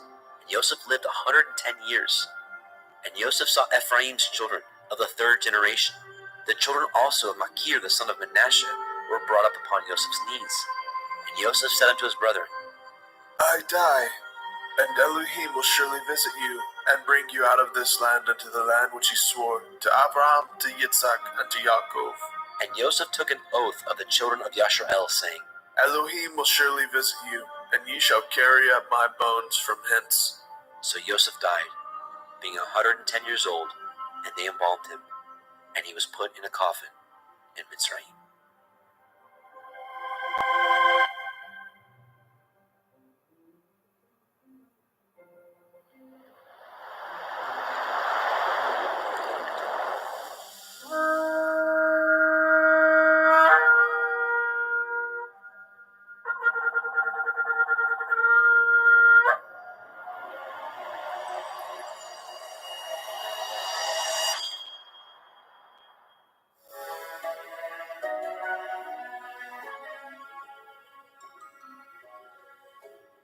Vayikra, Leviticus chapter 1. And Yahweh called unto Moshe, and spoke unto him out of the tabernacle of the assembly, saying, Speak unto the children of Yasharel, and say unto them, If any man of you bring an offering unto Yahweh, ye shall bring your offering of the cattle, even of the herd and of the flock. If his offering be a burnt sacrifice of the herd, let him offer a male without blemish. He shall offer it of his own voluntary will, at the door of the tabernacle of the assembly before Yahweh. And he shall put his hand upon the head of the burnt offering, and it shall be accepted for him to make an atonement for him. And he shall kill the bullock before Yahweh, and the priests, Aharon's sons, shall bring the blood, and sprinkle the blood round about upon the altar that is by the door of the tabernacle of the assembly. And he shall flay the burnt offering, and cut it into his pieces. And the sons of Aharon the priest shall put fire upon the altar, and lay the wood in order upon the fire. And the priests, Aharon's sons, shall lay the parts, the head, the fat, in order upon the wood that is on the fire, which is upon the altar. But his inwards and his legs shall he wash in water, and the priest shall burn all on the altar, to be a burnt sacrifice, an offering made by fire, of sweet savor unto Yahweh. And if his offering be of the flocks, namely of the sheep, or of the goats, for a burnt sacrifice, he shall bring it a male without blemish. And he shall kill it on the side of the altar northward, before Yahweh and the priests. Aharon's sons shall sprinkle his blood round about upon the altar. And he shall cut it into his pieces, with his head and his fat, and the priest shall lay them in order on the wood that is on the fire, which is upon the altar. But he shall wash the inwards of the legs with water, and the priest shall bring it all, and burn it upon the altar. It is a burnt sacrifice, an offering made by fire, of sweet savor unto Yahweh.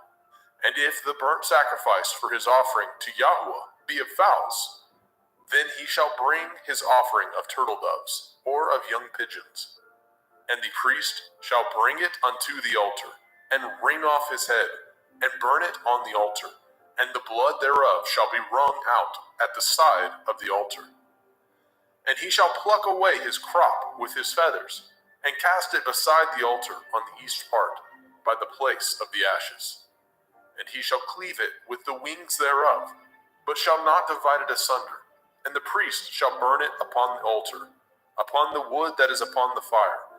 It is a burnt sacrifice, an offering made by fire, of sweet savor unto Yahweh. Vayikra, Leviticus chapter 2. And when any will offer a meat offering unto Yahweh, his offering shall be of fine flour, and he shall pour oil upon it, and put frankincense thereon. And he shall bring it to Aaron's sons, the priests, and he shall take thereout his handful of the flour thereof, and of the oil thereof, with all the frankincense thereof. And the priest shall burn the memorial of it upon the altar, to be an offering made by fire, of a sweet savor unto Yahweh. And the remnant of the meat offering shall be Aaron's and his sons. It is a thing most holy of the offerings of Yahweh made by fire. And if you bring an oblation of meat offering, baken in the oven, it shall be matzah cakes of fine flour mingled with oil, or matzah wafers anointed with oil. And if your oblation be a meat offering, baken in a pan, it shall be of fine flour, unleavened, mingled with oil. You shall part it in pieces, and pour oil thereon. It is a meat offering. And if your oblation be a meat offering, baken in the frying pan, it shall be made of fine flour with oil. And you shall bring the meat offering that is made of these things unto Yahweh. And when it is presented unto the priest, he shall bring it unto the altar.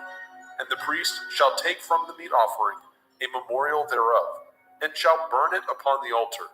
It is an offering made by fire, of sweet savor unto Yahweh. And that which is left of the meat offering shall be Aaron's and his sons. It is a thing most holy of the offerings of Yahweh made by fire. No meat offering which ye shall bring unto Yahweh shall be made with leaven, for ye shall burn no leaven, nor any honey, in any offering of Yahweh made by fire. As for the oblation of the firstfruits, ye shall offer them unto Yahweh, but they shall not be burnt on the altar for a sweet savor. And every oblation of your meat offering shall ye season with salt, neither shall ye suffer the salt of the covenant of your Elohim to be lacking from your meat offering. And all your offerings you shall offer salt. And if you offer a meat offering of your firstfruits unto Yahweh, you shall offer the meat offering of your firstfruits, green ears of grain dried by the fire, even grain beaten out of full ears. And you shall put oil upon it, and lay frankincense thereon. It is a meat offering. And the priest shall burn the memorial of it, part of the beaten grain thereof, and part of the oil thereof, with all the frankincense thereof. It is an offering made by fire unto Yahweh. Vaikra, Leviticus chapter 3. And if his oblation be a sacrifice of peace offering, if he offer it of the herd, whether it be a male or a female, he shall offer it without blemish before Yahweh. And he shall lay his hand upon the head of his offering, and kill it at the door of the tabernacle of the assembly. And Aaron's sons, the priests, shall sprinkle the blood upon the altar round about. And he shall offer of the sacrifice of the peace offering an offering made by fire unto Yahweh, the fat that covers the inwards, and all the fat that is upon the inwards, and the 2 kidneys, and the fat that is on them, which is by the flanks, and the caul above the liver, with the kidneys, it shall he take away. And Aaron's sons shall burn it on the altar upon the burnt sacrifice, which is upon the wood that is on the fire. It is an offering made by fire, of sweet savor unto Yahweh. And if his offering for a sacrifice of peace offering unto Yahweh be of the flock, male or female, he shall offer it without blemish. If he offer a lamb for his offering, then shall he offer before Yahweh. And he shall lay his hand upon the head of his offering, and kill it before the tabernacle of the assembly. And Aaron's sons shall sprinkle the blood thereof round about upon the altar. And he shall offer of the sacrifice of the peace offering an offering made by fire unto Yahweh, the fat thereof, and the whole rump. It shall he take off hard by the backbone, and the fat that covers the inwards, and all the fat that is upon the inwards, and the 2 kidneys, and the fat that is upon them, which is by the flanks, and the caul above the liver, and the kidneys, it shall he take away. And the priest shall burn it upon the altar. It is the food of the offering made by fire unto Yahweh. And if his offering be a goat, Then he shall offer it before Yahweh, and he shall lay his hand upon the head of it, and kill it before the tabernacle of the assembly. And the sons of Aharon shall sprinkle the blood thereof upon the altar round about. And he shall offer thereof his offering, even an offering made by fire unto Yahweh, the fat that covers the inwards, and all the fat that is upon the inwards, and the 2 kidneys, and the fat that is upon them, which is by the flanks, and the caul above the liver, with the kidneys, it shall he take away. And the priest shall burn them upon the altar. It is the food of the offering, made by fire for a sweet savor. All the fat is Yahweh's. It shall be a perpetual statute for your generations throughout all your dwellings, that ye eat neither fat nor blood. Vayikra, Leviticus chapter 4. And Yahweh spoke unto Moshe, saying, Speak unto the children of Yasharel, saying, If a soul shall sin through ignorance against any of the commandments of Yahweh concerning things which ought not to be done, and shall do against any of them, if the priest that is anointed do sin according to the sin of the people, then let him bring for his sin which he has sinned a young bullock without blemish unto Yahweh for a sin offering. And he shall bring the bullock unto the door of the tabernacle of the assembly before Yahweh, and shall lay his hands upon the bullock's head, and kill the bullock before Yahweh. And the priest that is anointed shall take of the bullock's blood, and bring it to the tabernacle of the assembly.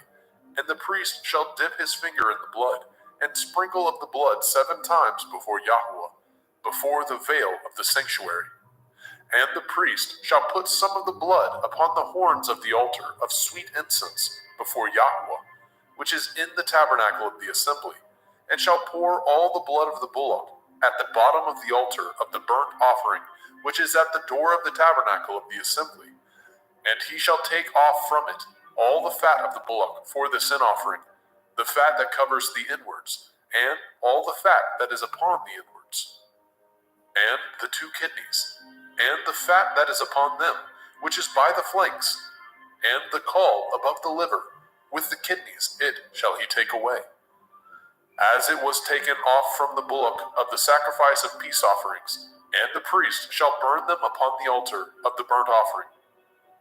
And the skin of the bullock, and all his flesh, with his head, and with his legs, and his inwards, and his dung, even the whole bullock shall he carry forth without the camp, unto a clean place, where the ashes are poured out, and burn him on the wood with fire. Where the ashes are poured out shall he be burnt.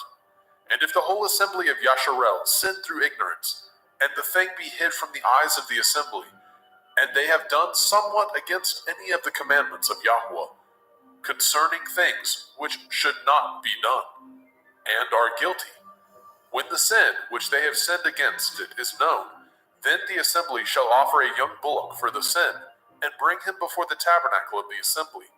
And the elders of the assembly shall lay their hands upon the head of the bullock before Yahweh, and the bullock shall be killed before Yahweh. And the priest that is anointed shall bring of the bullock's blood to the tabernacle of the assembly. And the priest shall dip his finger in some of the blood, and sprinkle it 7 times before Yahweh, even before the veil. And he shall put some of the blood upon the horns of the altar, which is set before Yahweh, that is in the tabernacle of the assembly, and shall pour out all the blood at the bottom of the altar of the burnt offering, which is at the door of the tabernacle of the assembly. And he shall take all his fat from him, and burn it upon the altar. And he shall do with the bullock as he did with the bullock for a sin offering, so shall he do with this. And the priest shall make an atonement for them, and it shall be forgiven them. And he shall carry forth the bullock without the camp, and burn him as he burned the first bullock. It is a sin offering for the assembly. When a ruler has sinned and done somewhat through ignorance against any of the commandments of Yahweh, Elohiah, concerning things which should not be done, and is guilty, or if his sin wherein he has sinned come to his knowledge, he shall bring his offering, a kid of the goats, a male without blemish, and he shall lay his hand upon the head of the goats, and kill it in the place where they killed the burnt offering before Yahweh. It is a sin offering. And the priest shall take of the blood of the sin offering with his finger, and put it upon the horns of the altar of burnt offering, and shall pour out his blood at the bottom of the altar of burnt offering. And he shall burn all his fat upon the altar, as the fat of the sacrifice of peace offerings. And the priest shall make an atonement for him, as concerning his sin, and it shall be forgiven him. And if any one of the common people sin through ignorance, which he does somewhat against any of the commandments of Yahweh, concerning things which ought not to be done, and be guilty, or if his sin which he has sinned come to his knowledge, then he shall bring his offering, a kid of the goats, a female without blemish, for his sin which he has sinned. And he shall lay his hand upon the head of the sin offering, and slay the sin offering in the place of the burnt offering. And the priest shall take of the blood thereof with his finger, and put it upon the horns of the altar of burnt offering, and shall pour out all the blood thereof at the bottom of the altar. And he shall take away all the fat thereof, as the fat is taken away from off the sacrifice of peace offerings. And the priest shall burn it upon the altar for a sweet savor unto Yahweh. And the priest shall make an atonement for him, and it shall be forgiven him. And if he bring a lamb for a sin offering, he shall bring it a female without blemish. And he shall lay his hand upon the head of the sin offering, and slay it for the sin offering in the place where they killed the burnt offering. And the priest shall take of the blood of the sin offering with his finger, and put it upon the horns of the altar of burnt offering, and shall pour out all the blood thereof at the bottom of the altar. And he shall take away all the fat thereof, as the fat of the lamb is taken away from the sacrifice of the peace offering. And the priest shall burn them upon the altar, according to the offering made by fire unto Yahweh. And the priest shall make an atonement for his sin that he has committed, and it shall be forgiven him. Vayikra, Leviticus chapter 5. And if a soul sin, and hear the voice of swearing, and is a witness, whether he has seen or known of it, if he do not utter it, then he shall bear his iniquity. Or if a soul touch any unclean thing, whether it be a carcass of an unclean beast, or a carcass of unclean cattle, or the carcass of unclean creeping things, and if it be hidden from him, he also shall be unclean and guilty.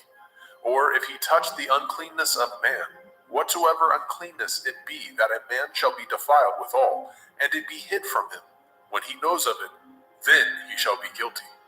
Or if a soul swear, pronouncing with his lips to do evil, or to do good, whatsoever it be that a man shall pronounce with an oath, and it be hid from him, when he knows of it, then he shall be guilty in one of these. And it shall be, when he shall be guilty in one of these things, that he shall confess that he has sinned in that thing.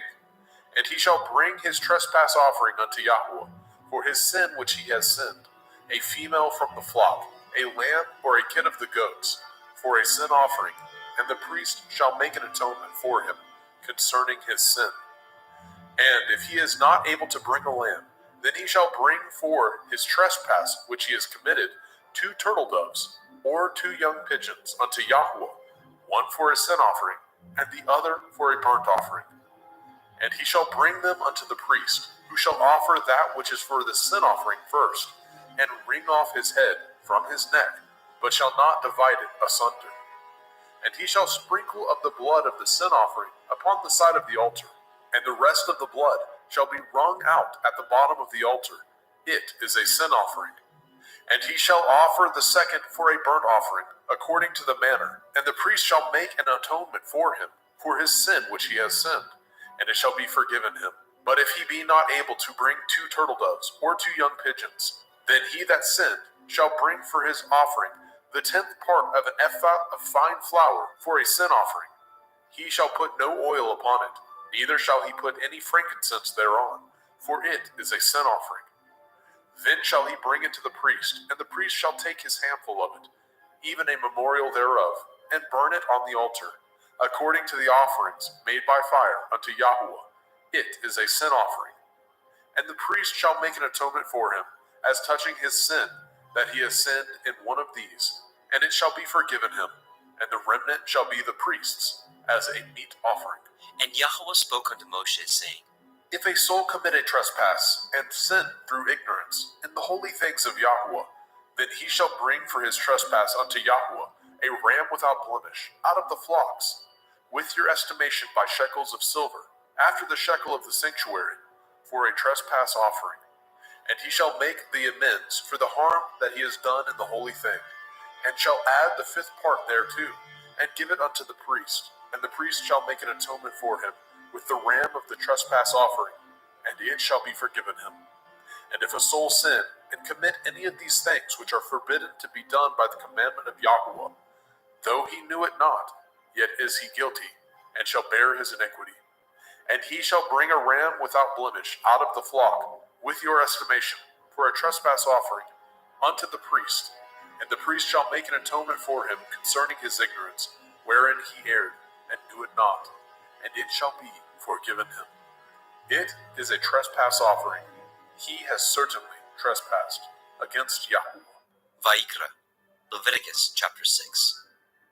And Yahuwah spoke unto Moshe, saying, If a soul sin and commit a transgression against Yahuwah, and lie unto his neighbor, in that which was delivered him to keep, or in fellowship, or in a thing taken away by violence, or has deceived his neighbor, or have found that which was lost, and lies concerning it, and swears falsely, in any of these that a man does, sinning therein, then it shall be, because he has sinned and is guilty, that he shall restore that which he took violently away, or the thing which he has deceitfully gotten, or that which was delivered him to keep, or the lost thing which he found, or all that which he has sworn falsely, he shall even restore it in the principal, and shall add the 5th part more thereto, and give it unto him to whom it appertains, in the day of his trespass offering. And he shall bring his trespass offering unto Yahuwah, a ram without blemish out of the flock, with your estimation for a trespass offering unto the priest. And the priest shall make an atonement for him before Yahuwah, and it shall be forgiven him for anything of all that he has done in trespass therein. And Yahuwah spoke unto Moshe, saying, Command Aharon and his sons, saying, This is the Torah of the burnt offering. It is the burnt offering because of the burning upon the altar all night unto the morning, and the fire of the altar shall be burning in it. And the priest shall put on his linen garment, and his linen breeches shall he put upon his flesh, and take up the ashes which the fire has consumed with the burnt offering on the altar, and he shall put them beside the altar. And he shall put off his garments, and put on other garments, and carry forth the ashes without the camp unto a clean place.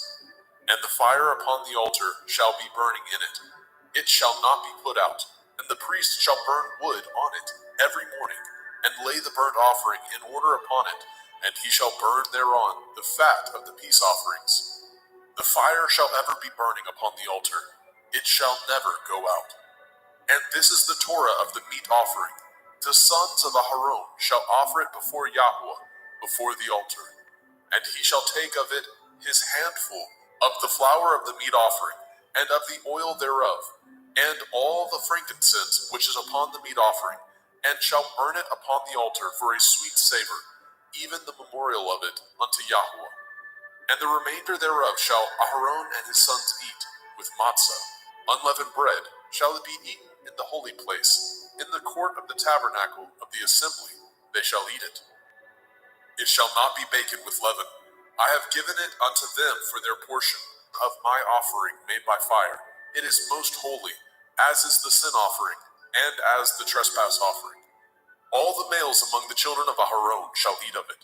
It shall be a statute forever in your generations, concerning the offerings of Yahuwah made by fire. Everyone that touches them shall be holy. And Yahuwah spoke unto Moshe, saying, This is the offering of Aharon and his sons, which they shall offer unto Yahuwah in the day when he is anointed. The 10th part of an ephah of fine flour for a meat offering perpetual, half of it in the morning, and half thereof at night. In a pan it shall be made with oil, and when it is baken, you shall bring it in, and the baken pieces of the meat offering shall you offer for a sweet savor unto Yahuwah. And the priest of his sons, that is anointed in his stead, shall offer it. It is a statute forever unto Yahuwah. It shall be wholly burnt. For every meat offering for the priest shall be wholly burnt. It shall not be eaten. And Yahweh spoke unto Moshe, saying, Speak unto Aharon and to his sons, saying, This is the Torah of the sin offering. In the place where the burnt offering is killed, shall the sin offering be killed before Yahweh. It is most holy. The priest that offers it for sin shall eat it. In the holy place shall it be eaten, in the court of the tabernacle of the assembly. Whatsoever shall touch the flesh thereof shall be holy. And when there is sprinkled of the blood thereof upon any garment, you shall wash that whereon it was sprinkled in the holy place. But the earthen vessel wherein it was sodden shall be broken. And if it be sodden in a brazen pot, it shall be both scoured and rinsed in water. All the males among the priests shall eat thereof. It is most holy. And no sin offering, whereof any of the blood is brought into the tabernacle of the assembly, to reconcile withal, in the holy place, shall be eaten. It shall be burnt in the fire. Vayikra, Leviticus chapter 7. Likewise, this is the Torah of the trespass offering. It is most holy. In the place where they kill the burnt offering, shall they kill the trespass offering, and the blood thereof shall he sprinkle round about upon the altar. And he shall offer it of all the fat thereof, the rump, the fat that covers the inwards, and the 2 kidneys, and the fat that is on them, which is by the flanks, and the caul that is above the liver. With the kidneys it shall he take away. And the priest shall burn them upon the altar for an offering made by fire unto Yahweh. It is a trespass offering. Every male among the priests shall eat thereof. It shall be eaten in the holy place. It is most holy. As the sin offering is, so is the trespass offering. There is one Torah for them. The priest that makes atonement therewith shall have it. And the priest that offers any man's burnt offering, even the priest shall have to himself the skin of the burnt offering which he has offered. And all the meat offering that is baken in the oven, and all that is dressed in the frying pan, and in the pan, shall be the priest's that offer it. And every meat offering mingled with oil, and dry, shall all the sons of Aharon have, one as much as another. And this is the Torah of the sacrifice of peace offerings, which he shall offer unto Yahweh. If he offer it for thanksgiving, then he shall offer with the sacrifice of thanksgiving matzah, unleavened cakes, mingled with oil, and matzah wafers, anointed with oil, and cakes mingled with oil, of fine flour, fried. Besides the cakes, he shall offer for his offering hametz, leavened bread, with the sacrifice of thanksgiving of his peace offerings. And of it he shall offer one out of the whole oblation for a heave offering unto Yahweh, and it shall be the priest that sprinkles the blood of the peace offerings. And the flesh of the sacrifice of his peace offerings for thanksgiving shall be eaten the same day that it is offered. He shall not leave any of it until the morning. But if the sacrifice of his offering be a vow, or a voluntary offering, it shall be eaten the same day that he offers his sacrifice. On the morrow also the remainder of it shall be eaten. But the remainder of the flesh of the sacrifice on the 3rd day shall be burnt with fire. And if any of the flesh of the sacrifice of his peace offerings be eaten at all on the 3rd day, it shall not be accepted, neither shall it be imputed unto him that offers it. It shall be an abomination, and the soul that eats of it shall bear his iniquity. And the flesh that touches any unclean thing shall not be eaten. It shall be burnt with fire. And as for the flesh, all that be clean shall eat thereof.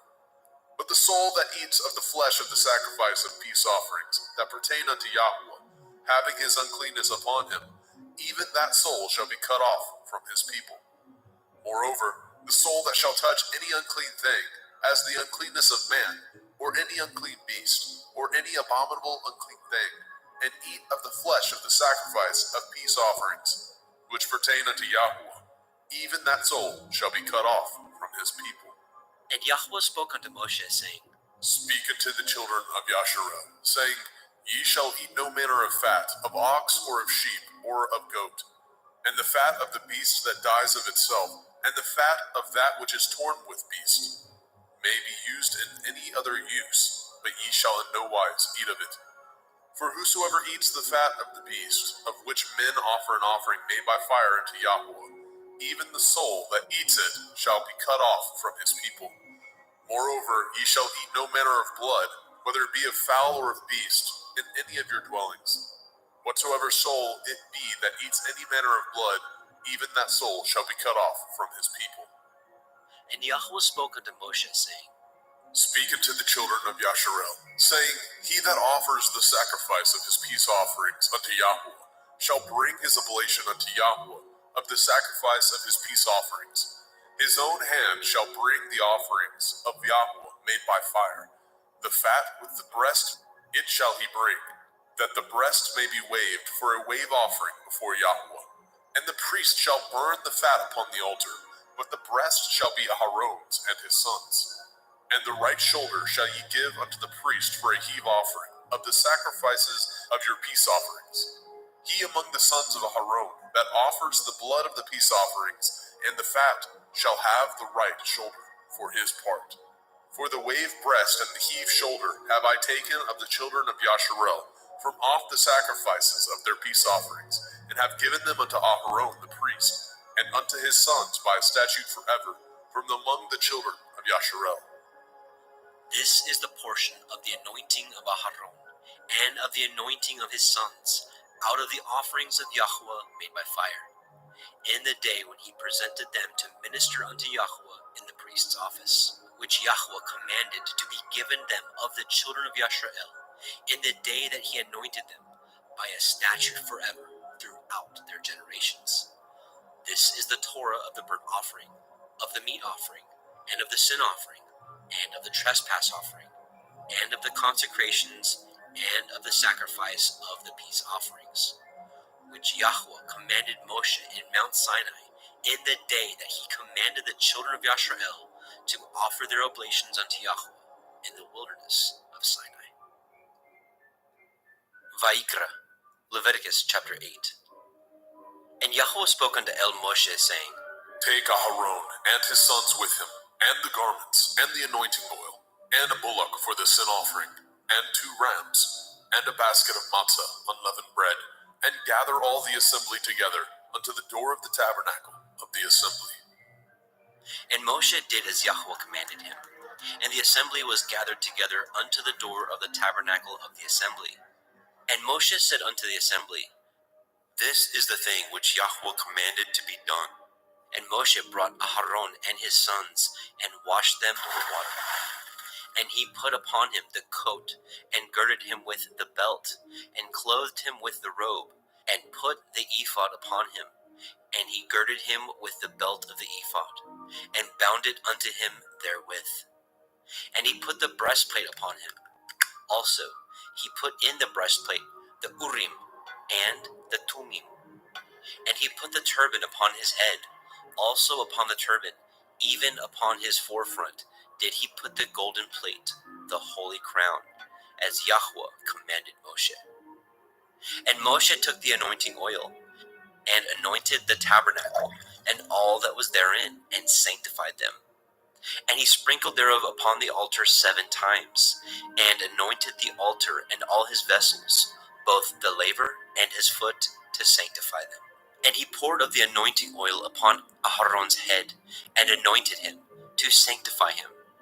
And Moshe brought Aharon's sons, and put coats upon them, and girded them with belts, and put bonnets upon them, as Yahweh commanded Moshe. And he brought the bullock for the sin offering, and Aharon and his sons laid their hands upon the head of the bullock for the sin offering. And he slew it.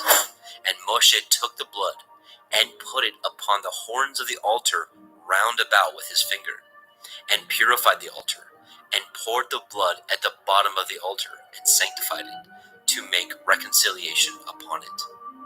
And he took all the fat that was upon the inwards, and the caul above the liver, and the 2 kidneys, and their fat, and Moshe burned it upon the altar. But the bullock, and his hide, and his flesh, and his dung, he burnt with fire without the camp, as Yahweh commanded Moshe. And he brought the ram for the burnt offering, and Aharon and his sons laid their hands upon the head of the ram, and he killed it. And Moshe sprinkled the blood upon the altar round about. And he cut the ram into pieces, and Moshe burnt the head, and the pieces, and the fat. And he washed the inwards and the legs in water, and Moshe burnt the whole ram upon the altar. It was a burnt sacrifice for a sweet savor, and an offering made by fire unto Yahweh, as Yahweh commanded Moshe. And he brought the other ram, the ram of consecration, and Aharon and his sons laid their hands upon the head of the ram, and he slew it. And Moshe took of the blood of it, and put it upon the tip of Aharon's right ear, and upon the thumb of his right hand, and upon the great toe of his right foot. And he brought Aharon's sons, and Moshe put of the blood upon the tip of their right ear, and upon the thumbs of their right hands, and upon the great toes of their right feet. And Moshe sprinkled the blood upon the altar round about. And he took the fat, and the rump, and the fat that was upon the inwards, and the caul above the liver, and the 2 kidneys, and their fat, and the right shoulder. And out of the basket of matzah that was before Yahweh, he took 1 matzah cake, and a cake of oiled bread, and 1 wafer, and put them on the fat, and upon the right shoulder. And he put all upon Aharon's hands, and upon his sons' hands, and waved them for a wave offering before Yahweh. And Moshe took them from off their hands, and burnt them on the altar upon the burnt offering. They were consecrations for a sweet savor. It is an offering made by fire unto Yahweh. And Moshe took the breast, and waved it for a wave offering before Yahweh. For of the ram of consecration it was Moshe's part, as Yahweh commanded Moshe. And Moshe took of the anointing oil, and of the blood which was upon the altar, and sprinkled it upon Aharon, and his garments, and upon his sons, and upon his sons' garments with him, and sanctified Aharon, and his garments, and his sons' garments with him. And Moshe said unto Aharon and to his sons, Boil the flesh at the door of the tabernacle of the assembly, and there eat it, with the bread that is in the basket of consecrations, as I commanded, saying, Aharon and his sons shall eat it. And that which remains of the flesh and of the bread shall ye burn with fire. And ye shall not go out of the door of the tabernacle of the assembly in 7 days, until the days of your consecration be at an end. For 7 days shall he consecrate you. As he has done this day, so Yahweh has commanded to do, to make an atonement for you. Therefore shall ye abide at the door of the tabernacle of the assembly day and night 7 days, and guard the watch of Yahweh, that ye die not. For so I am commanded. So Aharon and his sons did all the things which Yahweh commanded by the hand of Moshe. Vayikra, Leviticus chapter 9. And it came to pass on the 8th day that Moshe called Aharon and his sons and the elders of Yisrael. And he said unto Aharon, Take a young calf for a sin offering, and a ram for a burnt offering without blemish, and offer them before Yahweh. And unto the children of Yisrael you shall speak, saying, Take ye a kid of the goats for a sin offering, and a calf and a lamb, both of the first year, without blemish, for a burnt offering. Also a bullock and a ram for peace offerings, to sacrifice before Yahweh, and a meat offering mingled with oil. For today Yahweh will appear unto you. And they brought which Moshe commanded before the tabernacle of the assembly. And all the assembly drew near and stood before Yahweh. And Moshe said, This is the thing which Yahweh commanded that you should do, and the glory of Yahweh shall appear unto you. And Moshe said unto Aharon, Go unto the altar, and offer your sin offering, and your burnt offering, and make an atonement for yourself and for the people, and offer the offering of the people, and make an atonement for them, as Yahweh commanded. Aharon therefore went unto the altar, and slew the calf of the sin offering, which was for himself. And the sons of Aharon brought the blood unto him, and he dipped his finger in the blood, and put it upon the horns of the altar, and poured out the blood at the bottom of the altar. But the fat, and the kidneys, and the caul above the liver of the sin offering he burnt upon the altar, as Yahweh commanded Moshe. And the flesh and the hide he burnt with fire without the camp. And he slew the burnt offering, And Aharon's sons presented unto him the blood, which he sprinkled round about upon the altar. And they presented the burnt offering unto him, with the pieces thereof, and the head, and he burnt them upon the altar. And he did wash the inwards and the legs, and burnt them upon the burnt offering on the altar. And he brought the people's offering, and took the goat, which was the sin offering for the people, and slew it, and offered it for sin as the first. And he brought the burnt offering, and offered it according to the manner. And he brought the meat offering, and took a handful thereof, and burnt it upon the altar, beside the burnt sacrifice of the morning. He slew also the bullock and the ram for a sacrifice of peace offerings, which was for the people. And Aharon's sons presented unto him the blood, which he sprinkled upon the altar round about. And the fat of the bullock and of the ram, the rump, and that which covers the inwards, and the kidneys, and the caul above the liver, and they put the fat upon the breasts, and he burnt the fat upon the altar. And the breasts and the right shoulder Aharon waved for a wave offering before Yahweh, as Moshe commanded. And Aharon lifted up his hand toward the people, and blessed them, and came down from offering of the sin offering, and the burnt offering, and peace offerings. And Moshe and Aharon went into the tabernacle of the assembly, and came out, and blessed the people. And the glory of Yahweh appeared unto all the people. And there came a fire out from before Yahweh, and consumed upon the altar the burnt offering and the fat, which when all the people saw, they shouted and fell on their face. Vaikra, Leviticus chapter 10. And Nadab and Abihu, the sons of Aharon, took either of them his censer, and put fire therein, and put incense thereon, and offered strange fire before Yahweh, which he commanded them not. And there went out fire from Yahweh, and devoured them, and they died before Yahweh. Then Moshe said unto Aharon, This is that Yahweh spoke, saying, I will be sanctified in them that come nigh me, and before all the people I will be glorified. And Aharon held his peace. And Moshe called Mishael and Elishaphan, the sons of Uzziel, the uncle of Aharon, and said unto them, Come near, carry your brethren from before the sanctuary out of the camp. So they went near, and carried them in their coats out of the camp, as Moshe had said. And Moshe said unto Aharon, and unto Eleazar, and unto Ithamar his sons, Uncover not your heads, neither rend your clothes, lest ye die, and lest the wrath come upon all the people. But let your brethren, the whole house of Yashrael, bewail the burning which Yahweh has kindled. And ye shall not go out from the door of the tabernacle of the assembly, lest ye die. For the anointing oil of Yahweh is upon you. And they did according to the word of Moshe. And Yahweh spoke unto Aharon, saying, Do not drink wine, nor strong drink, you nor your sons with you, when ye go into the tabernacle of the assembly, lest ye die.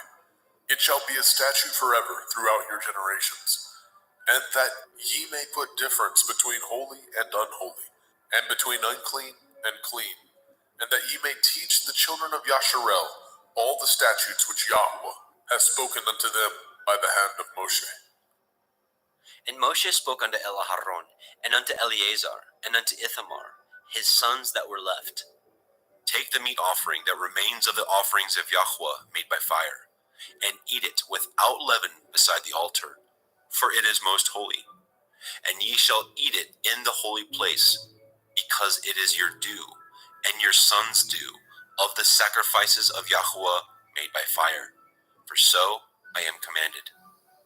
And the wave breast and the heave shoulder shall ye eat in a clean place, you and your sons and your daughters with you, for they be your due, and your sons' due, which are given out of the sacrifices of peace offerings of the children of Yashrael. The heave shoulder and the wave breast shall they bring with the offerings made by fire of the fat, to wave it for a wave offering before Yahweh. And it shall be yours, and your sons with you, by a statute forever, as Yahweh has commanded. And Moshe diligently sought the goat of the sin offering, and behold, it was burnt. And he was angry with Eleazar and Ithamar, the sons of Aharon, which were left alive, saying, Wherefore have ye not eaten the sin offering in the holy place, seeing it is most holy? And Elohim has given it to you to bear the iniquity of the assembly, to make an atonement for them before Yahweh. Behold, the blood of it was not brought in within the holy place. Ye should indeed have eaten it in the holy place, as I commanded. And Aharon said unto Moshe, Behold, this day have they offered their sin offering and their burnt offering before Yahweh, and such things have befallen me. And if I had eaten the sin offering today, should it have been accepted in the sight of Yahweh? And when Moshe heard that, he was content. Vayikra, Leviticus chapter 11. And Yahweh spoke unto El Moshe, and to El Aharon, saying unto them, Speak unto the children of Yasharel, saying, These are the beasts which ye shall eat among all the beasts that are on the earth. Whatsoever parts the hoof, and is cloven-footed, and chews the cud, among the beasts, that shall ye eat. Nevertheless, these shall ye not eat of them that chew the cud, or of them that divide the hoof. As the camel, because he chews the cud, but divides not the hoof, he is unclean unto you. And the coney, because he chews the cud, but divides not the hoof, he is unclean unto you. And the hare, because he chews the cud, but divides not the hoof, he is unclean unto you. And the swine, though he divide the hoof, and be cloven-footed, yet he chews not the cud, he is unclean to you. Of their flesh shall ye not eat, and their carcass shall ye not touch, they are unclean to you. These shall ye eat of all that are in the waters. Whatsoever has fins and scales in the waters, in the seas, and in the rivers, them shall you eat. And all that have not fins and scales in the seas, and in the rivers, of all that move in the waters, and of any living thing which is in the waters, they shall be an abomination unto you. They shall be even an abomination unto you. Ye shall not eat of their flesh, but ye shall have their carcasses in abomination. Whatsoever has no fins nor scales in the water, that shall be an abomination unto you. And these are they which ye shall have an abomination among the fowls. They shall not be eaten. They are an abomination, the eagle, the ossifrage, and the osprey, and the vulture, and the kite after his kind, every raven after his kind, and the owl, and the nighthawk, and the cuckow, and the hawk after his kind, and the little owl, and the cormorant, and the great owl, and the swan, and the pelican, and the gier eagle, and the stork, and the heron after her kind, and the lapwing, and the bat. All fowls that creep going upon all four shall be an abomination unto you. Yet these may ye eat of every flying creeping thing that goes upon all four, which have legs above their feet, to leap withal upon the earth. Even these of them ye may eat, the locust after his kind, and the bald locust after his kind, and the beetle after his kind, and the grasshopper after his kind.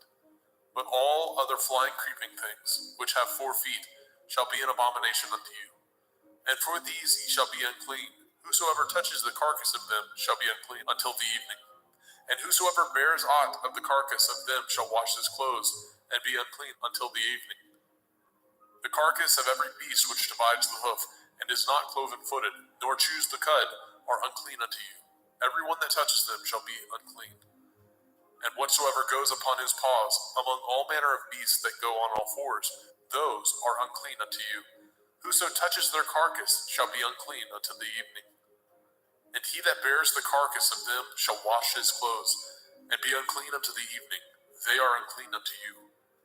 These also shall be unclean unto you. Among the creeping things that creep upon the earth, the weasel, the mouse, and the tortoise, after his kind, and the ferret, and the chameleon, and the lizard, and the snail, and the mole, these are unclean to you among all that creep. Whosoever touches them, when they be dead, shall be unclean until the evening. And upon whatsoever any of them, when they are dead, does fall, it shall be unclean, whether it be any vessel of wood, or raiment, or skin, or sack, whatsoever vessel it be, wherein any work is done, it must be put into water, and it shall be unclean until the evening. so it shall be cleansed. And every earthen vessel, where into any of them that falls, whatsoever is in it shall be unclean, and ye shall break it. Of all meat which may be eaten, that on which such water comes shall be unclean, and all drink that may be drunk in every vessel shall be unclean. And everything whereupon any part of their carcass falls shall be unclean, whether it be oven or range for pots, they shall be broken down, for they are unclean, and shall be unclean unto you. Nevertheless, a fountain or pit, wherein there is plenty of water, shall be clean, but that which touches their carcass shall be unclean. And if any part of their carcass falls upon any sowing seed which is to be sown, it shall be clean. But if any water be put upon the seed, and any part of their carcass fall thereon, it shall be unclean unto you. And if any beast of which ye may eat die, he that touches the carcass thereof shall be unclean unto the evening. And he that eats of the carcass of it shall wash his clothes, and be unclean until the evening. He also that bears the carcass of it shall wash his clothes, and be unclean until the evening. And every creeping thing that creeps upon the earth shall be an abomination. It shall not be eaten. Whatsoever goes upon the belly, and whatsoever goes upon all fours, or whatsoever has more feet among all creeping things that creep upon the earth, them shall ye not eat, for they are an abomination. Ye shall not make yourselves abominable with any creeping thing that creeps, neither shall ye make yourselves unclean with them, that ye should be defiled thereby. For I am Yahuwah Elohim. Ye shall therefore sanctify yourselves, and ye shall be holy, for I am holy. Neither shall ye defile yourselves with any manner of creeping thing that creeps upon the earth. For I am Yahuwah, that brings you up out of the land of Mitzrayim, to be your Elohim. Ye shall therefore be holy, for I am holy. This is the Torah of the beasts, and of the fowl, and of every living creature that moves in the waters, and of every creature that creeps upon the earth, to make a difference between the unclean and the clean, and between the beast that may be eaten, and the beast that may not be eaten. Vaikra, Leviticus chapter 12. And Yahweh spoke unto Moshe, saying, Speak unto the children of Yasharel, saying, If a woman have conceived seed, and born a male child, then she shall be unclean 7 days. According to the days of the separation for her infirmity, shall she be unclean. And in the 8th day, the flesh of his foreskin shall be circumcised. And she shall then continue in the blood of her purifying 33 days. She shall touch no hallowed thing, nor come into the sanctuary, until the days of her purifying be fulfilled. But if she bear a female child, then she shall be unclean 2 weeks, as in her separation, and she shall continue in the blood of her purifying 66 days. And when the days of her purifying are fulfilled, for a son or for a daughter, she shall bring a lamb of the first year for a burnt offering, and a young pigeon, or a turtle dove, for a sin offering, unto the door of the tabernacle of the assembly, unto the priest, who shall offer it before Yahweh, and make an atonement for her, and she shall be cleansed from the issue of her blood.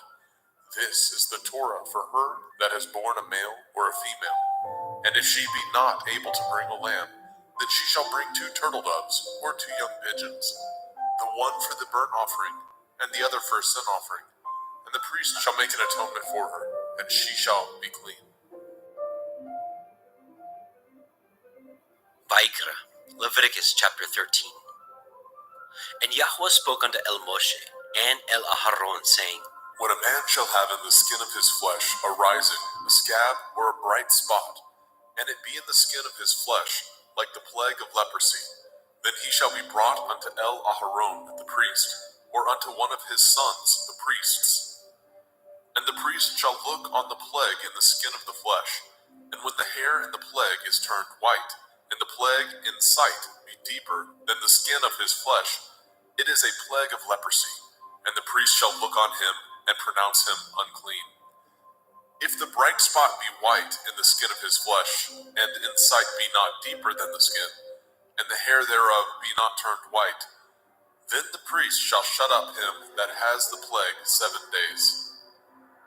And the priest shall look on him the 7th day, and behold, if the plague in his sight be at a stay, and the plague spread not in the skin, then the priest shall shut him up 7 days more. And the priest shall look on him again the 7th day, and behold, if the plague be somewhat dark, and the plague spread not in the skin, the priest shall pronounce him clean. It is but a scab, and he shall wash his clothes and be clean. But if the scab spread much abroad in the skin, after that he has been seen of the priest for his cleansing, he shall be seen of the priest again. And if the priest see that, behold, the scab spreads in the skin, then the priest shall pronounce him unclean. It is a leprosy. When the plague of leprosy is in a man, then he shall be brought unto the priest. And the priest shall see him, and behold, if the rising be white in the skin, and it have turned the hair white, and there be quick raw flesh in the rising, it is an old leprosy in the skin of his flesh, and the priest shall pronounce him unclean, and shall not shut him up, for he is unclean. And if a leprosy break out abroad in the skin, and the leprosy cover all the skin of him that has the plague from his head even to his foot, wheresoever the priest looks, then the priest shall consider, and behold, if the leprosy have covered all his flesh, he shall pronounce him clean that has the plague. It is all turned white, he is clean. But when raw flesh appears in him, he shall be unclean. And the priest shall see the raw flesh and pronounce him to be unclean. For the raw flesh is unclean, it is a leprosy. Or if the raw flesh turn again, and be changed unto white, he shall come unto the priest. And the priest shall see him, and behold, if the plague be turned unto white, then the priest shall pronounce him clean that has the plague, he is clean. The flesh also, in which even in the skin thereof was a boil, and is healed. And in the place of the boil, where there be a white rising, or a bright spot, white, and somewhat reddish, and it be showed to the priest. And if, when the priest sees it, behold, it be in sight lower than the skin, and the hair thereof be turned white, the priest shall pronounce him unclean. It is a plague of leprosy, broken out of the boil. But if the priest look on it, and behold, there be no white hairs therein, and if it be not lower than the skin, but be somewhat dark, then the priest shall shut him up 7 days. And if it spread much abroad in the skin, then the priest shall pronounce him unclean. It is a plague. But if the bright spot stay in his place, and spread not, it is a burning boil, and the priest shall pronounce him clean. Or if there be any flesh in the skin whereof there is a hot burning, and the quick flesh that burns have a white bright spot, somewhat reddish or white, then the priest shall look upon it, and behold, if the hair in the bright spot be turned white, and it be in sight deeper than the skin, it is a leprosy broken out of the burning, wherefore the priest shall pronounce him unclean. It is the plague of leprosy. But if the priest look on it, and behold, there be no white hair in the bright spot, and it be no lower than the other skin, but be somewhat dark, then the priest shall shut him up 7 days. And the priest shall look upon him the 7th day, and if it be spread much abroad in the skin, then the priest shall pronounce him unclean. It is the plague of leprosy. And if the bright spot stay in his place, and spread not in the skin, but it be somewhat dark, it is a rising of the burning, and the priest shall pronounce him clean, for it is an inflammation of the burning.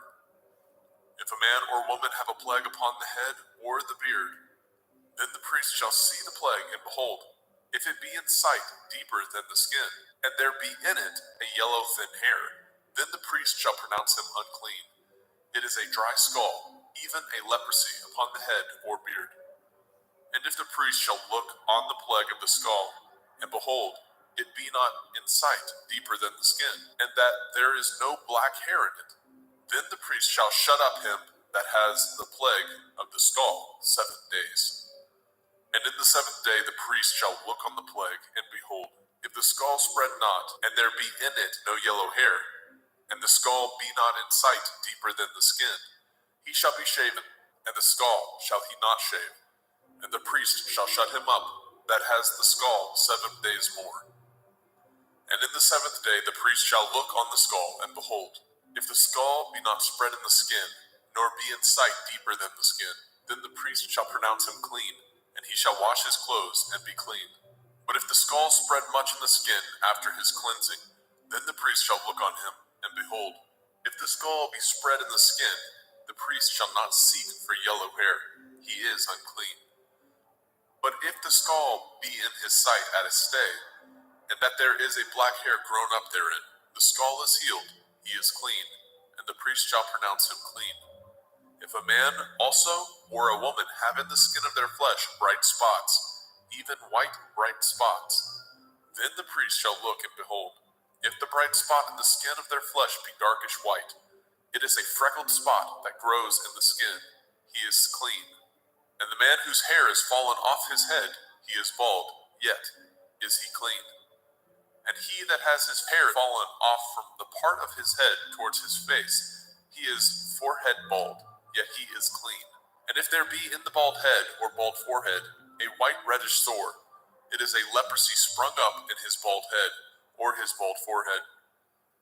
Then the priest shall look upon it, and behold, if the rising of the sore be white reddish in the bald head or in his bald forehead, as the leprosy appears in the skin of the flesh, he is a leprous man, he is unclean. The priest shall pronounce him utterly unclean. His plague is in his head. And the leper in whom the plague is, his clothes shall be rent, and his head bare, and he shall put a covering upon his upper lip, and shall cry, Unclean, unclean. All the days wherein the plague shall be in him shall he be defiled. He is unclean. He shall dwell alone, without the camp shall his habitation be.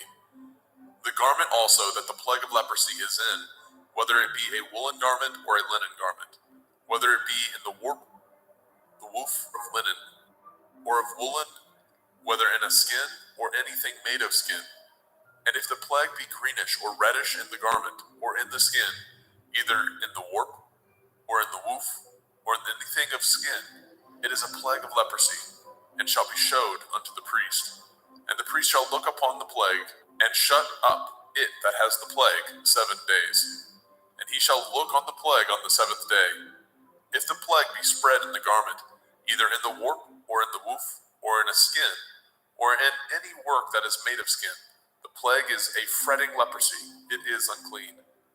He shall therefore burn that garment, whether warp or woof, in woolen or in linen, anything of skin wherein the plague is, for it is a fretting leprosy, it shall be burnt in the fire. And if the priest shall look and behold, the plague be not spread in the garment, either in the warp or in the woof, or in anything of skin, then the priest shall command that they wash the thing wherein the plague is, and he shall shut it up 7 days more. And the priest shall look on the plague after that it is washed, and behold, if the plague have not changed his color, and the plague be not spread, it is unclean. You shall burn it in the fire. It is a fret inward, whether it be bare within or without. And if the priest look and behold the plague be somewhat dark after the washing of it, then he shall rend it out of the garment, or out of the skin, or out of the warp, or out of the woof. And if it appear still in the garment, either in the warp or in the woof, or in anything of skin, it is a spreading plague. You shall burn that wherein the plague is with fire. And the garment, either warp or woof, or whatsoever thing of skin it be, which you shall wash, if the plague be departed from them, then it shall be washed the 2nd time, and shall be clean. This is the Torah of the plague of leprosy, in a garment of woolen or linen, either in warp or woof, or in anything of skins, to pronounce it clean, or to pronounce it unclean. Vaikra, Leviticus chapter 14. And Yahweh spoke unto Moshe, saying, This shall be the Torah of the leper in the day of his cleansing. He shall be brought unto the priest, and the priest shall go forth out of the camp. And the priest shall look, and behold, if the plague of leprosy be healed in the leper, then shall the priest command to take for him that is to be cleansed 2 birds alive and clean, and cedar wood, and scarlet, and hyssop. And the priest shall command that one of the birds be killed in an earthen vessel over running water. As for the living bird, he shall take it, and the cedar wood, and the scarlet, and the hyssop, and shall dip them, and the living bird in the blood of the bird that was killed over the running water.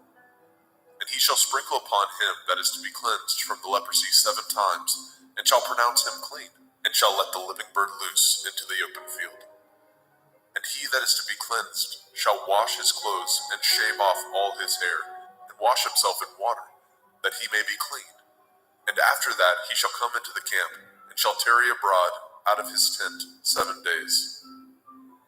But it shall be on the 7th day that he shall shave all his hair off his head, and his beard, and his eyebrows, even all his hair, he shall shave off, and shall wash his clothes.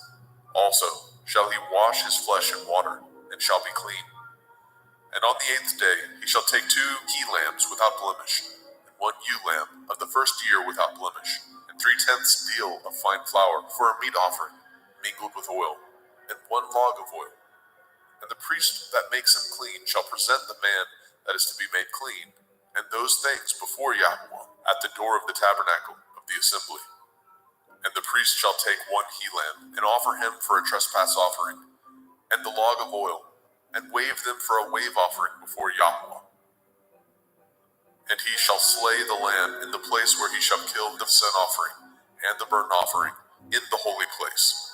For as the sin offering is the priest's, so is the trespass offering. It is most holy. And the priest shall take some of the blood of the trespass offering, and the priest shall put it upon the tip of the right ear of him that is to be cleansed, and upon the thumb of his right hand, and upon the great toe of his right foot. And the priest shall take some of the log of oil, and pour it into the palm of his own left hand. And the priest shall dip his right finger in the oil that is in his left hand, and shall sprinkle of the oil with his finger 7 times before Yahweh.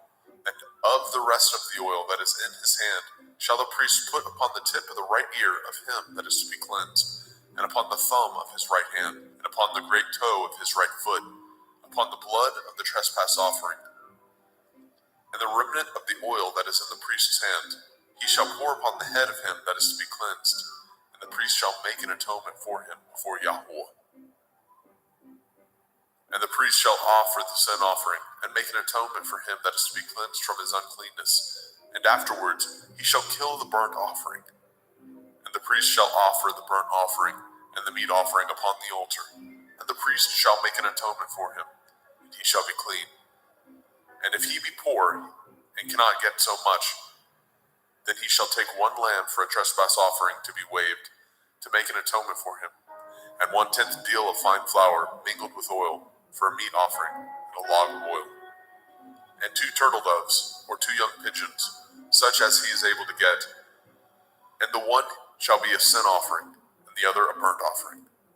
And he shall bring them on the 8th day for his cleansing unto the priest, unto the door of the tabernacle of the assembly before Yahweh. And the priest shall take the lamb of the trespass offering, and the log of oil, and the priest shall wave them for a wave offering before Yahweh. And he shall kill the lamb of the trespass offering, and the priest shall take some of the blood of the trespass offering, and put it upon the tip of the right ear of him that is to be cleansed, and upon the thumb of his right hand, and upon the great toe of his right foot. And the priest shall pour of the oil into the palm of his own left hand. And the priest shall sprinkle with his right finger some of the oil that is in his left hand 7 times before Yahweh. And the priest shall put of that oil that is in his hand upon the tip of the right ear of him that is to be cleansed, and upon the thumb of his right hand, and upon the great toe of his right foot, upon the place of the blood of the trespass offering. And the rest of the oil that is in the priest's hand he shall put upon the head of him that is to be cleansed, to make an atonement for him before Yahweh.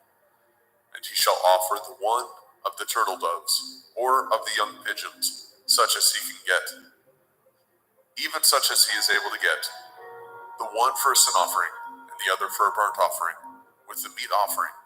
And the priest shall make an atonement for him that is to be cleansed before Yahweh. This is the Torah of him in whom is the plague of leprosy, whose hand is not able to get that which pertains to his cleansing. And Yahweh spoke unto El Moshe and unto El Aharon, saying, When ye are come into the land of Canaan, which I give to you for a possession, and I put the plague of leprosy in a house of the land of your possession, and he that owns the house shall come and tell the priest, saying, It seems to me there is, as it were, a plague in the house. Then the priest shall command that they empty the house before the priest go into it, to see the plague, that all that is in the house be not made unclean. And afterward the priest shall go in to see the house. And he shall look on the plague, and behold, if the plague be in the walls of the house, with hollow strakes, greenish or reddish, which in sight are lower than the wall, then the priest shall go out of the house to the door of the house, and shut up the house 7 days. And the priest shall come again the 7th day, and shall look, and behold, If the plague be spread in the walls of the house, then the priest shall command that they take away the stones in which the plague is, and they shall cast them into an unclean place without the city. And he shall cause the house to be scraped within round about, and they shall pour out the dust that they scrape off without the city into an unclean place. And they shall take other stones and put them in the place of those stones, and he shall take other mortar and shall plaster the house.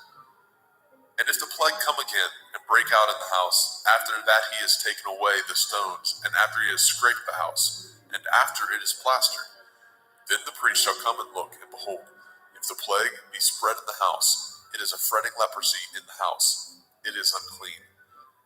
And he shall break down the house, the stones of it, and the timber thereof, and all the mortar of the house, and he shall carry them forth out of the city into an unclean place.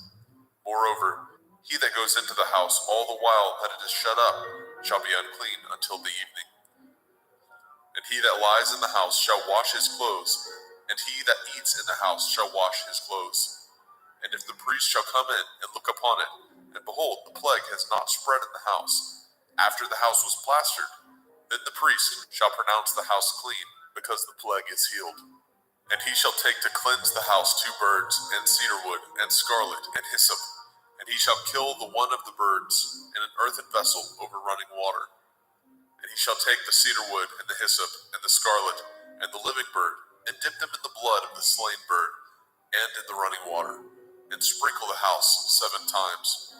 And he shall cleanse the house with the blood of the bird, and with the running water, and with the living bird, and with the cedar wood, and with the hyssop, and with the scarlet. But he shall let go of the living bird out of the city into the open field, and make an atonement for the house, and it shall be clean. This is the Torah for all manner of plague, of leprosy and scald, and for the leprosy of a garment and of a house, and for a rising, and for a scab, and for a bright spot, to teach when it is unclean and when it is clean. This is the Torah of leprosy. Vayikra, Leviticus chapter 15. And Yahweh spoke unto El Moshe and to El Aharon, saying, Speak unto the children of Yasharel, and say unto them, when any man has a running issue out of his flesh, because of his issue he is unclean. And this shall be his uncleanness in his issue, whether his flesh run with his issue, or his flesh be stopped from his issue. It is his uncleanness. Every bed whereon he lies that has the issue is unclean, and everything whereon he sits shall be unclean. And whosoever touches his bed shall wash his clothes, and bathe himself in water, and be unclean until the evening. And he that sits on anything whereon he sat that has the issue shall wash his clothes, and bathe himself in water, and be unclean until the evening. And he that touches the flesh of him that has the issue shall wash his clothes, and bathe himself in water, and be unclean until the evening. And if he that has the issue spit upon him that is clean, then he shall wash his clothes, and bathe himself in water, and be unclean until the evening. And what saddle soever he rides upon that has the issue shall be unclean. And whosoever touches anything that was under him shall be unclean until the evening. And he that bears any of those things shall wash his clothes, and bathe himself in water, and be unclean until the evening. And whomsoever he touches that has the issue, and has not rinsed his hands in water, he shall wash his clothes, and bathe himself in water, and be unclean until the evening. And the vessel of earth that he touches which has the issue shall be broken, and every vessel of wood shall be rinsed in water. And when he that has an issue is cleansed of his issue, then he shall number to himself 7 days for his cleansing, and wash his clothes, and bathe his flesh in running water, and shall be clean. And on the 8th day he shall take to him 2 turtle doves or 2 young pigeons, and come before Yahweh unto the door of the tabernacle of the assembly, and give them unto the priest. And the priest shall offer them, the one for a sin offering, and the other for a burnt offering. And the priest shall make an atonement for him before Yahweh for his issue. And if any man's seed of copulation go out from him, then he shall wash all his flesh in water, and be unclean until the evening. And every garment and every skin whereon is the seed of copulation shall be washed with water, and be unclean until the evening. The woman also with whom the man shall lie with seed of copulation, they shall both bathe themselves in water and be unclean until the evening. And if a woman have an issue, and her issue in her flesh be blood, she shall be put apart 7 days, and whosoever touches her shall be unclean until the evening. And everything that she lies upon in her separation shall be unclean. Everything also that she sits upon shall be unclean. And whosoever touches her bed shall wash his clothes, and bathe himself in water, and be unclean until the evening. And whosoever touches anything that she sat upon shall wash his clothes, and bathe himself in water, and be unclean until the evening. And if it be on her bed, or on anything whereon she sits, when he touches it, he shall be unclean until the evening. And if any man lie with her at all, and her flower be upon him, he shall be unclean 7 days, and all the bed whereon he lies shall be unclean. And if a woman have an issue of her blood many days out of the time of her separation, or if it run beyond the time of her separation, all the days of the issue of her uncleanness shall be as the days of her separation. She shall be unclean.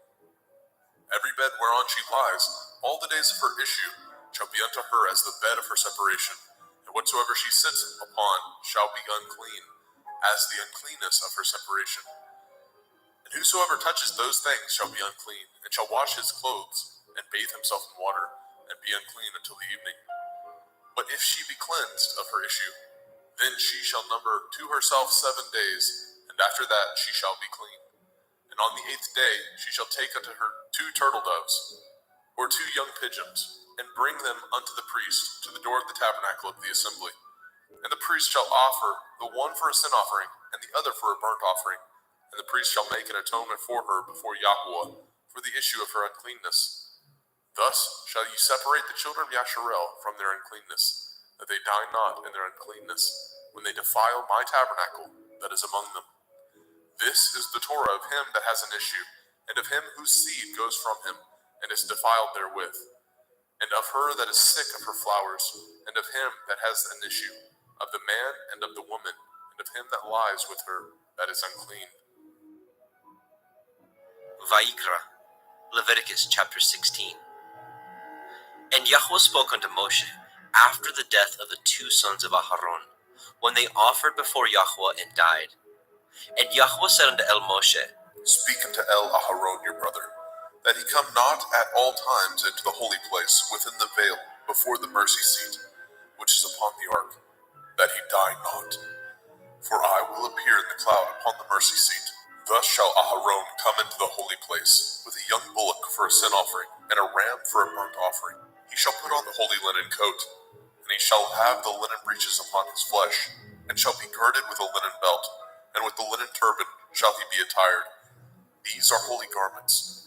Therefore shall he wash his flesh in water, and so put them on. And he shall take of the assembly of the children of Yasharel 2 kids of the goats for a sin offering, and 1 ram for a burnt offering. And Aharon shall offer his bullock of the sin offering, which is for himself, and make an atonement for himself and for his house. And he shall take the 2 goats, and present them before Yahweh at the door of the tabernacle of the assembly. And Aharon shall cast lots upon the 2 goats, 1 lot for Yahuwah, and the other lot for Azazel.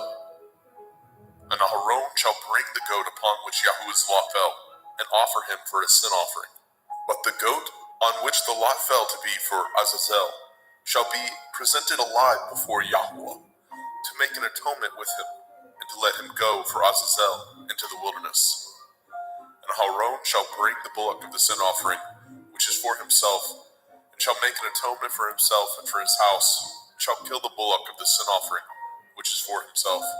And he shall take a censer full of burning coals of fire from off the altar before Yahweh, and his hands full of sweet incense beaten small, and bring it within the veil. And he shall put the incense upon the fire before Yahweh, that the cloud of the incense may cover the mercy seat that is upon the testimony, that he die not. And he shall take of the blood of the bullock, and sprinkle it with his finger upon the mercy seat eastward. And before the mercy seat shall he sprinkle of the blood with his finger 7 times. Then shall he kill the goat of the sin offering that is for the people, and bring his blood within the veil, and do with that blood as he did with the blood of the bullock, and sprinkle it upon the mercy seat, and before the mercy seat. And he shall make an atonement for the holy place, because of the uncleanness of the children of Yasharel, and because of their transgressions, in all their sins. And so shall he do for the tabernacle of the assembly that remains among them in the midst of their uncleanness. And there shall be no man in the tabernacle of the assembly when he goes to make an atonement in the holy place, until he comes out and hath made an atonement for himself and for his household, and for all the assembly of Yasharel. And he shall go out unto the altar that is before Yahuwah, and make an atonement for it, and shall take of the blood of the bullock, and of the blood of the goat, and put it upon the horns of the altar round about. And he shall sprinkle the blood upon it with his finger 7 times, and cleanse it, and hallow it from the uncleanness of the children of Yasharel. And when he has made an end of reconciling the holy place, and the tabernacle of the assembly, and the altar, he shall bring the live goat. And Aharon shall lay both his hands upon the head of the live goat, and confess over him all the iniquities of the children of Yasharel, and all their transgression in all their sins, putting them upon the head of the goat, and shall send him away by the hand of a fit man into the wilderness. And the goat shall bear upon him all their iniquities, unto a land not inhabited, and he shall let go the goat in the wilderness. And Aharon shall come into the tabernacle of the assembly, and shall put off the linen garments which he put on when he went into the holy place, and shall leave them there. And he shall wash his flesh with water in the holy place, and put on his garments, and come forth, and offer his burnt offering, and the burnt offering of the people, and make an atonement for himself and for the people. And the fat of the sin offering shall he burn upon the altar. And he that let go the goat for Azazel shall wash his clothes, and bathe his flesh in water, and afterwards come into the camp. And the bullock for the sin offering, and the goat for the sin offering, and whose blood was brought in to make an atonement in the holy place, shall one carry forth without the camp, and they shall burn in the fire their skins, and their flesh, and their dung. And he that burns them shall wash his clothes, and bathe his flesh in water, and afterwards he shall come into the camp. And this shall be a statute forever unto you, that in the 7th month, on the 10th day of the month, ye shall afflict your souls, and do no work at all, whether it be one of your own country, or a stranger that sojourns among you. For on that day shall the priest make an atonement for you, to cleanse you, that ye may be clean from all your sins before Yahweh. It shall be a Sabbath of rest unto you. Ye shall afflict your souls by a statute forever, and the priest whom he shall anoint, and whom he shall consecrate to minister in the priest's office in his father's stead, shall make the atonement, and shall put on the linen clothes, even the holy garments. And he shall make an atonement for the holy sanctuary, and he shall make an atonement for the tabernacle of the assembly, and for the altar, and he shall make an atonement for the priests, and for all the people of the assembly.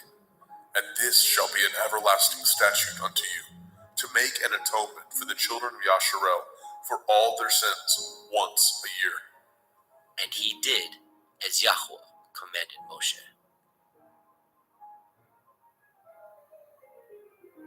Vayikra, Leviticus chapter 17.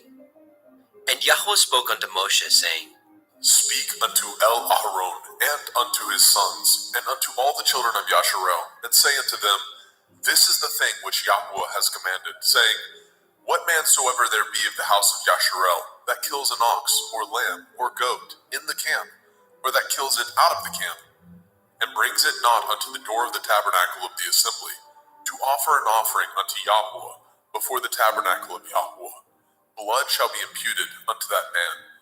He has shed blood, and that man shall be cut off from among his people, to the end that the children of Yasharel may bring their sacrifices, which they offer in the open field, even that they may bring them unto Yahweh, unto the door of the tabernacle of the assembly, unto the priest, and offer them for peace offerings unto Yahweh.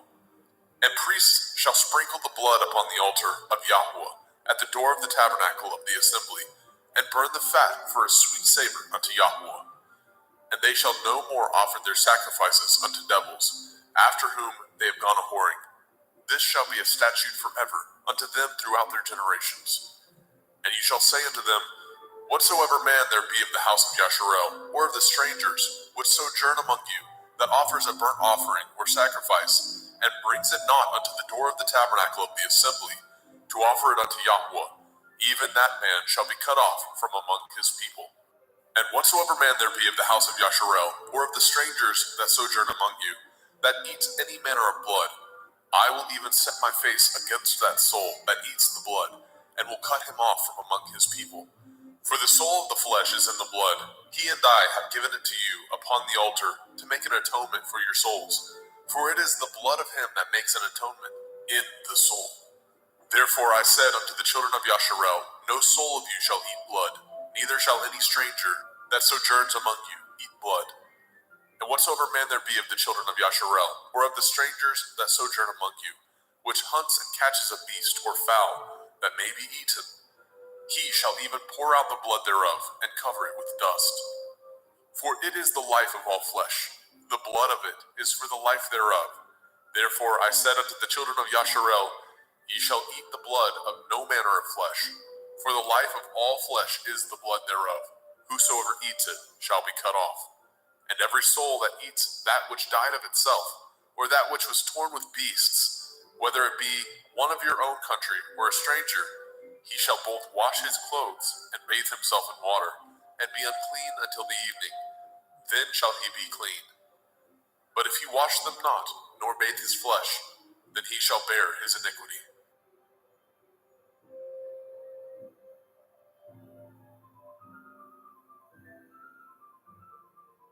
Vaikra, Leviticus chapter 18. And Yahweh spoke unto Moshe, saying, Speak unto the children of Yasharel, and say unto them, I am Yahweh Elohim. After the doings of the land of Mitzrayim, where ye dwell, shall ye not do. And after the doings of the land of Canaan, whither I bring you, shall ye not do. Neither shall ye walk in their ordinances. Ye shall do my judgments, and guard my ordinances, to walk therein. I am Yahuwah Elohim.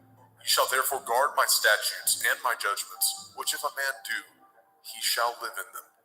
I am Yahuwah. None of you shall approach to any that is near of kin to him, to uncover their nakedness. I am Yahuwah. The nakedness of your father, or the nakedness of your mother, shall you not uncover. She is your mother. You shall not uncover her nakedness. The nakedness of your father's woman shall you not uncover. It is your father's nakedness. The nakedness of your sister, the daughter of your father, the daughter of your mother, whether she be born at home or born abroad, even their nakedness you shall not uncover. The nakedness of your son's daughter, or of your daughter's daughter, even their nakedness you shall not uncover, for theirs is your own nakedness. The nakedness of your father's woman's daughter, begotten of your father, she is your sister, you shall not uncover her nakedness. You shall not uncover the nakedness of your father's sister. She is your father's near kinswoman. You shall not uncover the nakedness of your mother's sister, for she is your mother's near kinswoman. You shall not uncover the nakedness of your father's brother. You shall not approach to his woman. She is your aunt. You shall not uncover the nakedness of your daughter-in-law. She is your son's woman. You shall not uncover her nakedness. You shall not uncover the nakedness of your brother's woman. It is your brother's nakedness. You shall not uncover the nakedness of a woman and her daughter. Neither shall you take her son's daughter, or her daughter's daughter, to uncover her nakedness, for they are your near kinswoman. It is wickedness. Neither shall you take a woman to her sister, to vex her, to uncover her nakedness, beside the other in her lifetime. Also you shall not approach unto a woman to uncover her nakedness, as long as she is put apart for her uncleanness. Moreover, you shall not lie carnally with your neighbor's woman, to defile yourself with her. And you shall not let any of your seed pass through the fire to Molech, neither shall you profane the name of your Elohim. I am Yahweh. You shall not lie with mankind, as with womankind. It is an abomination. Neither shall you lie with any beast to defile yourself therewith. Neither shall any woman stand before a beast to lie down thereto. It is confusion. Defile not ye yourselves in any of these things, for in all these the nations are defiled, which I cast out before you. And the land is defiled, therefore I do visit the iniquity thereof upon it, and the land itself vomits out her inhabitants. Ye shall therefore guard my statutes and my judgments, and shall not commit any of these abominations, neither any of your own nation, nor any stranger that sojourns among you. For all these abominations have the men of the land done, which were before you, and the land is defiled. that the land spew not you out also, when ye defile it, as it spewed out the nations that were before you. For whosoever shall commit any of these abominations, even the souls that commit them shall be cut off from among their people. Therefore shall ye guard my ordinance, that ye commit not any of these abominable customs, which were committed before you, and that ye defile not yourselves therein. I am Yahuwah Elohaikum.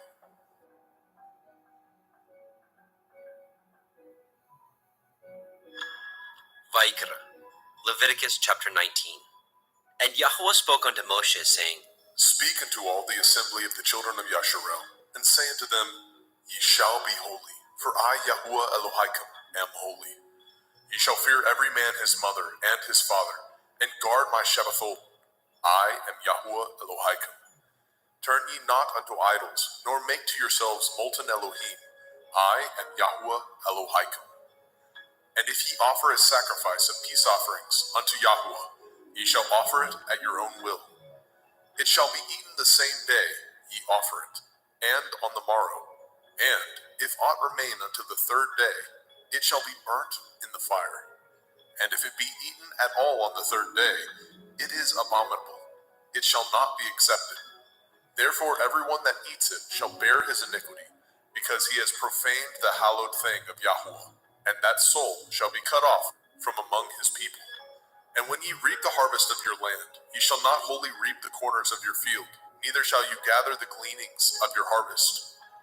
And ye shall not glean your vineyard, neither shall you gather every grape of your vineyard. You shall leave them for the poor and stranger. I am Yahuwah Elohaikum. Ye shall not steal, neither deal falsely, neither lie one to another. And ye shall not swear by my name falsely, neither shall you profane the name of your Elohim. I am Yahuwah. You shall not defraud your neighbor, neither rob him. The wages of him that is hired shall not abide with you all night until the morning. You shall not curse the deaf, nor put a stumbling block before the blind, but shall fear your Elohim. I am Yahuwah. Ye shall do no unrighteousness in judgment. You shall not respect the person of the poor, nor honor the person of the mighty, but in righteousness shall you judge your neighbor. You shall not go up and down as a talebearer among your people, neither shall you stand against the blood of your neighbor. I am Yahuwah. You shall not hate your brother in your heart. You shall in any wise rebuke your neighbor, and not suffer sin upon him. You shall not avenge, nor bear any grudge against the children of your people, but you shall love your neighbor as yourself. I am Yahuwah. Ye shall guard my statutes. You shall not let your cattle gender with a diverse kind. You shall not sow your field with mingled seed. Neither shall a garment mingled of linen and woolen come upon you. And whosoever lies carnally with a woman that is a bondmaid, betrothed to a man, and not at all redeemed, nor freedom given her, she shall be scourged. They shall not be put to death, because she was not free. And he shall bring his trespass offering unto Yahuwah, unto the door of the tabernacle of the assembly, even a ram for a trespass offering. And the priest shall make an atonement for him with the ram of the trespass offering before Yahuwah, for his sin which he has done, and the sin which he has done shall be forgiven him. And when ye come into the land, and shall have planted all manner of trees for food, then ye shall count the fruit thereof as uncircumcised. 3 years shall it be as uncircumcised unto you. It shall not be eaten of. But in the 4th year, all the fruit thereof shall be holy to praise Yahuwah withal. And in the 5th year shall ye eat of the fruit thereof, that it may yield unto you the increase thereof. I am Yahuwah Elohaikum.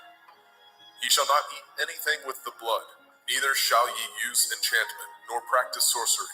You shall not round the corners of your heads, neither shall you mar the corners of your beard.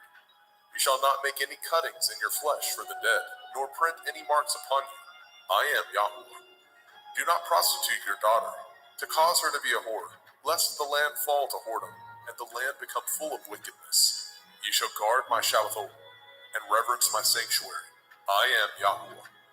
Regard not them that have familiar spirits, neither seek after wizards to be defiled by them. I am Yahuwah Elohaikum. You shall rise up before the gray head, and honor the face of the old man, and fear your Elohim. I am Yahuwah. And if a stranger sojourn with you in your land, ye shall not vex him. But the stranger that dwells with you shall be unto you as one born among you, and you shall love him as yourself. For ye were strangers in the land of Mitzrayim. I am Yahweh Elohim. Ye shall do no unrighteousness in judgment, in meat yard, in weight, or in measure. Just balances, just weights, a just ephah, and a just hin shall ye have. I am Yahweh Elohim, which brought you out of the land of Mitzrayim. Therefore shall ye guard all my statutes, and all my judgments, and do them. I am Yahweh.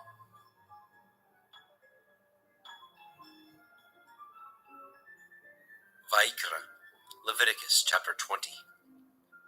And Yahweh spoke unto Moshe, saying, Again you shall say to the children of Yasharel, Whosoever he be of the children of Yasharel, or of the strangers that sojourn in Yasharel, that gives any of his seed unto Molech, he shall surely be put to death. The people of the land shall stone him with stones. And I will set my face against that man, and I will cut him off from among his people, because he has given of his seed unto Molech, to defile my sanctuary, and to profane my holy name. And if the people of the land do any ways hide their eyes from the man, when he gives of his seed unto Molech, and kill him not, then I will set my face against that man, and against his family, and will cut him off, and all that go a-whoring after him, to commit whoredom with Molech, from among their people. And the soul that turns after such as have familiar spirits, and after wizards, to go a-whoring after them, I will even set my face against that soul, and will cut him off from among his people. Sanctify yourselves, therefore, and be ye holy, for I am Yahweh Elohim, and ye shall guard my statutes, and do them. I am Yahweh Mekodishkim. For everyone that curses his father or his mother shall surely be put to death.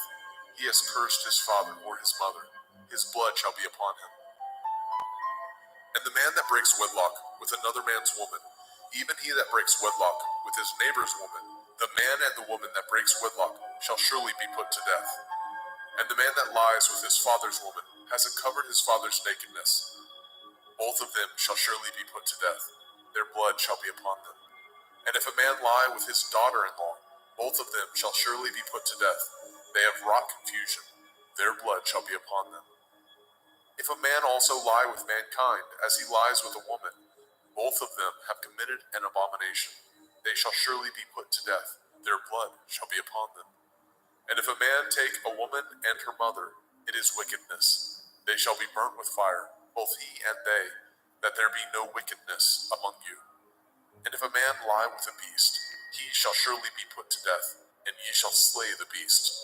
And if a woman approach unto any beast and lie down thereto, you shall kill the woman and the beast. They shall surely be put to death. Their blood shall be upon them. And if a man shall take his sister, his father's daughter, or his mother's daughter, and see her nakedness, and she see his nakedness, it is a wicked thing, and they shall be cut off in the sight of their people. He has uncovered his sister's nakedness, he shall bear his iniquity. And if a man shall lie with a woman having her sickness, and shall uncover her nakedness, he has discovered her fountain, and she has uncovered the fountain of her blood, and both of them shall be cut off from among their people. And you shall not uncover the nakedness of your mother's sister, nor of your father's sister, for he uncovers his near kin, they shall bear their iniquity. And if a man shall lie with his uncle's woman, he has uncovered his uncle's nakedness, they shall bear their sin, they shall die childless. And if a man shall take his brother's woman, it is an unclean thing, he has uncovered his brother's nakedness, they shall be childless. Ye shall therefore guard all my statutes and all my judgments, and do them, that the land whither I bring you to dwell therein spew you not out. And ye shall not walk in the manner of the nation which I cast out before you, for they committed all these things, and therefore I abhorred them. But I have said unto you, ye shall inherit their land, and I will give unto you to possess it a land that flows with milk and honey. I am Yahweh Elohim, which have separated you from other people. Ye shall therefore put difference between clean beasts and unclean, and between unclean fowls and clean. And ye shall not make your souls abominable by beast, or by fowl, or by any manner of living thing that creeps on the ground, which I have separated from you as unclean.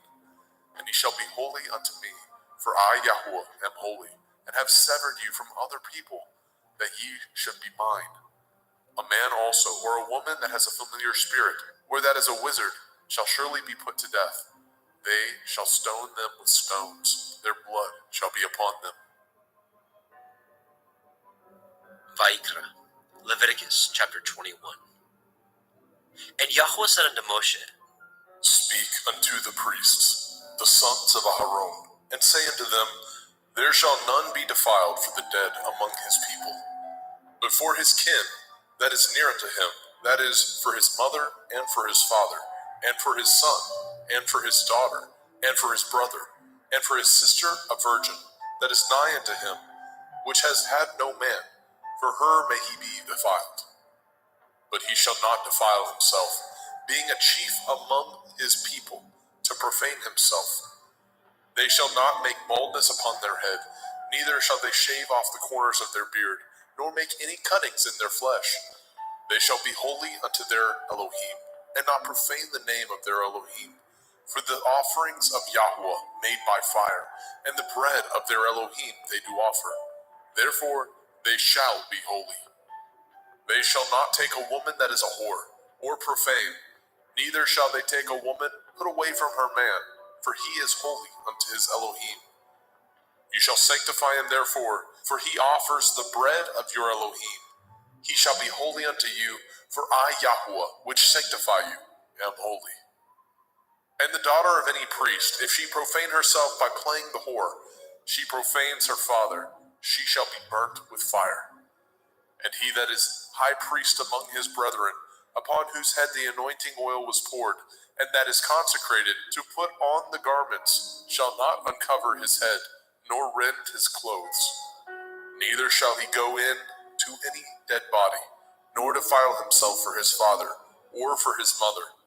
Neither shall he go out of the sanctuary, nor profane the sanctuary of his Elohim, for the crown of the anointing oil of his Elohim is upon him.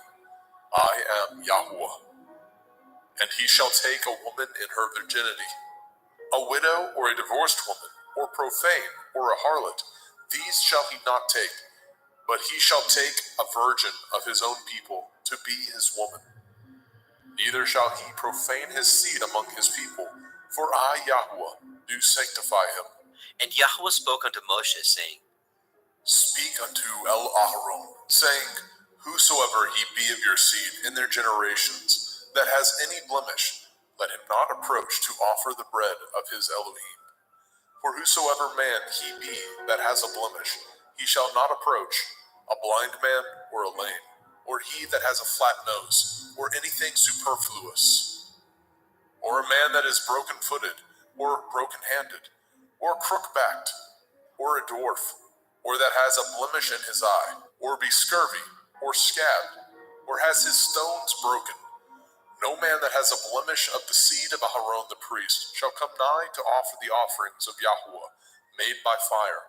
He has a blemish. He shall not come nigh to offer the bread of his Elohim. He shall not eat the bread of his Elohim, both of the most holy and of the holy. Only he shall not go in unto the veil, nor come nigh unto the altar, because he has a blemish, that he profane not my sanctuaries, for I, Yahuwah, do sanctify them. And Moshe told it unto El-Aharon, and to his sons, and to all the children of Yisrael. Vaikra, Leviticus chapter 22. And Yahweh spoke unto Moshe, saying, Speak unto El-Aharon and to his sons, that they separate themselves from the holy things of the children of Yisrael, and that they profane not my holy name in those things, which they hallow unto me. I am Yahuwah. Say unto them, Whosoever he be of all your seed among your generations, that goes unto the holy things, which the children of Yisrael hallow unto Yahuwah, having his uncleanness upon him, that soul shall be cut off from my presence. I am Yahuwah. What man soever of the seed of Aharon is a leper, or has a running issue, he shall not eat of the holy things until he be clean.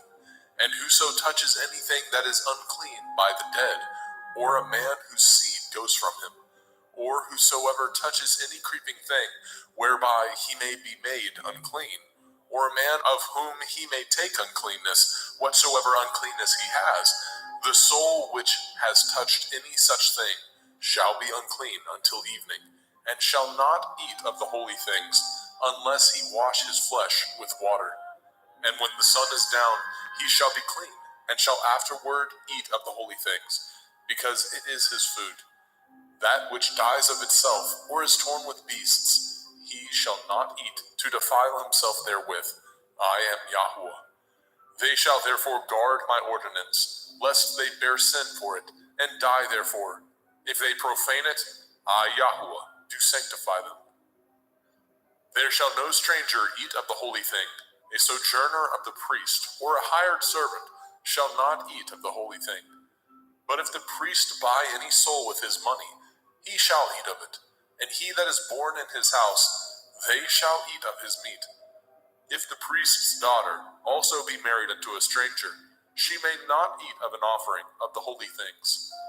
But if the priest's daughter be a widow or divorced, and have no child, and is returned unto her father's house, as in her youth, she shall eat of her father's meat, but there shall no stranger eat thereof.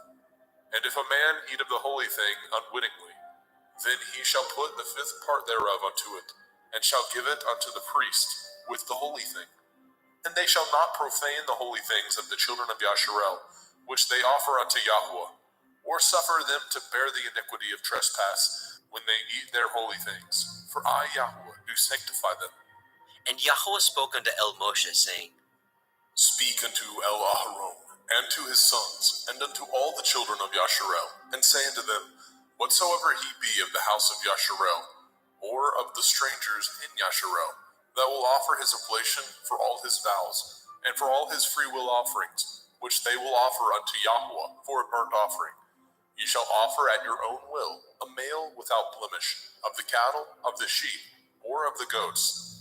But whatsoever has a blemish, that shall ye not offer, for it shall not be acceptable for you.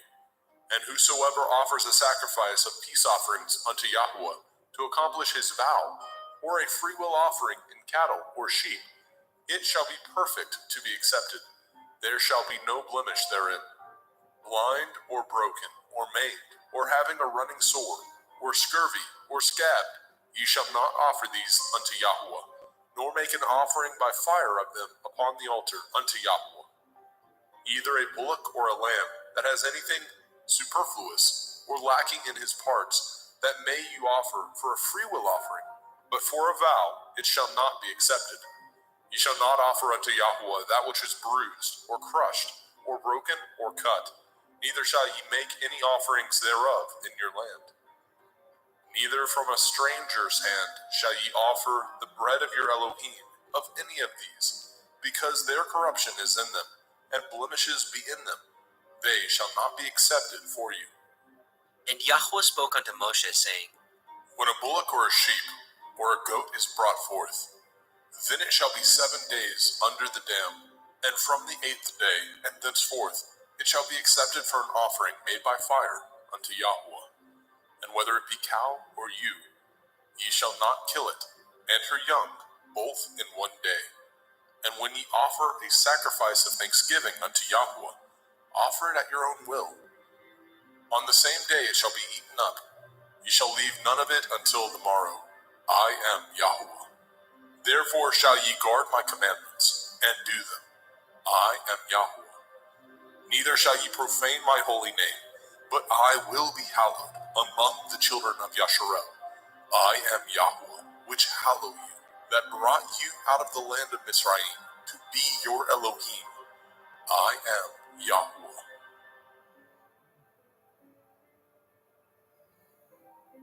Vayikra, Leviticus chapter 23.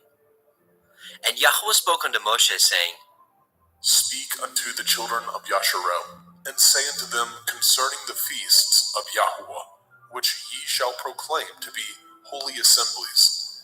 Even these are my feasts. 6 days shall work be done, but the 7th day is the Sabbath of rest, a holy assembly.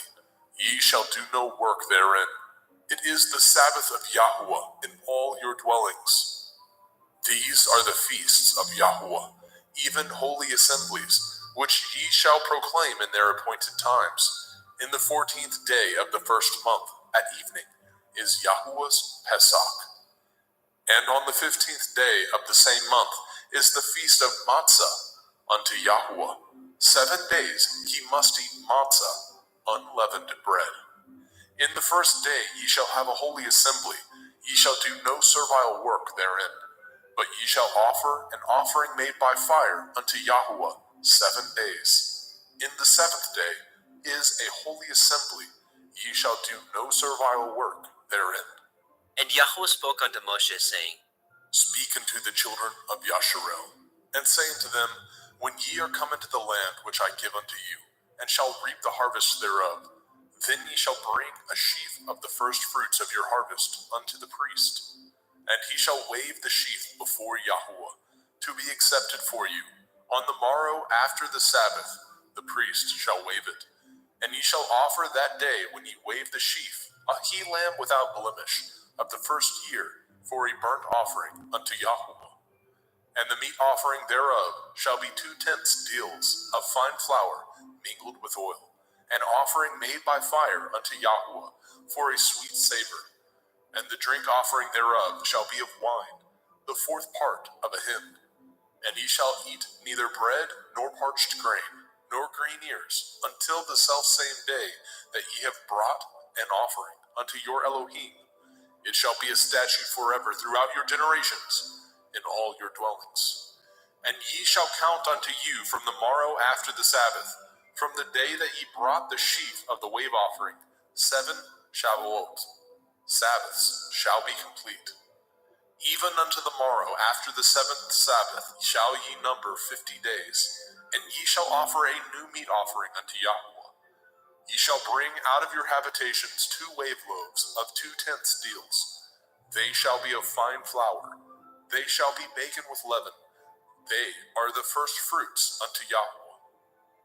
And ye shall offer with the bread 7 lambs, without blemish of the first year, and 1 bullock, and 2 rams. They shall be for a burnt offering unto Yahuwah, with their meat offering and their drink offerings, even an offering made by fire of sweet savor unto Yahuwah. Then ye shall sacrifice 1 kid of the goats for a sin offering, and 2 lambs of the first year for a sacrifice of peace offerings. And the priest shall wave them with the bread of the first fruits for a wave offering before Yahuwah. With the 2 lambs, they shall be holy to Yahuwah for the priest. And ye shall proclaim on the selfsame day that it may be a holy assembly unto you. Ye shall do no servile work therein. It shall be a statute forever in your dwellings throughout your generations. And when ye reap the harvest of your land, you shall not make clean riddance of the corners of your field when you reap. Neither shall you gather any gleanings of your harvest. You shall leave them unto the poor and to the stranger. I am Yahuwah Elohim.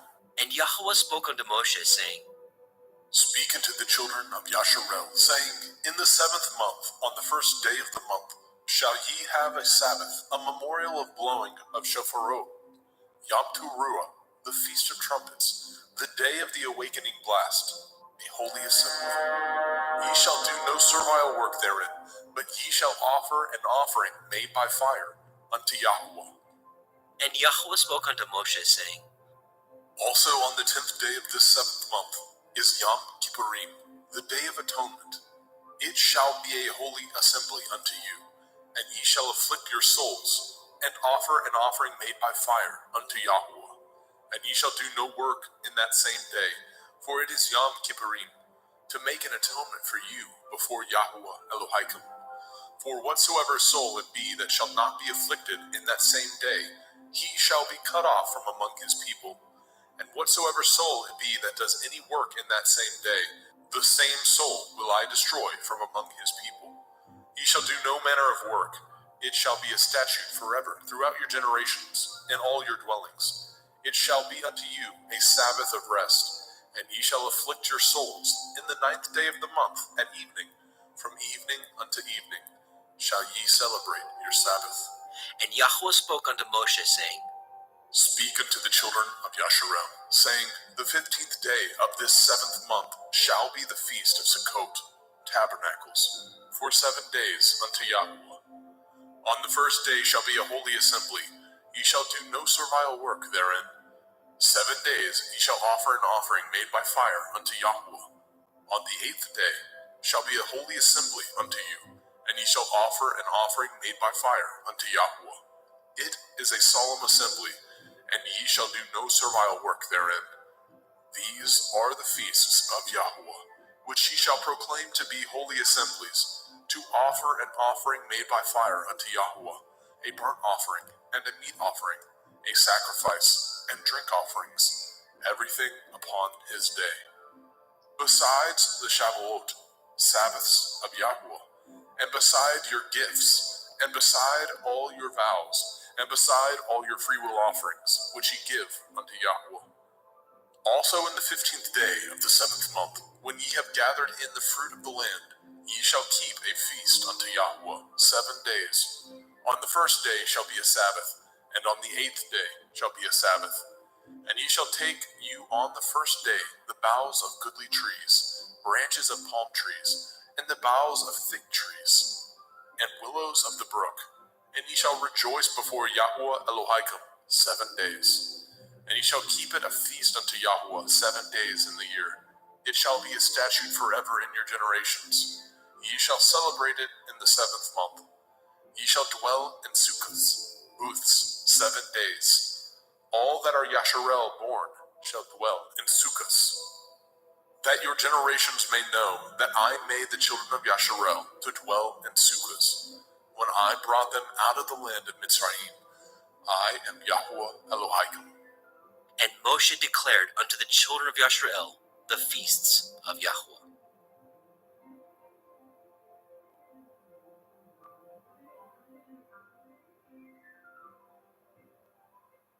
Vayikra, Leviticus chapter 24.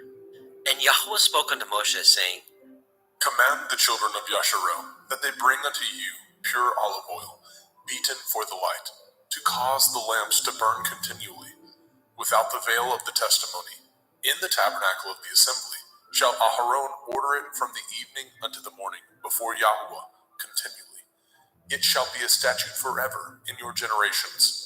He shall order the lamps upon the pure menorah, 7-branched candlestick, before Yahweh continually. And you shall take fine flour and bake 12 cakes thereof. 2/10 deals shall be in 1 cake. And you shall set them in 2 rows, 6 on a row, upon the pure table before Yahweh. And you shall put pure frankincense upon each row, that it may be on the bread for a memorial, even a memorial made by fire unto Yahweh. Every Sabbath he shall set it in order before Yahweh continually, being taken from the children of Yasharel by an everlasting covenant. And it shall be Aharon and his sons, and they shall eat it in the holy place, for it is most holy unto him of the offerings of Yahweh made by fire, by a perpetual statute. And the son of a Yashareliteth woman, whose father was a Mitzri, went out among the children of Yasharel. And this son of the Yashareliteth woman and a man of Yasharel strove together in the camp. And the Yashareliteth woman's son blasphemed the name of Yahweh, and cursed. And they brought him unto Moshe, and his mother's name was Shelomith, the daughter of Divri, of the tribe of Dan. And they put him in ward, that the mind of Yahweh might be showed them. And Yahweh spoke unto Moshe, saying, Bring forth him that has cursed without the camp, and let all that heard him lay their hands upon his head, and let all the assembly stone him. And you shall speak unto the children of Yasharel, saying, Whosoever curses his Elohim shall bear his sin. And he that blasphemes the name of Yahweh, he shall surely be put to death. And all the assembly shall certainly stone him, as well the stranger, as he that is born in the land, when he blasphemes the name of Yahweh, shall be put to death. And he that kills any man shall surely be put to death. And he that kills a beast shall make it good, beast for beast. And if a man cause a blemish in his neighbor, as he has done, so shall it be done to him. Breach for breach, eye for eye, tooth for tooth. As he has caused a blemish in a man, so shall it be done to him again. And he that kills a beast, he shall restore it. And he that kills a man, he shall be put to death. Ye shall have one manner of law, as well for the stranger, as for one of your own country. For I am Yahuwah Elohaikum. And Moshe spoke to the children of Yashrael, that they should bring forth him that had cursed out of the camp, and stone him with stones. And the children of Yashrael did as Yahuwah commanded Moshe.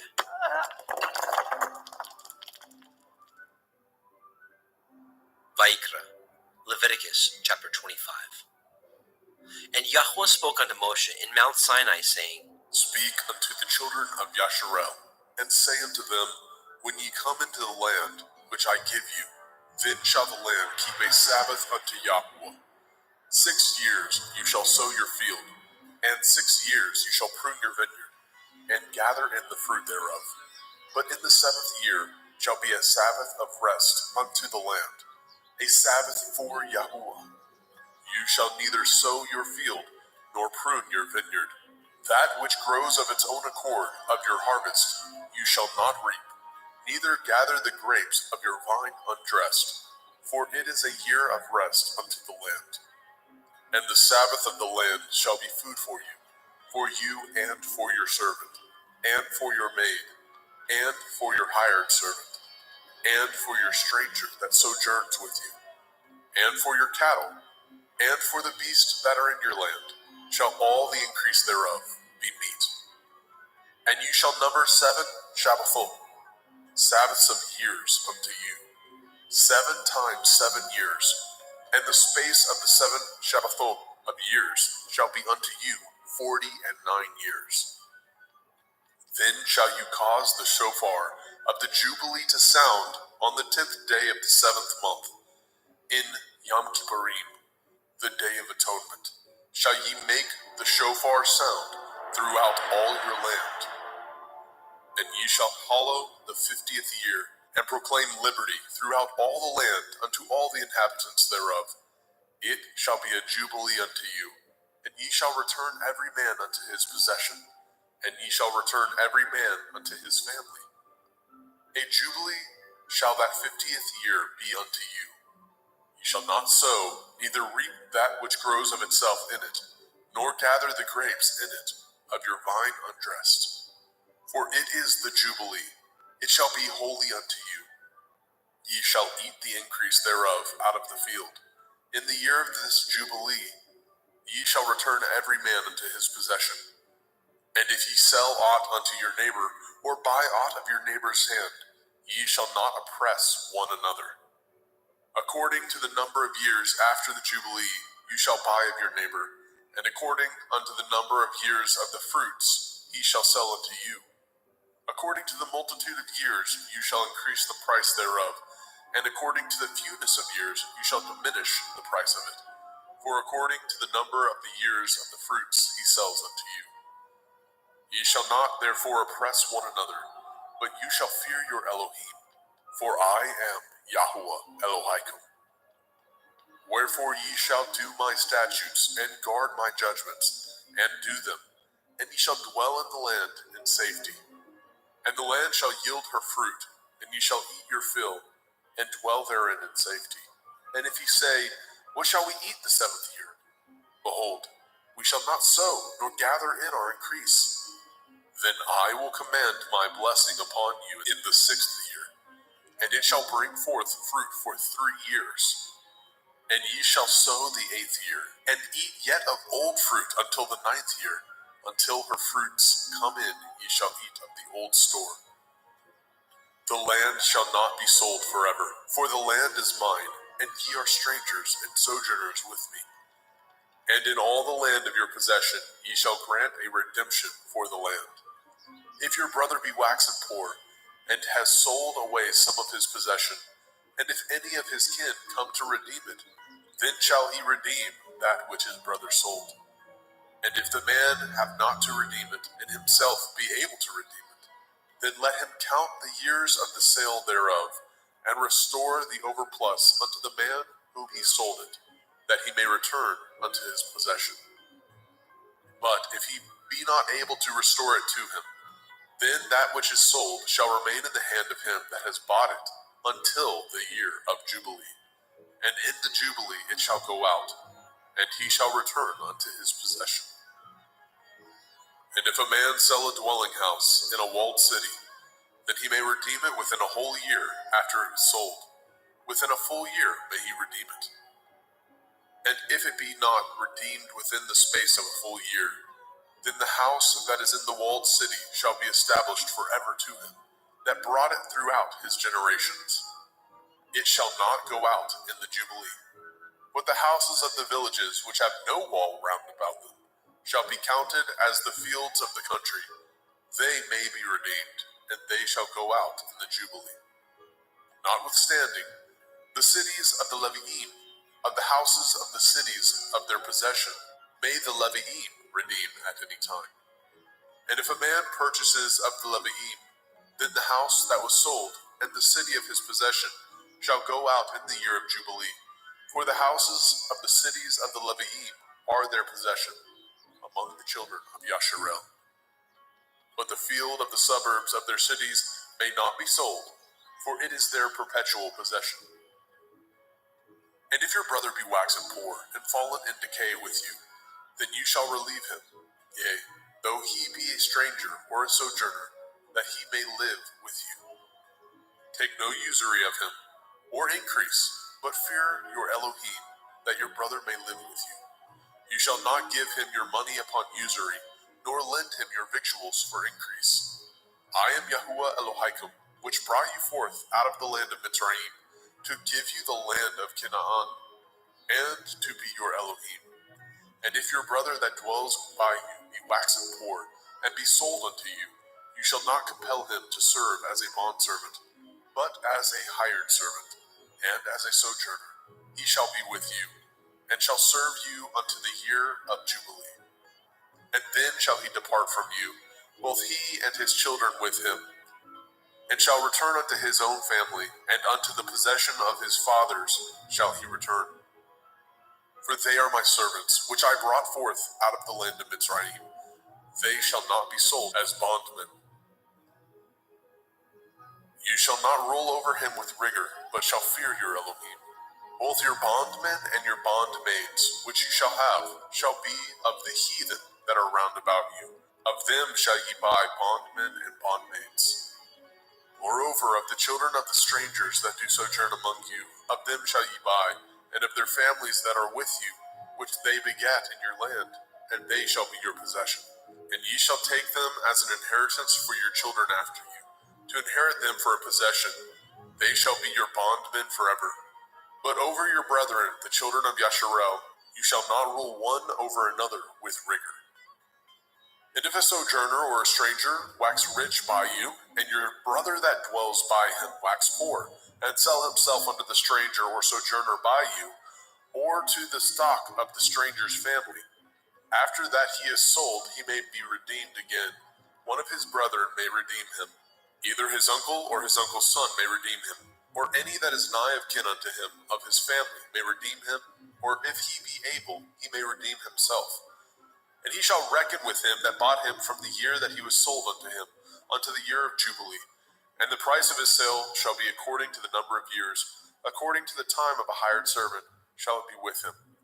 If there be yet many years behind, according unto them he shall give again the price of his redemption, out of the money that he was bought for. And if there remain but few years unto the year of Jubilee, then he shall count with him, and according unto his years shall he give him again the price of his redemption. And as a yearly hired servant shall be with him, and the other shall not rule with rigor over him in your sight. And if he be not redeemed in these years, then he shall go out in the year of Jubilee, both he and his children with him. For unto me the children of Yasharel are servants. They are my servants, whom I brought forth out of the land of Mitzrayim. I am Yahuwah Elohaikum. Vaikra, Leviticus chapter 26. Ye shall make you no idols, nor graven image, neither rear you up a standing image, neither shall ye set up any image of stone in your land, to bow down unto it. For I am Yahweh Elohim. Ye shall guard my Sabbaths, and reverence my sanctuary. I am Yahweh. If ye walk in my statutes, and guard my commandments, and do them, then I will give you rain in due season, and the land shall yield her increase, and the trees of the field shall yield their fruit. And your threshing shall reach unto the vintage, and the vintage shall reach unto the sowing time, and ye shall eat your bread to the full, and dwell in your land safely. And I will give peace in the land, lying down with nothing to fear, and the Sabbath of life. Though evil be part of the land, there is no sword to bring in the land. And ye shall chase your enemies, and they shall fall before you by the sword. And 5 of you shall chase 100, and 100 of you shall put 10,000 to flight. And your enemies shall fall before you by the sword. For I will have respect unto you, and make you fruitful, and multiply you, and establish my covenant with you. And ye shall eat old store, and bring forth the old because of the new. And I will set my tabernacle among you, and my soul shall not abhor you. And I will walk among you, and will be your Elohim, and ye shall be my people. I am Yahweh Elohim, which brought you forth out of the land of Mitzrayim, that ye should not be their bondmen. And I have broken the bands of your yoke, and made you go upright. But if ye will not hearken unto me, and will not do all these commandments, and if ye shall despise my statutes, or if your soul abhor my judgments, so that ye will not do all my commandments, but that ye break my covenant, I also will do this unto you. I will even appoint over you terror, consumption, and the burning on, that shall consume the eyes, and cause sorrow of heart, and ye shall sow your seed in vain, for your enemies shall eat it. And I will set my face against you, and ye shall be slain before your enemies. They that hate you shall reign over you, and ye shall flee when none pursues you. And if ye will not yet for all this hearken unto me, then I will punish you 7 times more for your sins. And I will break the pride of your power, and I will make your heaven as iron, and your earth as brass. And your strength shall be spent in vain, for your land shall not yield her increase, neither shall the trees of the land yield their fruits. And if ye walk contrary unto me, and will not hearken unto me, I will bring 7 times more plagues upon you according to your sins. I will also send wild beasts among you, which shall rob you of your children, and destroy your cattle, and make you few in number, and your highways shall be desolate. And if you will not be reformed by me by these things, but will walk contrary unto me, then will I walk contrary unto you, and will punish you yet 7 times for your sins.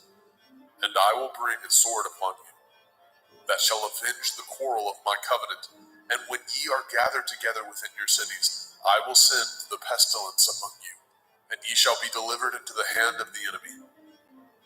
And when I have broken the staff of your bread, 10 women shall bake your bread in one oven, and they shall deliver you your bread again by weight, and ye shall eat and not be satisfied. And if ye will not for all this hearken unto me, but walk contrary unto me, then I will walk contrary unto you also in fury, and I, even I, will chastise you 7 times for your sins. And ye shall eat the flesh of your sons, and the flesh of your daughters shall ye eat. And I will destroy your high places, and cut down your images, and cast your carcasses upon the carcasses of your idols, and my soul shall abhor you. And I will make your cities waste, and bring your sanctuaries unto desolation. And I will not smell the savor of your sweet odors. And I will bring the land unto desolation, and your enemies which dwell therein shall be astonished at it. And I will scatter you among the heathen, and will draw out my sword after you, and your land shall be desolate, and your cities waste. Then shall the land enjoy her Shabbathot, as long as it lies desolate, and ye be in your enemy's land. Even then shall the land rest, and enjoy her Shabbathot. As long as it lies desolate, it shall rest, because it did not rest in your Shabbathot when ye dwelt upon it. And upon them that are left alive of you, I will send a faintness into their hearts, in the land of their enemies, and the sound of a shaken leaf shall chase them, and they shall flee as fleeing from a sword, and they shall fall when none pursues. And they shall fall one upon another, as it were before a sword, when none pursues, and ye have no power to stand before your enemies. And ye shall perish among the heathen, and the land of your enemies shall eat you up. And they that are left of you shall pine away in their iniquity, in your enemies' lands, and also in the iniquities of their fathers shall they pine away with them. If they shall confess their iniquity, and the iniquity of their fathers, with their transgressions which they transgressed against me, and that also they have walked contrary unto me, and that I also have walked contrary unto them, and have brought them into the land of their enemies, if then their uncircumcised heart be humbled, and they then accept of the punishment of their iniquity, then I will remember my covenant with Yaakov, and also my covenant with Yitzhak, and also my covenant with Abraham will I remember, and I will remember the land. The land also shall be left of them, and shall enjoy her Sabbathot, while she lies desolate without them. And they shall accept of the punishment of their iniquity, because they despised my judgments, and because their soul abhorred my statutes. And yet, for all that, when they be in the land of their enemies, I will not cast them away, neither will I abhor them, to destroy them utterly, and to break my covenant with them. For I am Yahweh Elohim. But I will for their sakes remember the covenant of their ancestors, whom I brought forth out of the land of Mitzrayim, in the sight of the heathen, that I might be their Elohim. I am Yahweh. These are the commandments and judgments and Torah, which Yahweh made between him and the children of Yisrael in Mount Sinai by the hand of Moshe.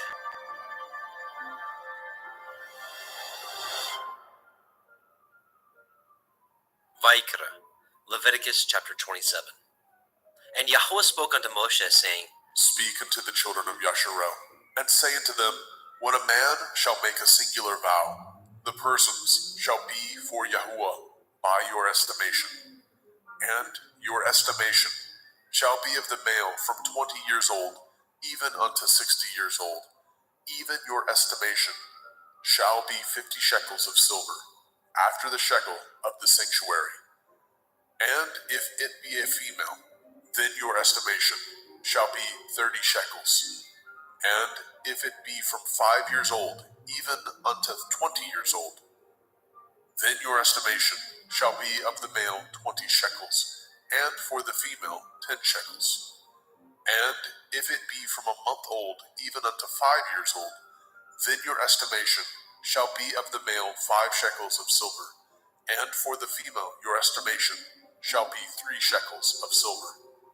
And if it be from 60 years old and above, if it be a male, then your estimation shall be 15 shekels, and for the female 10 shekels. But if he be poorer than your estimation, then he shall present himself before the priest, and the priest shall value him according to his ability. That vowed shall the priest value him. And if it be a beast, whereof men bring an offering unto Yahuwah, all that any man gives of such unto Yahuwah shall be holy. He shall not alter it, nor change it, a good for a bad, or a bad for a good. And if he shall at all change beast for beast, then it and the exchange thereof shall be holy. And if it be any unclean beast, of which they do not offer a sacrifice unto Yahuwah, then he shall present the beast before the priest. And the priest shall value it, whether it be good or bad, as you value it. Who are the priest, so shall it be. But if he will at all redeem it, then he shall add a 5th part thereof unto your estimation. And when a man shall sanctify his house to be holy unto Yahuwah, then the priest shall estimate it, whether it be good or bad. As the priest shall estimate it, so shall it stand. And if he that sanctified it will redeem his house, then he shall add the fifth part of the money of your estimation unto it, and it shall be his.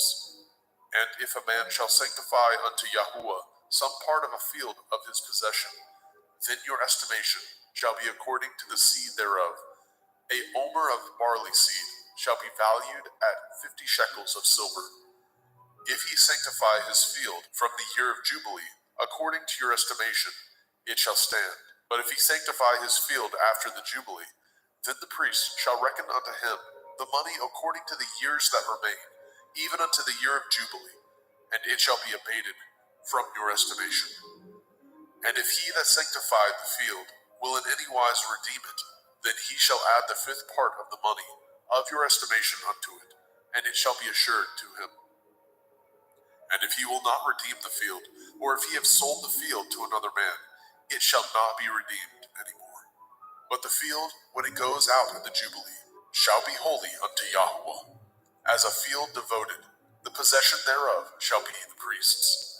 And if a man sanctify unto Yahuwah a field which he has bought, which is not of the fields of his possession, then the priest shall reckon unto him the worth of your estimation, even unto the year of the Jubilee. And he shall give your estimation in that day as a holy thing unto Yahuwah. In the year of the Jubilee, the field shall return unto him of whom it was bought, even to him to whom the possession of the land did belong. And all your estimation shall be according to the shekel of the sanctuary. 20 gerahs shall be the shekel. Only the firstling of the beasts, which should be Yahuwah's firstling. No man shall sanctify it, whether it be ox or sheep. It is Yahuwah's. And if it be of an unclean beast, and he shall redeem it according to your estimation, and shall add a fifth part of it thereto, or if it be not redeemed, then it shall be sold according to your estimation. Notwithstanding, no devoted thing that a man shall devote unto Yahuwah of all that he has, both of man and beast, and of the field of his possession, shall be sold or redeemed. Every devoted thing is most holy unto Yahuwah. None devoted, which shall be devoted of men, shall be redeemed, but shall surely be put to death. And all the tithe of the land, whether of the seed of the land, or of the fruit of the tree, is Yahuwah's. It is holy unto Yahuwah. And if a man shall at all redeem aught of his tithes, he shall add thereto the fifth part thereof. And concerning the tithe of the herd, or of the flock, even of whatsoever passes under the rod, the 10th shall be holy unto Yahuwah. He shall not search whether it be good or bad, neither shall he change it. And if he change it at all, then both it and the change thereof shall be holy. It shall not be redeemed. These are the commandments which Yahuwah commanded Moshe for the children of Yisrael in Mount Sinai.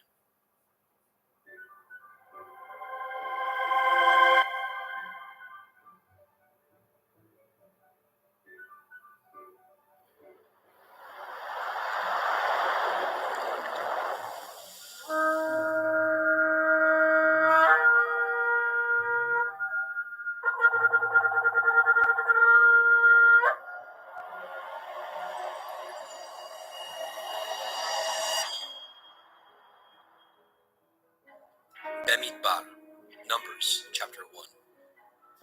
And Yahuwah spoke unto Moshe in the wilderness of Sinai, in the tabernacle of the assembly, on the first day of the second month, in the second year after they were come out of the land of Mitzrayim, saying, Take ye the sum of all the assembly of the children of Yasharel, after their families, by the house of their fathers, with the number of their names, every male by their polls, from 20 years old and upward, all that are able to go forth to war in Yasharel.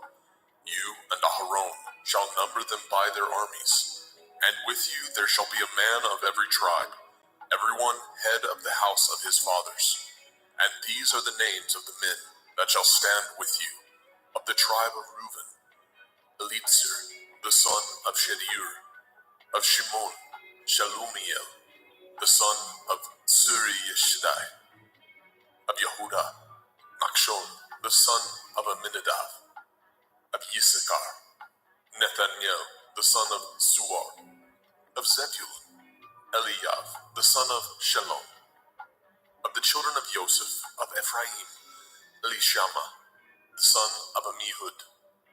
Of Manasseh, Gamliel, the son of Pedastir. Of Benjamin, Abidan, the son of Gideoni. Of Dan, Achiezer, the son of Amishadai. Of Asher, Pagiel, the son of Okran. Of Gad, Eliasaph, the son of Deuel. Of Naphtali, Ahira, the son of Enan. These were the renowned of the assembly, princes of the tribes of their fathers, heads of thousands in Yashrael. And Moshe and Aharon took these men which are expressed by their names, and they assembled all the assembly together on the first day of the second month. And they declared their pedigrees after their families, by the house of their fathers, according to the number of the names, from 20 years old and upwards by their polls. As Yahweh commanded Moshe, so he numbered them in the wilderness of Sinai. And the children of Reuben, Yashrael's eldest son, by their generations, after their families, by the house of their fathers, according to the number of the names, by their polls, every male from 20 years old and upward, all that were able to go forth to war. Those that were numbered of them, even of the tribe of Reuben, were 46,500.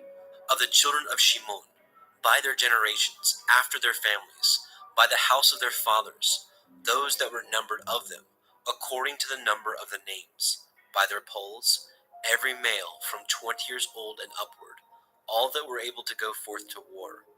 Those that were numbered of them, even of the tribe of Shimon, were 59,300.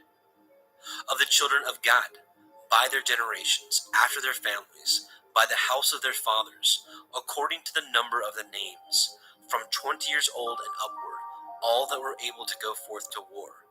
Those that were numbered of them, even of the tribe of Gad, were 45,650. Of the children of Yehudah, by their generations, after their families, by the house of their fathers, according to the number of the names, from 20 years old and upward, all that were able to go forth to war. Those that were numbered of them, even of the tribe of Yehudah, were 314,600. Of the children of Issachar, by their generations, after their families, by the house of their fathers, according to the number of the names, from 20 years old and upward, all that were able to go forth to war. Those that were numbered of them, even of the tribe of Issachar, were 54,400. Of the children of Zebulun, by their generations, after their families, by the house of their fathers, according to the number of the names, from 20 years old and upward, all that were able to go forth to war. Those that were numbered of them, even of the tribe of Zebulun, were 57,400. Of the children of Joseph, namely, of the children of Ephraim, by their generations, after their families, by the house of their fathers, according to the number of the names, from 20 years old and upward, all that were able to go forth to war. Those that were numbered of them, even of the tribe of Ephraim, were 40,500. Of the children of Manasseh, by their generations, after their families, by the house of their fathers, according to the number of the names, from 20 years old and upward, all that were able to go forth to war. Those that were numbered of them, even of the tribe of Manasseh, were 32,200. Of the children of Benjamin, by their generations, after their families, by the house of their fathers, according to the number of the names, from 20 years old and upward, all that were able to go forth to war. Those that were numbered of them, even of the tribe of Benjamin, were 35,400. Of the children of Dan, by their generations, after their families, by the house of their fathers, according to the number of the names, from 20 years old and upward, all that were able to go forth to war. Those that were numbered of them, even of the tribe of Dan, were 62,700. Of the children of Asher, by their generations, after their families, by the house of their fathers, according to the number of the names, from 20 years old and upward, all that were able to go forth to war. Those that were numbered of them, even of the tribe of Asher, were 41,500. Of the children of Naphtali, through their generations, after their families, by the house of their fathers, according to the number of the names, from 20 years old and upward, all that were able to go forth to war. Those that were numbered of them, even of the tribe of Naphtali, were 53,400. These are those that were numbered, which Moshe and Aharon numbered, and the princes of Yashrael, being 12 men, each one was for the house of his fathers. So were all those that were numbered of the children of Yashrael, by the house of their fathers, from 20 years old and upward, all that were able to go forth to war in Yashrael. Even all they that were numbered were 600,000 and 3,550. But the Leviim, after the tribe of their fathers, were not numbered among them. For Yahweh had spoken unto Moshe, saying, Only you shall not number the tribe of Levi, neither take the sum of them among the children of Yasharel. But you shall appoint the Leviim over the tabernacle of testimony, and over all the vessels thereof, and over all things that belong to it. They shall bear the tabernacle, and all the vessels thereof, and they shall minister unto it, and shall encamp around about the tabernacle. And when the tabernacle sets forth, the Leviim shall take it down, and when the tabernacle is to be pitched, the Leviim shall set it up, and the stranger that comes nigh shall be put to death. And the children of Yasharel shall pitch their tents, every man by his own camp, and every man by his own standard, throughout their hosts. But the Leviim shall pitch round about the tabernacle of testimony, that there be no wrath upon the assembly of the children of Yasharel. And the Leviim shall guard the watch of the tabernacle of testimony. And the children of Yashrael did according to all that Yahweh commanded Moshe. So did they.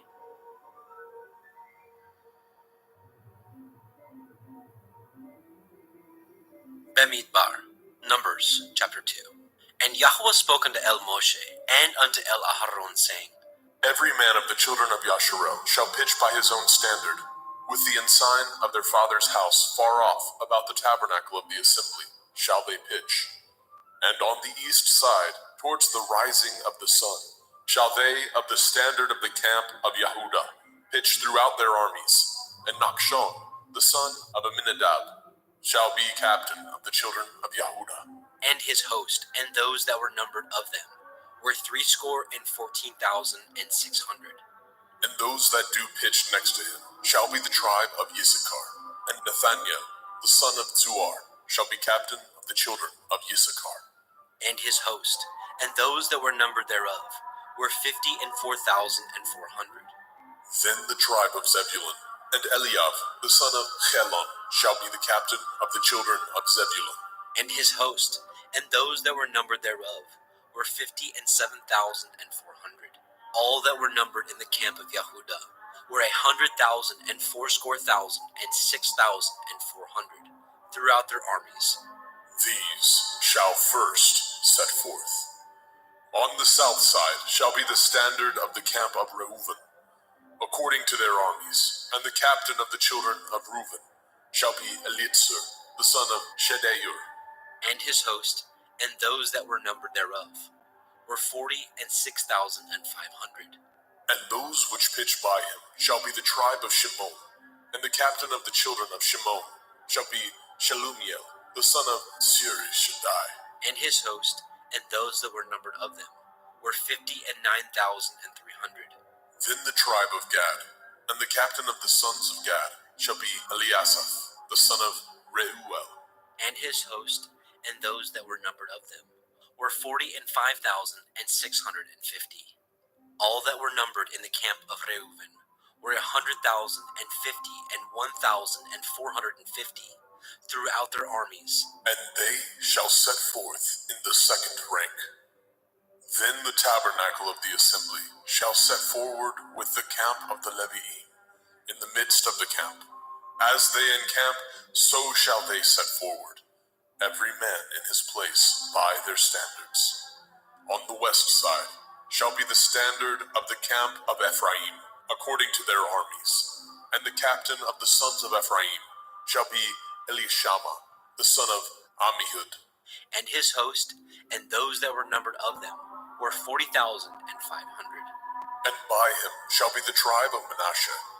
And the captain of the children of Manasseh shall be Gamliel, the son of Pedasjur. And his host, and those that were numbered of them, were 32,200. Then the tribe of Benjamin, and the captain of the sons of Benjamin shall be Abidan, the son of Gideoni.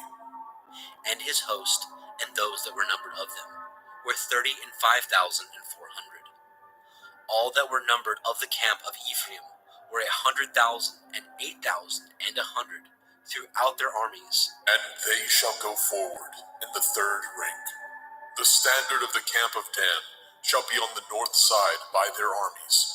And the captain of the children of Dan shall be Ahiezer, the son of Ammishaddai. And his host, and those that were numbered of them, were 62,700.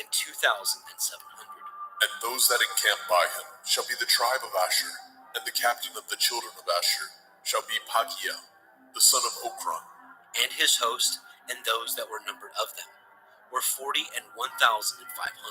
Then the tribe of Naphtali, and the captain of the children of Naphtali shall be Ahira, the son of Enan. And his host, and those that were numbered of them, were 53,400. All they that were numbered in the camp of Dan were 100,050 and 7,600. They shall go hindmost with their standards. These are those which were numbered of the children of Yashrael, by the house of their fathers. All those that were numbered of the camps throughout their host were 600,000 and 3,550. But the Leviim were not numbered among the children of Yashrael, as Yahweh commanded Moshe. And the children of Yashrael did according to all that Yahweh commanded Moshe. So they pitched by their standards, and so they set forward, everyone after their families, according to the house of their fathers. Bemidbar, Numbers chapter 3. These also are the generations of Aharon and Moshe, in the day that Yahweh spoke with Moshe in Mount Sinai. And these are the names of the sons of Aharon: Nadav, the firstborn, and Abihu, Eleazar, and Ithamar. These are the names of the sons of Aharon, the priests which were anointed, whom he consecrated to minister in the priest's office. And Nadav and Abihu died before Yahweh, when they offered strange fire before Yahweh, in the wilderness of Sinai, and they had no children. And Eleazar and Ithamar ministered in the priest's office, in the sight of Aharon their father. And Yahweh spoke unto Moshe, saying, Bring the tribe of Levi near, and present them before Aharon the priest, that they may minister unto him. And they shall guard his watch, and the watch of the whole assembly before the tabernacle of the assembly, to do the service of the tabernacle. And they shall guard all the instruments of the tabernacle of the assembly, and the charge of the children of Yasharel, to do the service of the tabernacle. And you shall give the Leviim unto Aharon and to his sons. They are wholly given unto him out of the children of Yasharel. And you shall appoint Aharon and his sons, and they shall guard their priest's office, and the stranger that comes nigh shall be put to death. And Yahweh spoke unto Moshe, saying, And I, behold, I have taken the Leviim from among the children of Yasharel, instead of all the firstborn that opens the womb among the children of Yasharel. Therefore the Leviim shall be mine, because all the firstborn are mine. For on the day that I smote all the firstborn in the land of Mitzrayim, I hallowed unto me all the firstborn in Yasharel, both man and beast. Mine shall they be. I am Yahweh. And Yahweh spoke unto Moshe in the wilderness of Sinai, saying, Number the children of Levi after the house of their fathers, by their families. Every male from a month old and upward shall you number them. And Moshe numbered them according to the word of Yahweh, as he was commanded. And these were the sons of Levi by their names, Gershon, and Kohath, and Merari. And these are the names of the sons of Gershon by their families: Livni, and Shimei, and the sons of Kohath by their families, Amram, and Yitzchar, Chevron, and Uziel, and the sons of Merari by their families, Machli, and Mushi. These are the families of the Leviim, according to the house of their fathers. Of Gershon was the family of the Libniim, and the family of the Shimeim. These are the families of the Gershonim. Those that were numbered of them, according to the number of all the males, from a month old and upward, even those that were numbered of them were 7,500. The families of the Gershonim shall pitch behind the tabernacle westward, and the chief of the house of the father of the Gershonim shall be Eliasaph, the son of Lael, and the charge of the sons of Gershon in the tabernacle of the assembly shall be the tabernacle, and the tent, the covering thereof, and the hanging for the door of the tabernacle of the assembly, and the hangings of the court, and the curtain for the door of the court, which is by the tabernacle, and by the altar round about, and the cords of it for all the service thereof. And of Kohath was the family of the Amramim, and the family of the Yitzharim, and the family of the Chevronim, and the family of the Uzielim. These are the families of the Kohathim.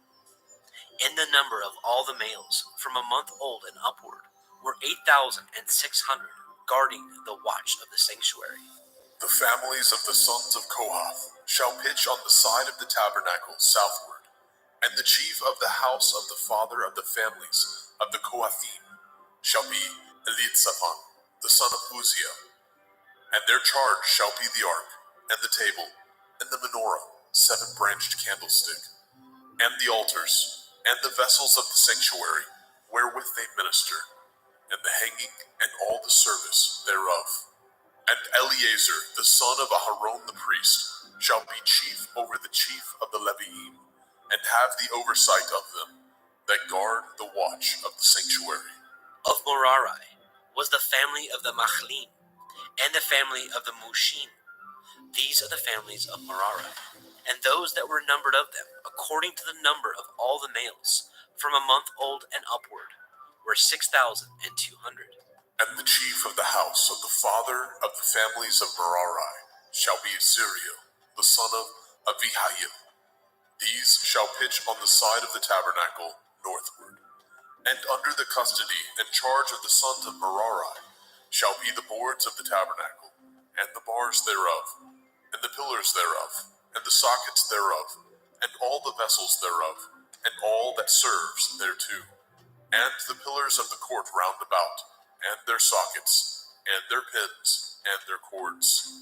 But those that encamp before the tabernacle towards the east, even before the tabernacle of the assembly, eastward, shall be Moshe, and Aharon, and his sons, guarding the watch of the sanctuary, for the watch of the children of Yasharel, and the stranger that comes nigh shall be put to death. And all that were numbered of the Leviim, which Moshe and Aharon numbered at the commandment of Yahweh, throughout their families, all the males from a month old and upward, were 22,000.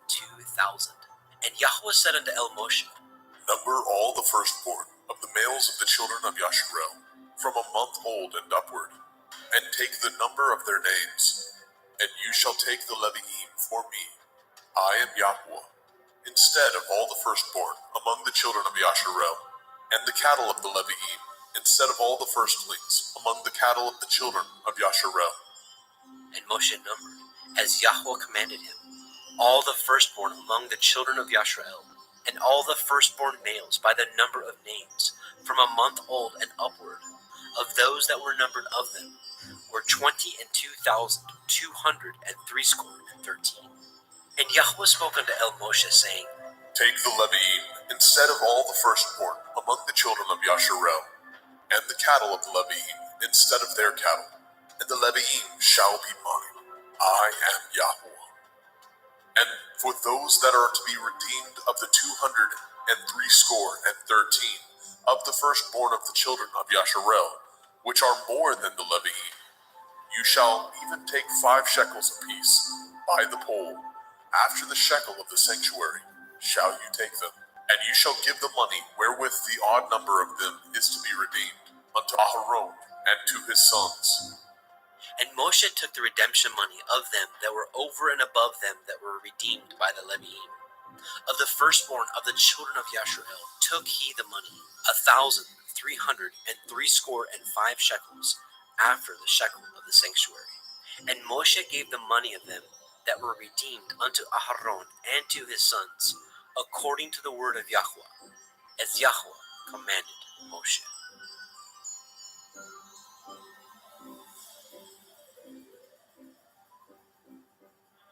Bemidbar, Numbers chapter 4.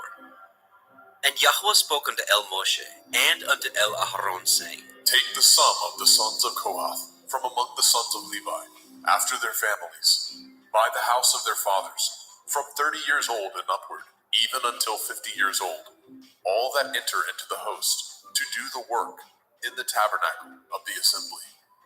This shall be the service of the sons of Kohath in the tabernacle of the assembly, about the most holy things.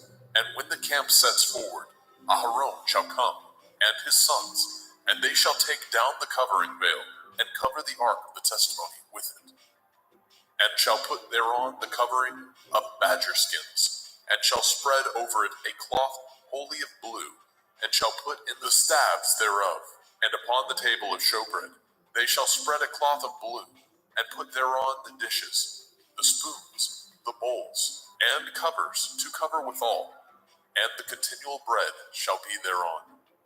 And they shall spread upon them a cloth of scarlet, and cover the same with a covering of badger skins, and shall put in the staves thereof. And they shall take a cloth of blue, and cover the menorah, 7-branched candlestick, of the light, and his lamps, and his tongs, and his snuff dishes, and all the oil vessels thereof, wherewith they minister unto it. And they shall put it, and all the vessels thereof, within a covering of badger skins, and shall put it upon a bar. And upon the golden altar they shall spread a cloth of blue, and cover it with a covering of badger skins, and shall put the staves thereof.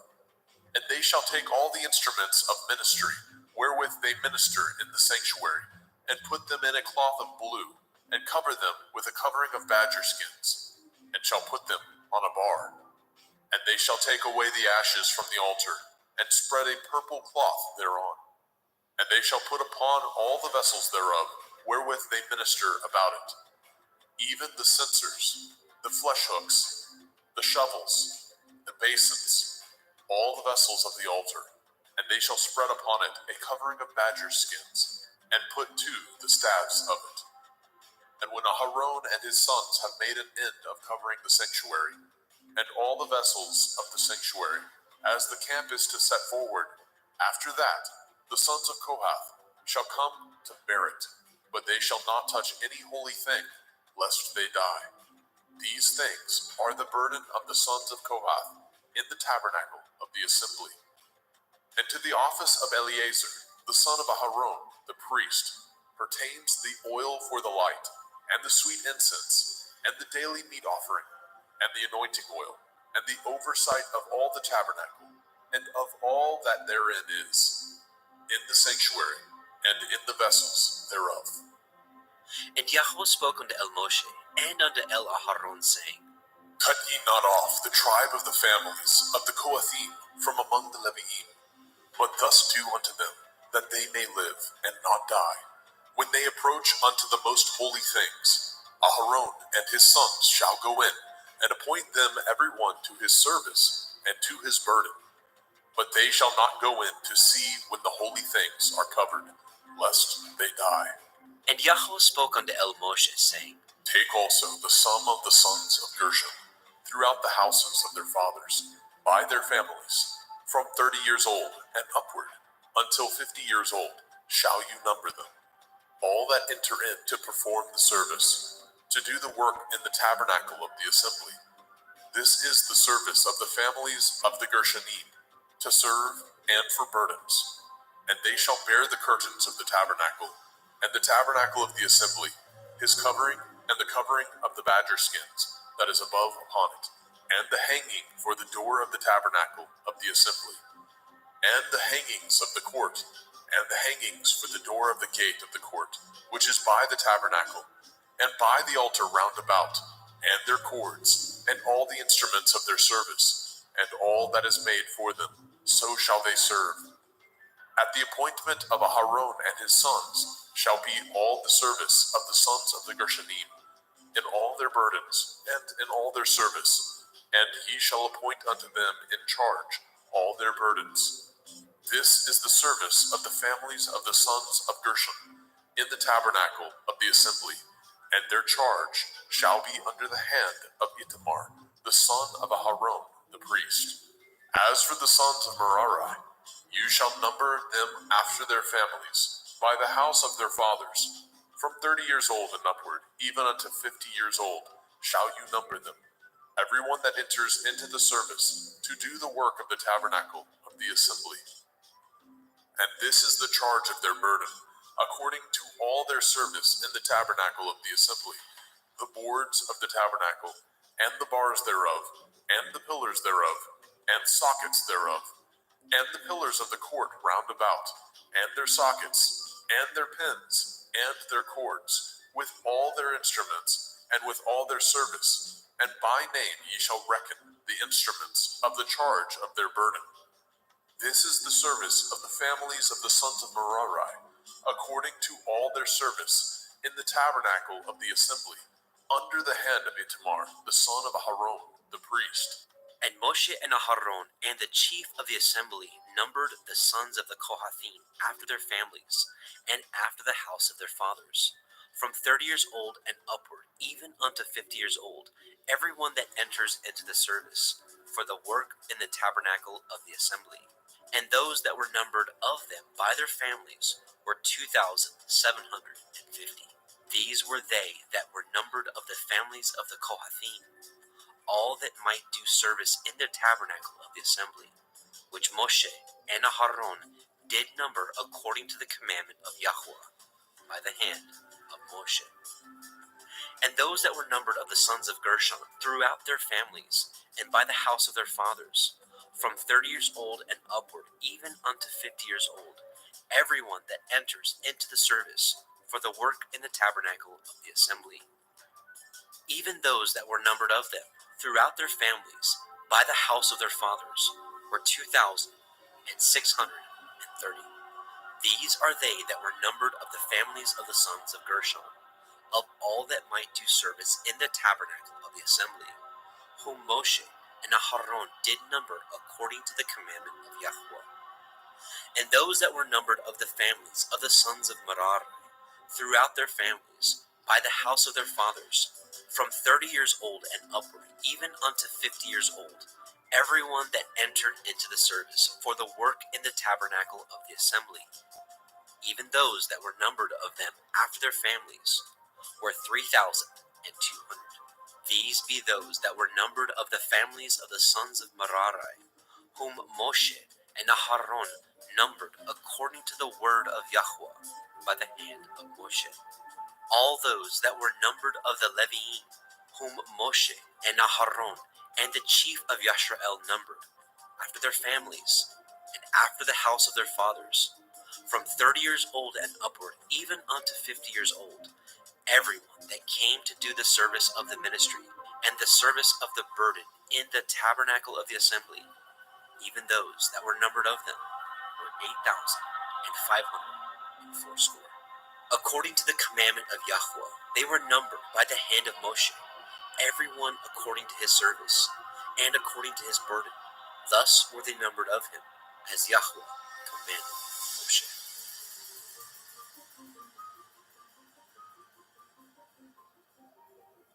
Bamidbar, Numbers, chapter 5. And Yahweh spoke unto Moshe, saying, Command the children of Yasharel that they put out of the camp every leper, and everyone that has an issue, whosoever is defiled by the dead.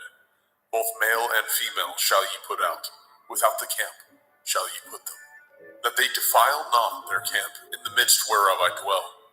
And the children of Yashrael did so, and put them out without the camp, as Yahweh spoke unto Moshe. So did the children of Yashrael. And Yahweh spoke unto Moshe, saying, Speak unto the children of Yasharel, when a man or woman shall commit any sin that men commit, to do a trespass against Yahuwah, and that person be guilty, then they shall confess their sin which they have done, and he shall recompense his trespass with the principal thereof, and add unto it the fifth part thereof, and give it unto him against whom he has trespassed. But if the man have no kinsman to recompense the trespass unto, let the trespass be recompensed unto Yahuwah, even to the priest, beside the ram of the atonement, whereby an atonement shall be made for him. And every offering of all the holy things of the children of Yasharel, which they bring unto the priest, shall be his. And every man's hallowed thing shall be his. Whatsoever any man gives the priest, it shall be his. And Yahweh spoke unto Moshe, saying, Speak unto the children of Yasharel, and say unto them, if any man's woman go aside and commit a trespass against him, and a man lie with her carnally, and it be hid from the eyes of her man, and be kept close, and she be defiled, and there be no witness against her, neither she be taken with the manner, and the ruach of jealousy come upon him, and he be jealous of his woman, and she be defiled. Or if the ruach of jealousy come upon him, and he be jealous of his woman, and she be not defiled, then shall the man bring his woman unto the priest, and he shall bring her offering for her, the 10th part of an ephah of barley meal. He shall pour no oil upon it, nor put frankincense thereon, for it is an offering of jealousy, an offering of memorial, bringing iniquity to remembrance. And the priest shall bring her near, and set her before Yahweh. And the priest shall take holy water in an earthen vessel, and of the dust that is in the floor of the tabernacle the priest shall take, and put it into the water. And the priest shall set the woman before Yahweh, and uncover the woman's head, and put the offering of memorial in her hands, which is the jealousy offering. And the priest shall have in his hand the bitter water that causes the curse. And the priest shall charge her by an oath, and say unto the woman, if no man have lain with you, and if you have not gone aside to uncleanness with another instead of your man, be free from this bitter water that causes the curse. But if you have gone aside to another instead of your man, and if you be defiled, and some man have lain with you beside your man, then the priest shall charge the woman with an oath of cursing, and the priest shall say unto the woman, Yahweh make you a curse, and an oath among your people, when Yahweh makes your thigh to rot, and your belly to swell. And this water that causes the curse shall go into your bowels, to make your belly to swell, and your thigh to rot. And the woman shall say, Amen, Amen. And the priest shall write these curses in a sefer, and he shall blot them out with the bitter water. And he shall cause the woman to drink the bitter water that causes the curse, and the water that causes the curse shall enter into her and become bitter. Then the priest shall take the jealousy offering out of the woman's hand, and shall wave the offering before Yahweh, and offer it upon the altar. And the priest shall take a handful of the offering, even the memorial thereof, and burn it upon the altar, and afterward shall cause the woman to drink the water. And when he has made her to drink the water, then it shall come to pass, that if she be defiled, and have done trespass against her man, that the water that causes the curse shall enter into her, and become bitter, and her belly shall swell, and her thigh shall rot, and the woman shall be a curse among her people. And if the woman be not defiled, but be clean, then she shall be free, and shall conceive seed.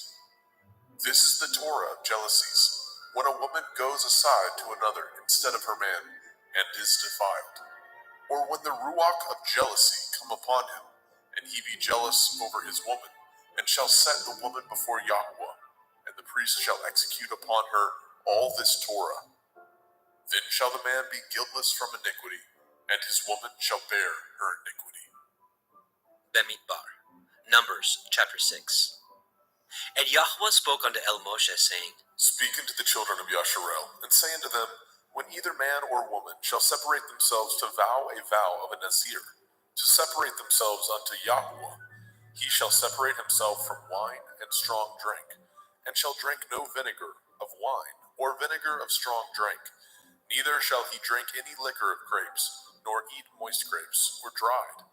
All the days of his separation shall he eat nothing that is made of the vine tree, from the kernels even to the husk. All the days of the vow of his separation, there shall no razor come upon his head, until the days be fulfilled, in which he separates himself unto Yahuwah. He shall be holy, and shall let the locks of the hair of his head grow. All the days that he separates himself unto Yahuwah, he shall come at no dead body. He shall not make himself unclean for his father, or for his mother, for his brother, or for his sister, when they die, because the consecration of his Elohim is upon his head. All the days of his separation he is holy unto Yahuwah. And if any man die very suddenly by him, and he has defiled the head of his consecration, then he shall shave his head in the day of his cleansing. On the 7th day shall he shave it. And on the 8th day he shall bring 2 turtle doves, or 2 young pigeons, to the priest, to the door of the tabernacle of the assembly. And the priest shall offer the one for a sin offering, and the other for a burnt offering, and make an atonement for him, for that he sinned by the dead, and shall hallow his head that same day. And he shall consecrate unto Yahuwah the days of his separation, and shall bring a lamb of the first year for a trespass offering. But the days that were before shall be lost, because his separation was defiled. And this is the Torah of the Nazir. When the days of his separation are fulfilled, he shall be brought unto the door of the tabernacle of the assembly. And he shall offer his offering unto Yahuwah, 1 he-lamb of the first year, without blemish, for a burnt offering, and 1 ewe-lamb of the first year, without blemish, for a sin offering, and 1 ram without blemish, for peace offerings, and a basket of matzah, unleavened bread, cakes of fine flour mingled with oil, and wafers of matzah anointed with oil, and their meat offering, and their drink offerings. And the priest shall bring them before Yahuwah, and shall offer his sin offering, and his burnt offering.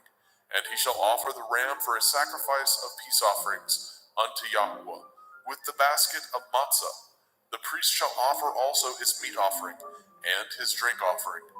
And the Nazir shall shave the head of his separation at the door of the tabernacle of the assembly, and shall take the hair of the head of his separation, and put it in the fire which is under the sacrifice of the peace offerings.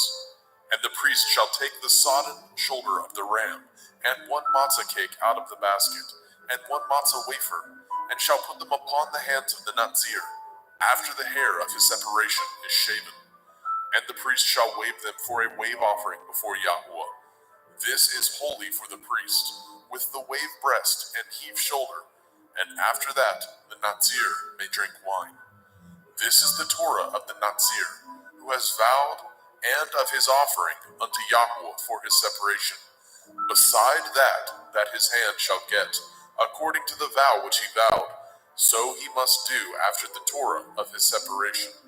And Yahuwah spoke unto Moshe, saying, Speak unto El-Aharon and unto his sons, saying, On this wise ye shall bless the children of Yasharel, saying unto them, Yahuwah bless you and guard you. Yahuwah make his face shine upon you, and be gracious unto you. Yahuwah lift up his countenance upon you, and give you peace. And they shall put my name upon the children of Yasharel, and I will bless them.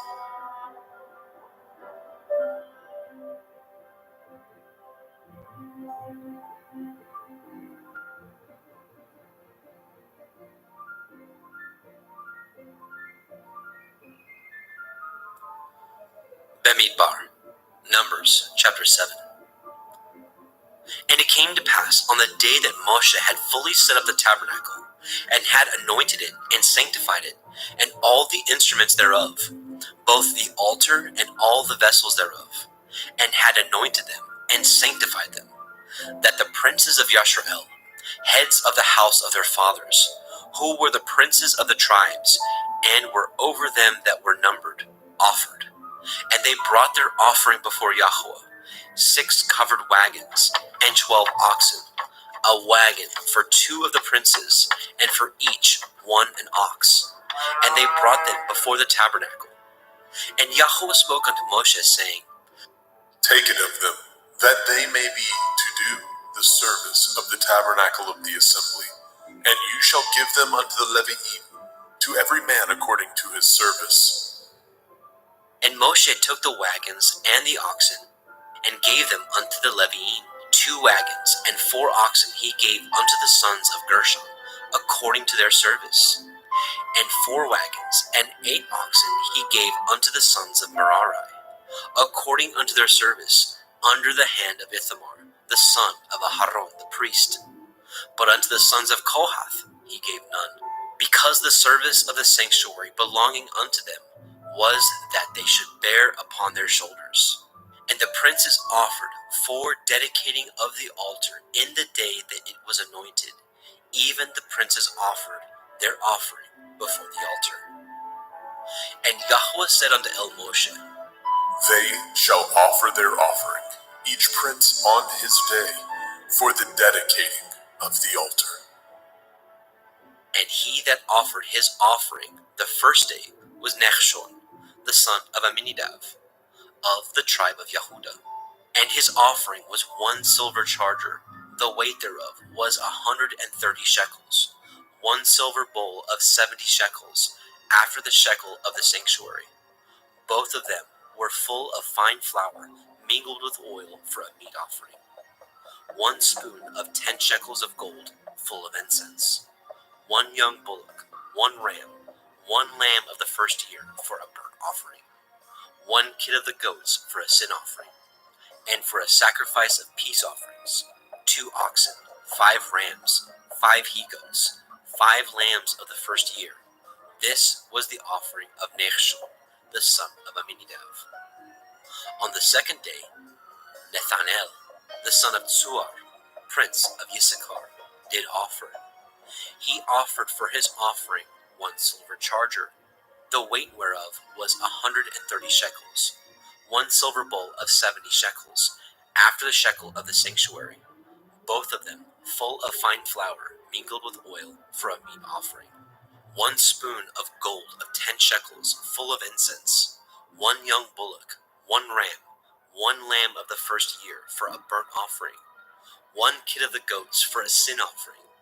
And for a sacrifice of peace offerings, 2 oxen, 5 rams, 5 he-goats, 5 lambs of the first year.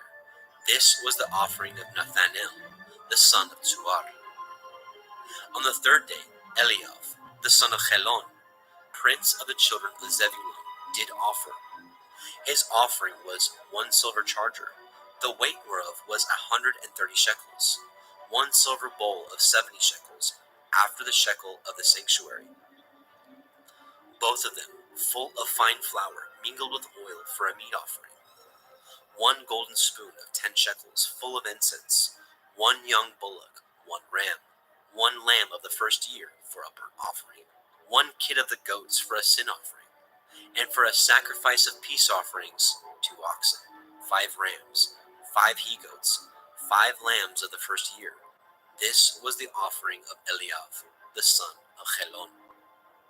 On the fourth day, Elitzur, the son of Shedur, prince of the children of Reuben, did offer. His offering was 1 silver charger of the weight of 130 shekels, 1 silver bowl of 70 shekels, after the shekel of the sanctuary, both of them full of fine flour, mingled with oil for a meat offering. 1 golden spoon of 10 shekels, full of incense. 1 young bullock, 1 ram, 1 lamb of the first year for a burnt offering. 1 kid of the goats for a sin offering. And for a sacrifice of peace offerings, 2 oxen, 5 rams, 5 he-goats, 5 lambs of the first year. This was the offering of Elitzur, the son of Shedur. On the 5th day, Shelumiel, the son of Tzurishaddai, prince of the children of Shimon, did offer. His offering was 1 silver charger, the weight whereof was 130 shekels, 1 silver bowl of 70 shekels, after the shekel of the sanctuary, both of them full of fine flour mingled with oil for a meat offering. 1 golden spoon of 10 shekels, full of incense. 1 young bullock, 1 ram, 1 lamb of the first year for a burnt offering. 1 kid of the goats for a sin offering. And for a sacrifice of peace offerings, 2 oxen, 5 rams, 5 he-goats, 5 lambs of the first year. This was the offering of Shelumiel, the son of Zurishaddai. On the 6th day, Elisaph, the son of Deuel, prince of the children of Gad, offered. His offering was 1 silver charger of the weight of 130 shekels, a silver bowl of 70 shekels, after the shekel of the sanctuary, both of them full of fine flour mingled with oil for a meat offering. 1 golden spoon of 10 shekels full of incense, 1 young bullock, 1 ram, 1 lamb of the first year for a burnt offering, 1 kid of the goats for a sin offering, and for a sacrifice of peace offerings, 2 oxen, 5 rams, 5 he-goats, 5 lambs of the first year. This was the offering of Elisaph, the son of Deuel. On the 7th day, Elishama, the son of Ammihud, prince of the children of Ephraim, offered. His offering was 1 silver charger, the weight whereof was 130 shekels, 1 silver bowl of 70 shekels, after the shekel of the sanctuary, both of them full of fine flour mingled with oil for a meat offering.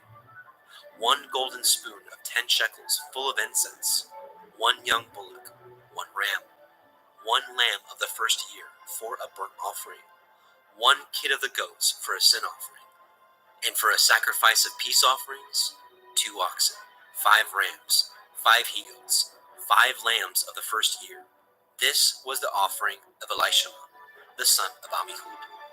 On the 8th day offered Gamaliel, the son of Pedatsur, prince of the children of Manasseh.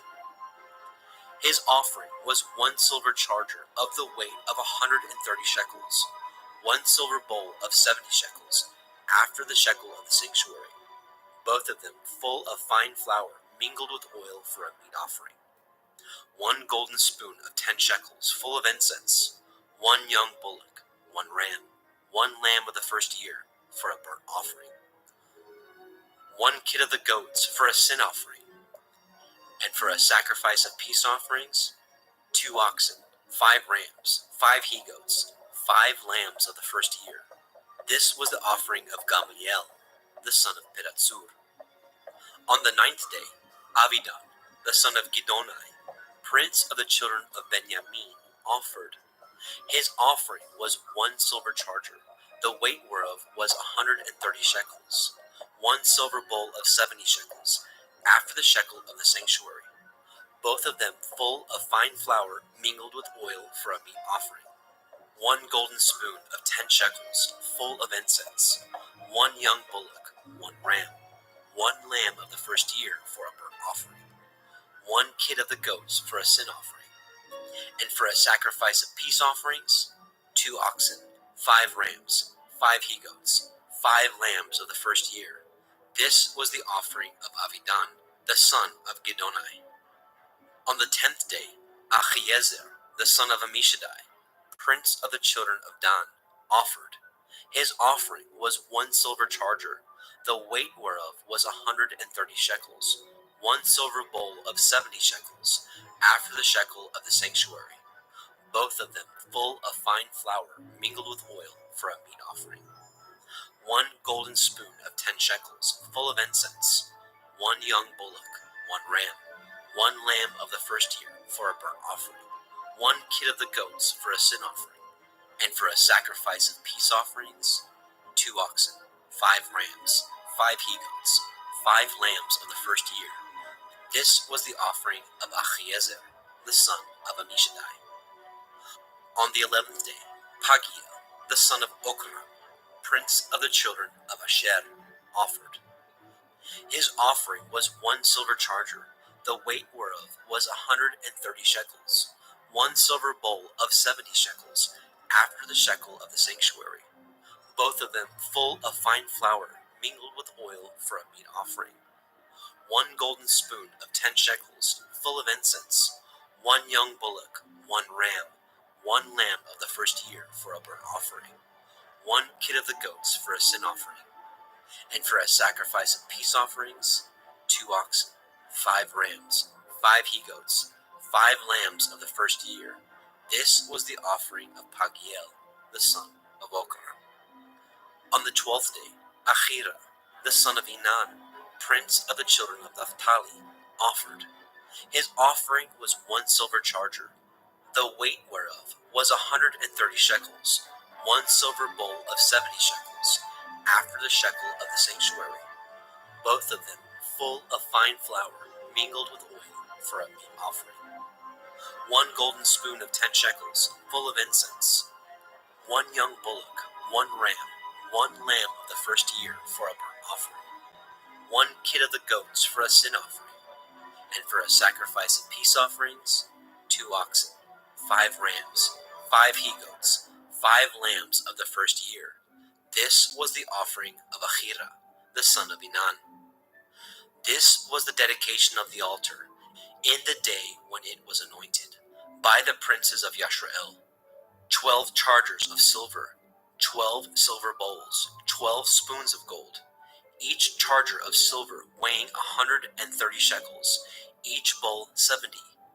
All the silver vessels weighed 2,400 shekels, after the shekel of the sanctuary.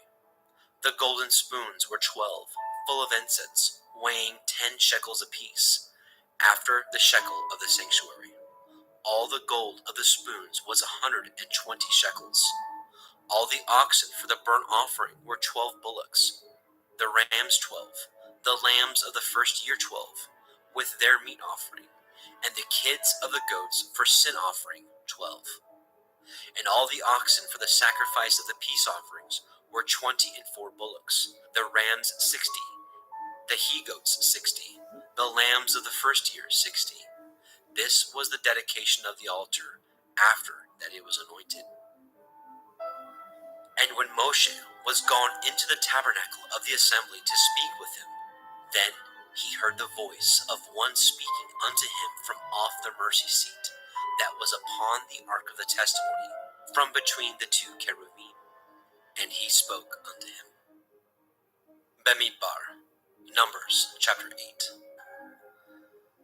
And Yahweh spoke unto El Moshe, saying, Speak unto El Aharon, and say unto him, When you light the lamps, the 7 lamps shall give light over against the menorah. And Aharon did so. He lighted the lamps thereof over against the menorah, as Yahweh commanded Moshe. And this work of the menorah was of beaten gold.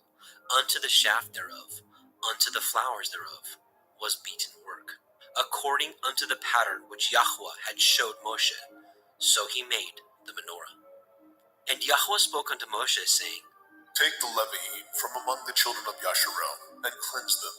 And thus shall you do unto them, to cleanse them. Sprinkle water purifying upon them, and let them shave all their flesh, and let them wash their clothes, and so make themselves clean. Then let them take a young bullock with his meat offering, even fine flour mingled with oil. And another young bullock shall you take for a sin offering. And you shall bring the Levi'im before the tabernacle of the assembly. And you shall gather the whole assembly of the children of Yasharel together. And you shall bring the Levi'im before Yahweh. And the children of Yasharel shall put their hands upon the Levi'im. And Aharon shall offer the Levi'im before Yahweh for an offering of the children of Yasharel, that they may execute the service of Yahweh. And the Levi'im shall lay their hands upon the heads of the bullocks, and you shall offer the one for a sin offering, and the other for a burnt offering unto Yahweh, to make an atonement for the Levi'im. And you shall set the Levi'im before Aharon and before his sons, and offer them for an offering unto Yahweh. Thus shall you separate the Levi'im from among the children of Yasharel, and the Levi'im shall be mine. And after that shall the Levi'im go in to do the service of the tabernacle of the assembly, and you shall cleanse them, and offer them for an offering. For they are wholly given unto me from among the children of Yasharel, instead of such as open every womb, even instead of the firstborn of all the children of Yasharel, have I taken them unto me. For all the firstborn of the children of Yasharel are mine, both man and beast. On the day that I smote every firstborn in the land of Mitzrayim, I sanctified them for myself. And I have taken the Levi'im for all the firstborn of the children of Yasharel. And I have given the Levi'im as a gift to Aharon and to his sons from among the children of Yasharel, to do the service of the children of Yasharel in the tabernacle of the assembly, and to make an atonement for the children of Yasharel, that there be no plague among the children of Yasharel, when the children of Yasharel come nigh unto the sanctuary. And Moshe and Aharon and all the assembly of the children of Yasharel did to the Levi'im according unto all that Yahweh commanded Moshe concerning the Levi'im. So did the children of Yasharel unto them. And the Levi'im were purified, and they washed their clothes, and Aharon offered them as an offering before Yahweh. And Aharon made an atonement for them to cleanse them. And after that went the Levi'im in to do their service in the tabernacle of the assembly before Aharon, and before his sons, as Yahweh had commanded Moshe concerning the Levi'im, so did they unto them. And Yahweh spoke unto Moshe, saying, This is that belongs unto the Levi'im, from 20 and 5 years old and upward. They shall go in to wait upon the service of the tabernacle of the assembly. And from the age of 50 years they shall cease waiting upon the service thereof, and shall serve no more, but shall minister with their brethren in the tabernacle of the assembly, to guard the watch, and shall do no service. Thus shall you do unto the Levi'im touching their charge. Bemidbar, Numbers chapter 9. And Yahweh spoke unto El Moshe in the wilderness of Sinai, in the first month of the second year, after they were come out of the land of Mitzrayim, saying, Let the children of Yasharel also keep the Pesach at his appointed time, in the 14th day of this month at evening. Ye shall keep it in his appointed time, according to all the rites of it, and according to all the ceremonies thereof, shall ye keep it. And Moshe spoke unto the children of Yasharel, that they should keep the Pesach. And they kept the Pesach on the 14th day of the first month at evening in the wilderness of Sinai, according to all that Yahweh commanded Moshe. So did the children of Yasharel. And there were certain men who were defiled by the dead body of a man, that they could not keep the Pesach on that day. And they came before Moshe and before Aharon on that day. And those men said unto him, We are defiled by the dead body of a man. Wherefore are we kept back, and we may not offer an offering of Yahuwah on his appointed season among the children of Yasharel. And Moshe said unto them, Stand still, and I will hear what Yahweh will command concerning you. And Yahweh spoke unto Moshe, saying, Speak unto the children of Yasharel, saying, If any man of you, or of your posterity, shall be unclean by reason of a dead body, or be in a journey afar off, yet he shall keep the Pesach unto Yahweh. The 14th day of the second month at evening they shall keep it, and eat it with matzah and bitter herbs. They shall leave none of it unto the morning, nor break any bone of it. According to all the ordinances of the Pesach, they shall keep it. But the man that is clean, and is not in a journey, and forbears to keep the Pesach, even the same soul shall be cut off from among his people, because he brought not the offering of Yahweh in his appointed season. That man shall bear his sin. And if a stranger shall sojourn among you, and will keep the Pesach unto Yahweh, according to the ordinance of the Pesach, and according to the manner thereof, so shall he do. Ye shall have one ordinance both for the stranger and for him that was born in the land. And on the day that the tabernacle was reared up, the cloud covered the tabernacle, namely, the tent of the testimony. And at evening there was upon the tabernacle, as it were, the appearance of fire until the morning. So it was always. The cloud covered it by day, and the appearance of fire by night. And when the cloud was taken up from the tabernacle, then after that the children of Yasharel journeyed. And in the place where the cloud abode, there the children of Yasharel pitched their tents. At the commandment of Yahweh the children of Yasharel journeyed, and at the commandment of Yahweh they pitched. As long as the cloud abode upon the tabernacle, they rested in their tents. And when the cloud tarried long upon the tabernacle many days, Then the children of Yashrael did guard the watch of Yahweh, and journeyed not. And so it was, when the cloud was a few days upon the tabernacle, according to the commandment of Yahweh, they abode in their tents, and according to the commandment of Yahweh, they journeyed. And so it was, when the cloud abode from evening unto the morning, and that the cloud was taken up in the morning, then they journeyed. Whether it was by day or by night that the cloud was taken up, they journeyed. Or whether it were 2 days, or a month, or a year, that the cloud tarried upon the tabernacle, remaining thereon, the children of Yashrael abode in their tents, and journeyed not. But when it was taken up, they journeyed. At the commandment of Yahweh they rested in their tents, and at the commandment of Yahweh they journeyed. They guarded the watch of Yahweh at the commandment of Yahweh by the hand of Moshe.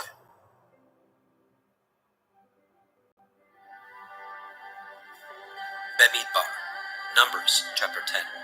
And Yahweh spoke unto El Moshe, saying, Make you 2 trumpets of silver, of a whole piece shall you make them, that you may use them for the calling of the assembly, and for the journeying of the camps. And when they shall blow them, all the assembly shall assemble themselves to you at the door of the tabernacle of the assembly. And if they blow but with 1 trumpet, then the princes, which are heads of the thousands of Yasharel, shall gather themselves unto you. When ye blow an alarm, then the camps that lie on the east part shall go forward. When ye blow an alarm the 2nd time, then the camps that lie on the south side shall take their journey. They shall blow an alarm for their journeys. But when the assembly is to be gathered together, ye shall blow, but ye shall not sound an alarm. And the sons of Aharon the priest shall blow with the trumpets, and they shall be to you for an ordinance forever throughout your generations. And if ye go to war in your land against the enemy that oppresses you, and ye shall blow an alarm with the trumpets, and ye shall be remembered before Yahuwah Elohim, and ye shall be saved from your enemies. Also in the day of your gladness, and in your solemn days, and in the beginnings of your months, ye shall blow with the trumpets over your burnt offerings, and over the sacrifices of your peace offerings, that they may be to you for a memorial before your Elohim. I am Yahuwah Elohim. And it came to pass on the 20th day of the 2nd month, in the 2nd year, that the cloud was taken up from off the tabernacle of the testimony.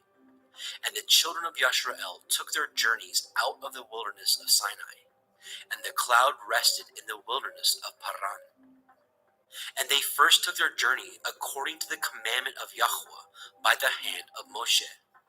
In the first place went the standard of the camp of the children of Yehudah, according to their armies, and over his host was Nechshon, the son of Aminadav. And over the host of the tribe of the children of Issachar was Nathanael, the son of Tzuar.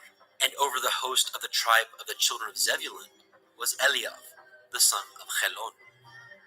And the tabernacle was taken down, and the sons of Gershon and the sons of Merari set forward, bearing the tabernacle. And the standard of the camp of Reuven set forward according to their armies, and over his host was Elitzur, the son of Shedur. And over the host of the tribe of the children of Shimon was Shelumiel, the son of Tzurishaddai. And over the host of the tribe of the children of Gad was Elisaph, the son of Deuel. And the Kohathim set forward, bearing the sanctuary, and the other did set up the tabernacle against they came. And the standard of the camp of the children of Ephraim set forward according to their armies, and over his host was Elishama, the son of Amihud. And over the host of the tribe of the children of Manasseh was Gamliel, the son of Pedatsur. And over the host of the tribe of the children of Benjamin was Avidan, the son of Gidonai. And the standard of the camp of the children of Dan set forward, which was the rearward of all the camps throughout their hosts. And over his host was Achiezer, the son of Ammishaddai. And over the host of the tribe of the children of Asher was Pagiel, the son of Okran. And over the host of the tribe of the children of Naphtali was Achira, the son of Enan. Thus were the journeyings of the children of Yashrael, according to their armies when they set forward. And Moshe said unto Chovav, the son of Reuel, the Midianite, Moshe's father-in-law, we are journeying unto the place of which Yahweh said, I will give it you. Come with us, and we will do you good. For Yahweh has spoken good concerning Yashrael. And he said unto him, I will not go, but I will depart to my own land, and to my kindred. And he said, Leave us not, I pray you, for as much as you know how we are to encamp in the wilderness, and you may be to us instead of eyes. And it shall be, if you go with us, yea, it shall be, that what goodness Yahweh shall do unto us, the same will we do unto you. And they departed from the mount of Yahweh 3 days' journey. And the ark of the covenant of Yahweh went before them in 3 days' journey, to search out a resting place for them. And the cloud of Yahweh was upon them by day, when they went out of the camp. And it came to pass, when the ark set forward, that Moshe said, Rise up, Yahweh, and let your enemies be scattered, and let them that hate you flee before you. And when it rested, he said, Return, O Yahweh, unto the many thousands of Yashrael. Bemidbar, Numbers chapter 11. And when the people complained, it displeased Yahweh, and Yahweh heard it, and his anger was kindled. And the fire of Yahweh burnt among them, and consumed them that were in the uttermost parts of the camp.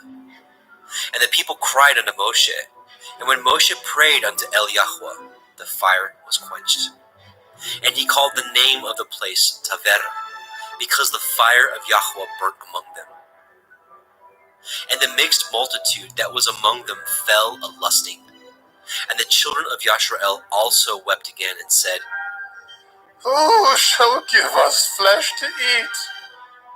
We remember the fish which we did eat in Mitzrayim freely, the cucumbers and the melons and the leeks and the onions and the garlic. But now our soul is dried away. There's nothing at all, because this manna before our eyes. And the manna was as coriander seed, and the color thereof as the color of bdellium. And the people went about and gathered it, and ground it in mills, or beat it in a mortar, and baked it in pans, and made cakes of it. And the taste of it was as the taste of fresh oil. And when the dew fell upon the camp in the night, the manna fell upon it. Then Moshe heard the people weep throughout their families, every man in the door of his tent. And the anger of Yahweh was kindled greatly. Moshe also was displeased. And Moshe said unto El Yahweh, Wherefore have you afflicted your servant? And wherefore have I not found favor in your sight, that you lay the burden of all this people upon me? Have I conceived all this people? Have I begotten them?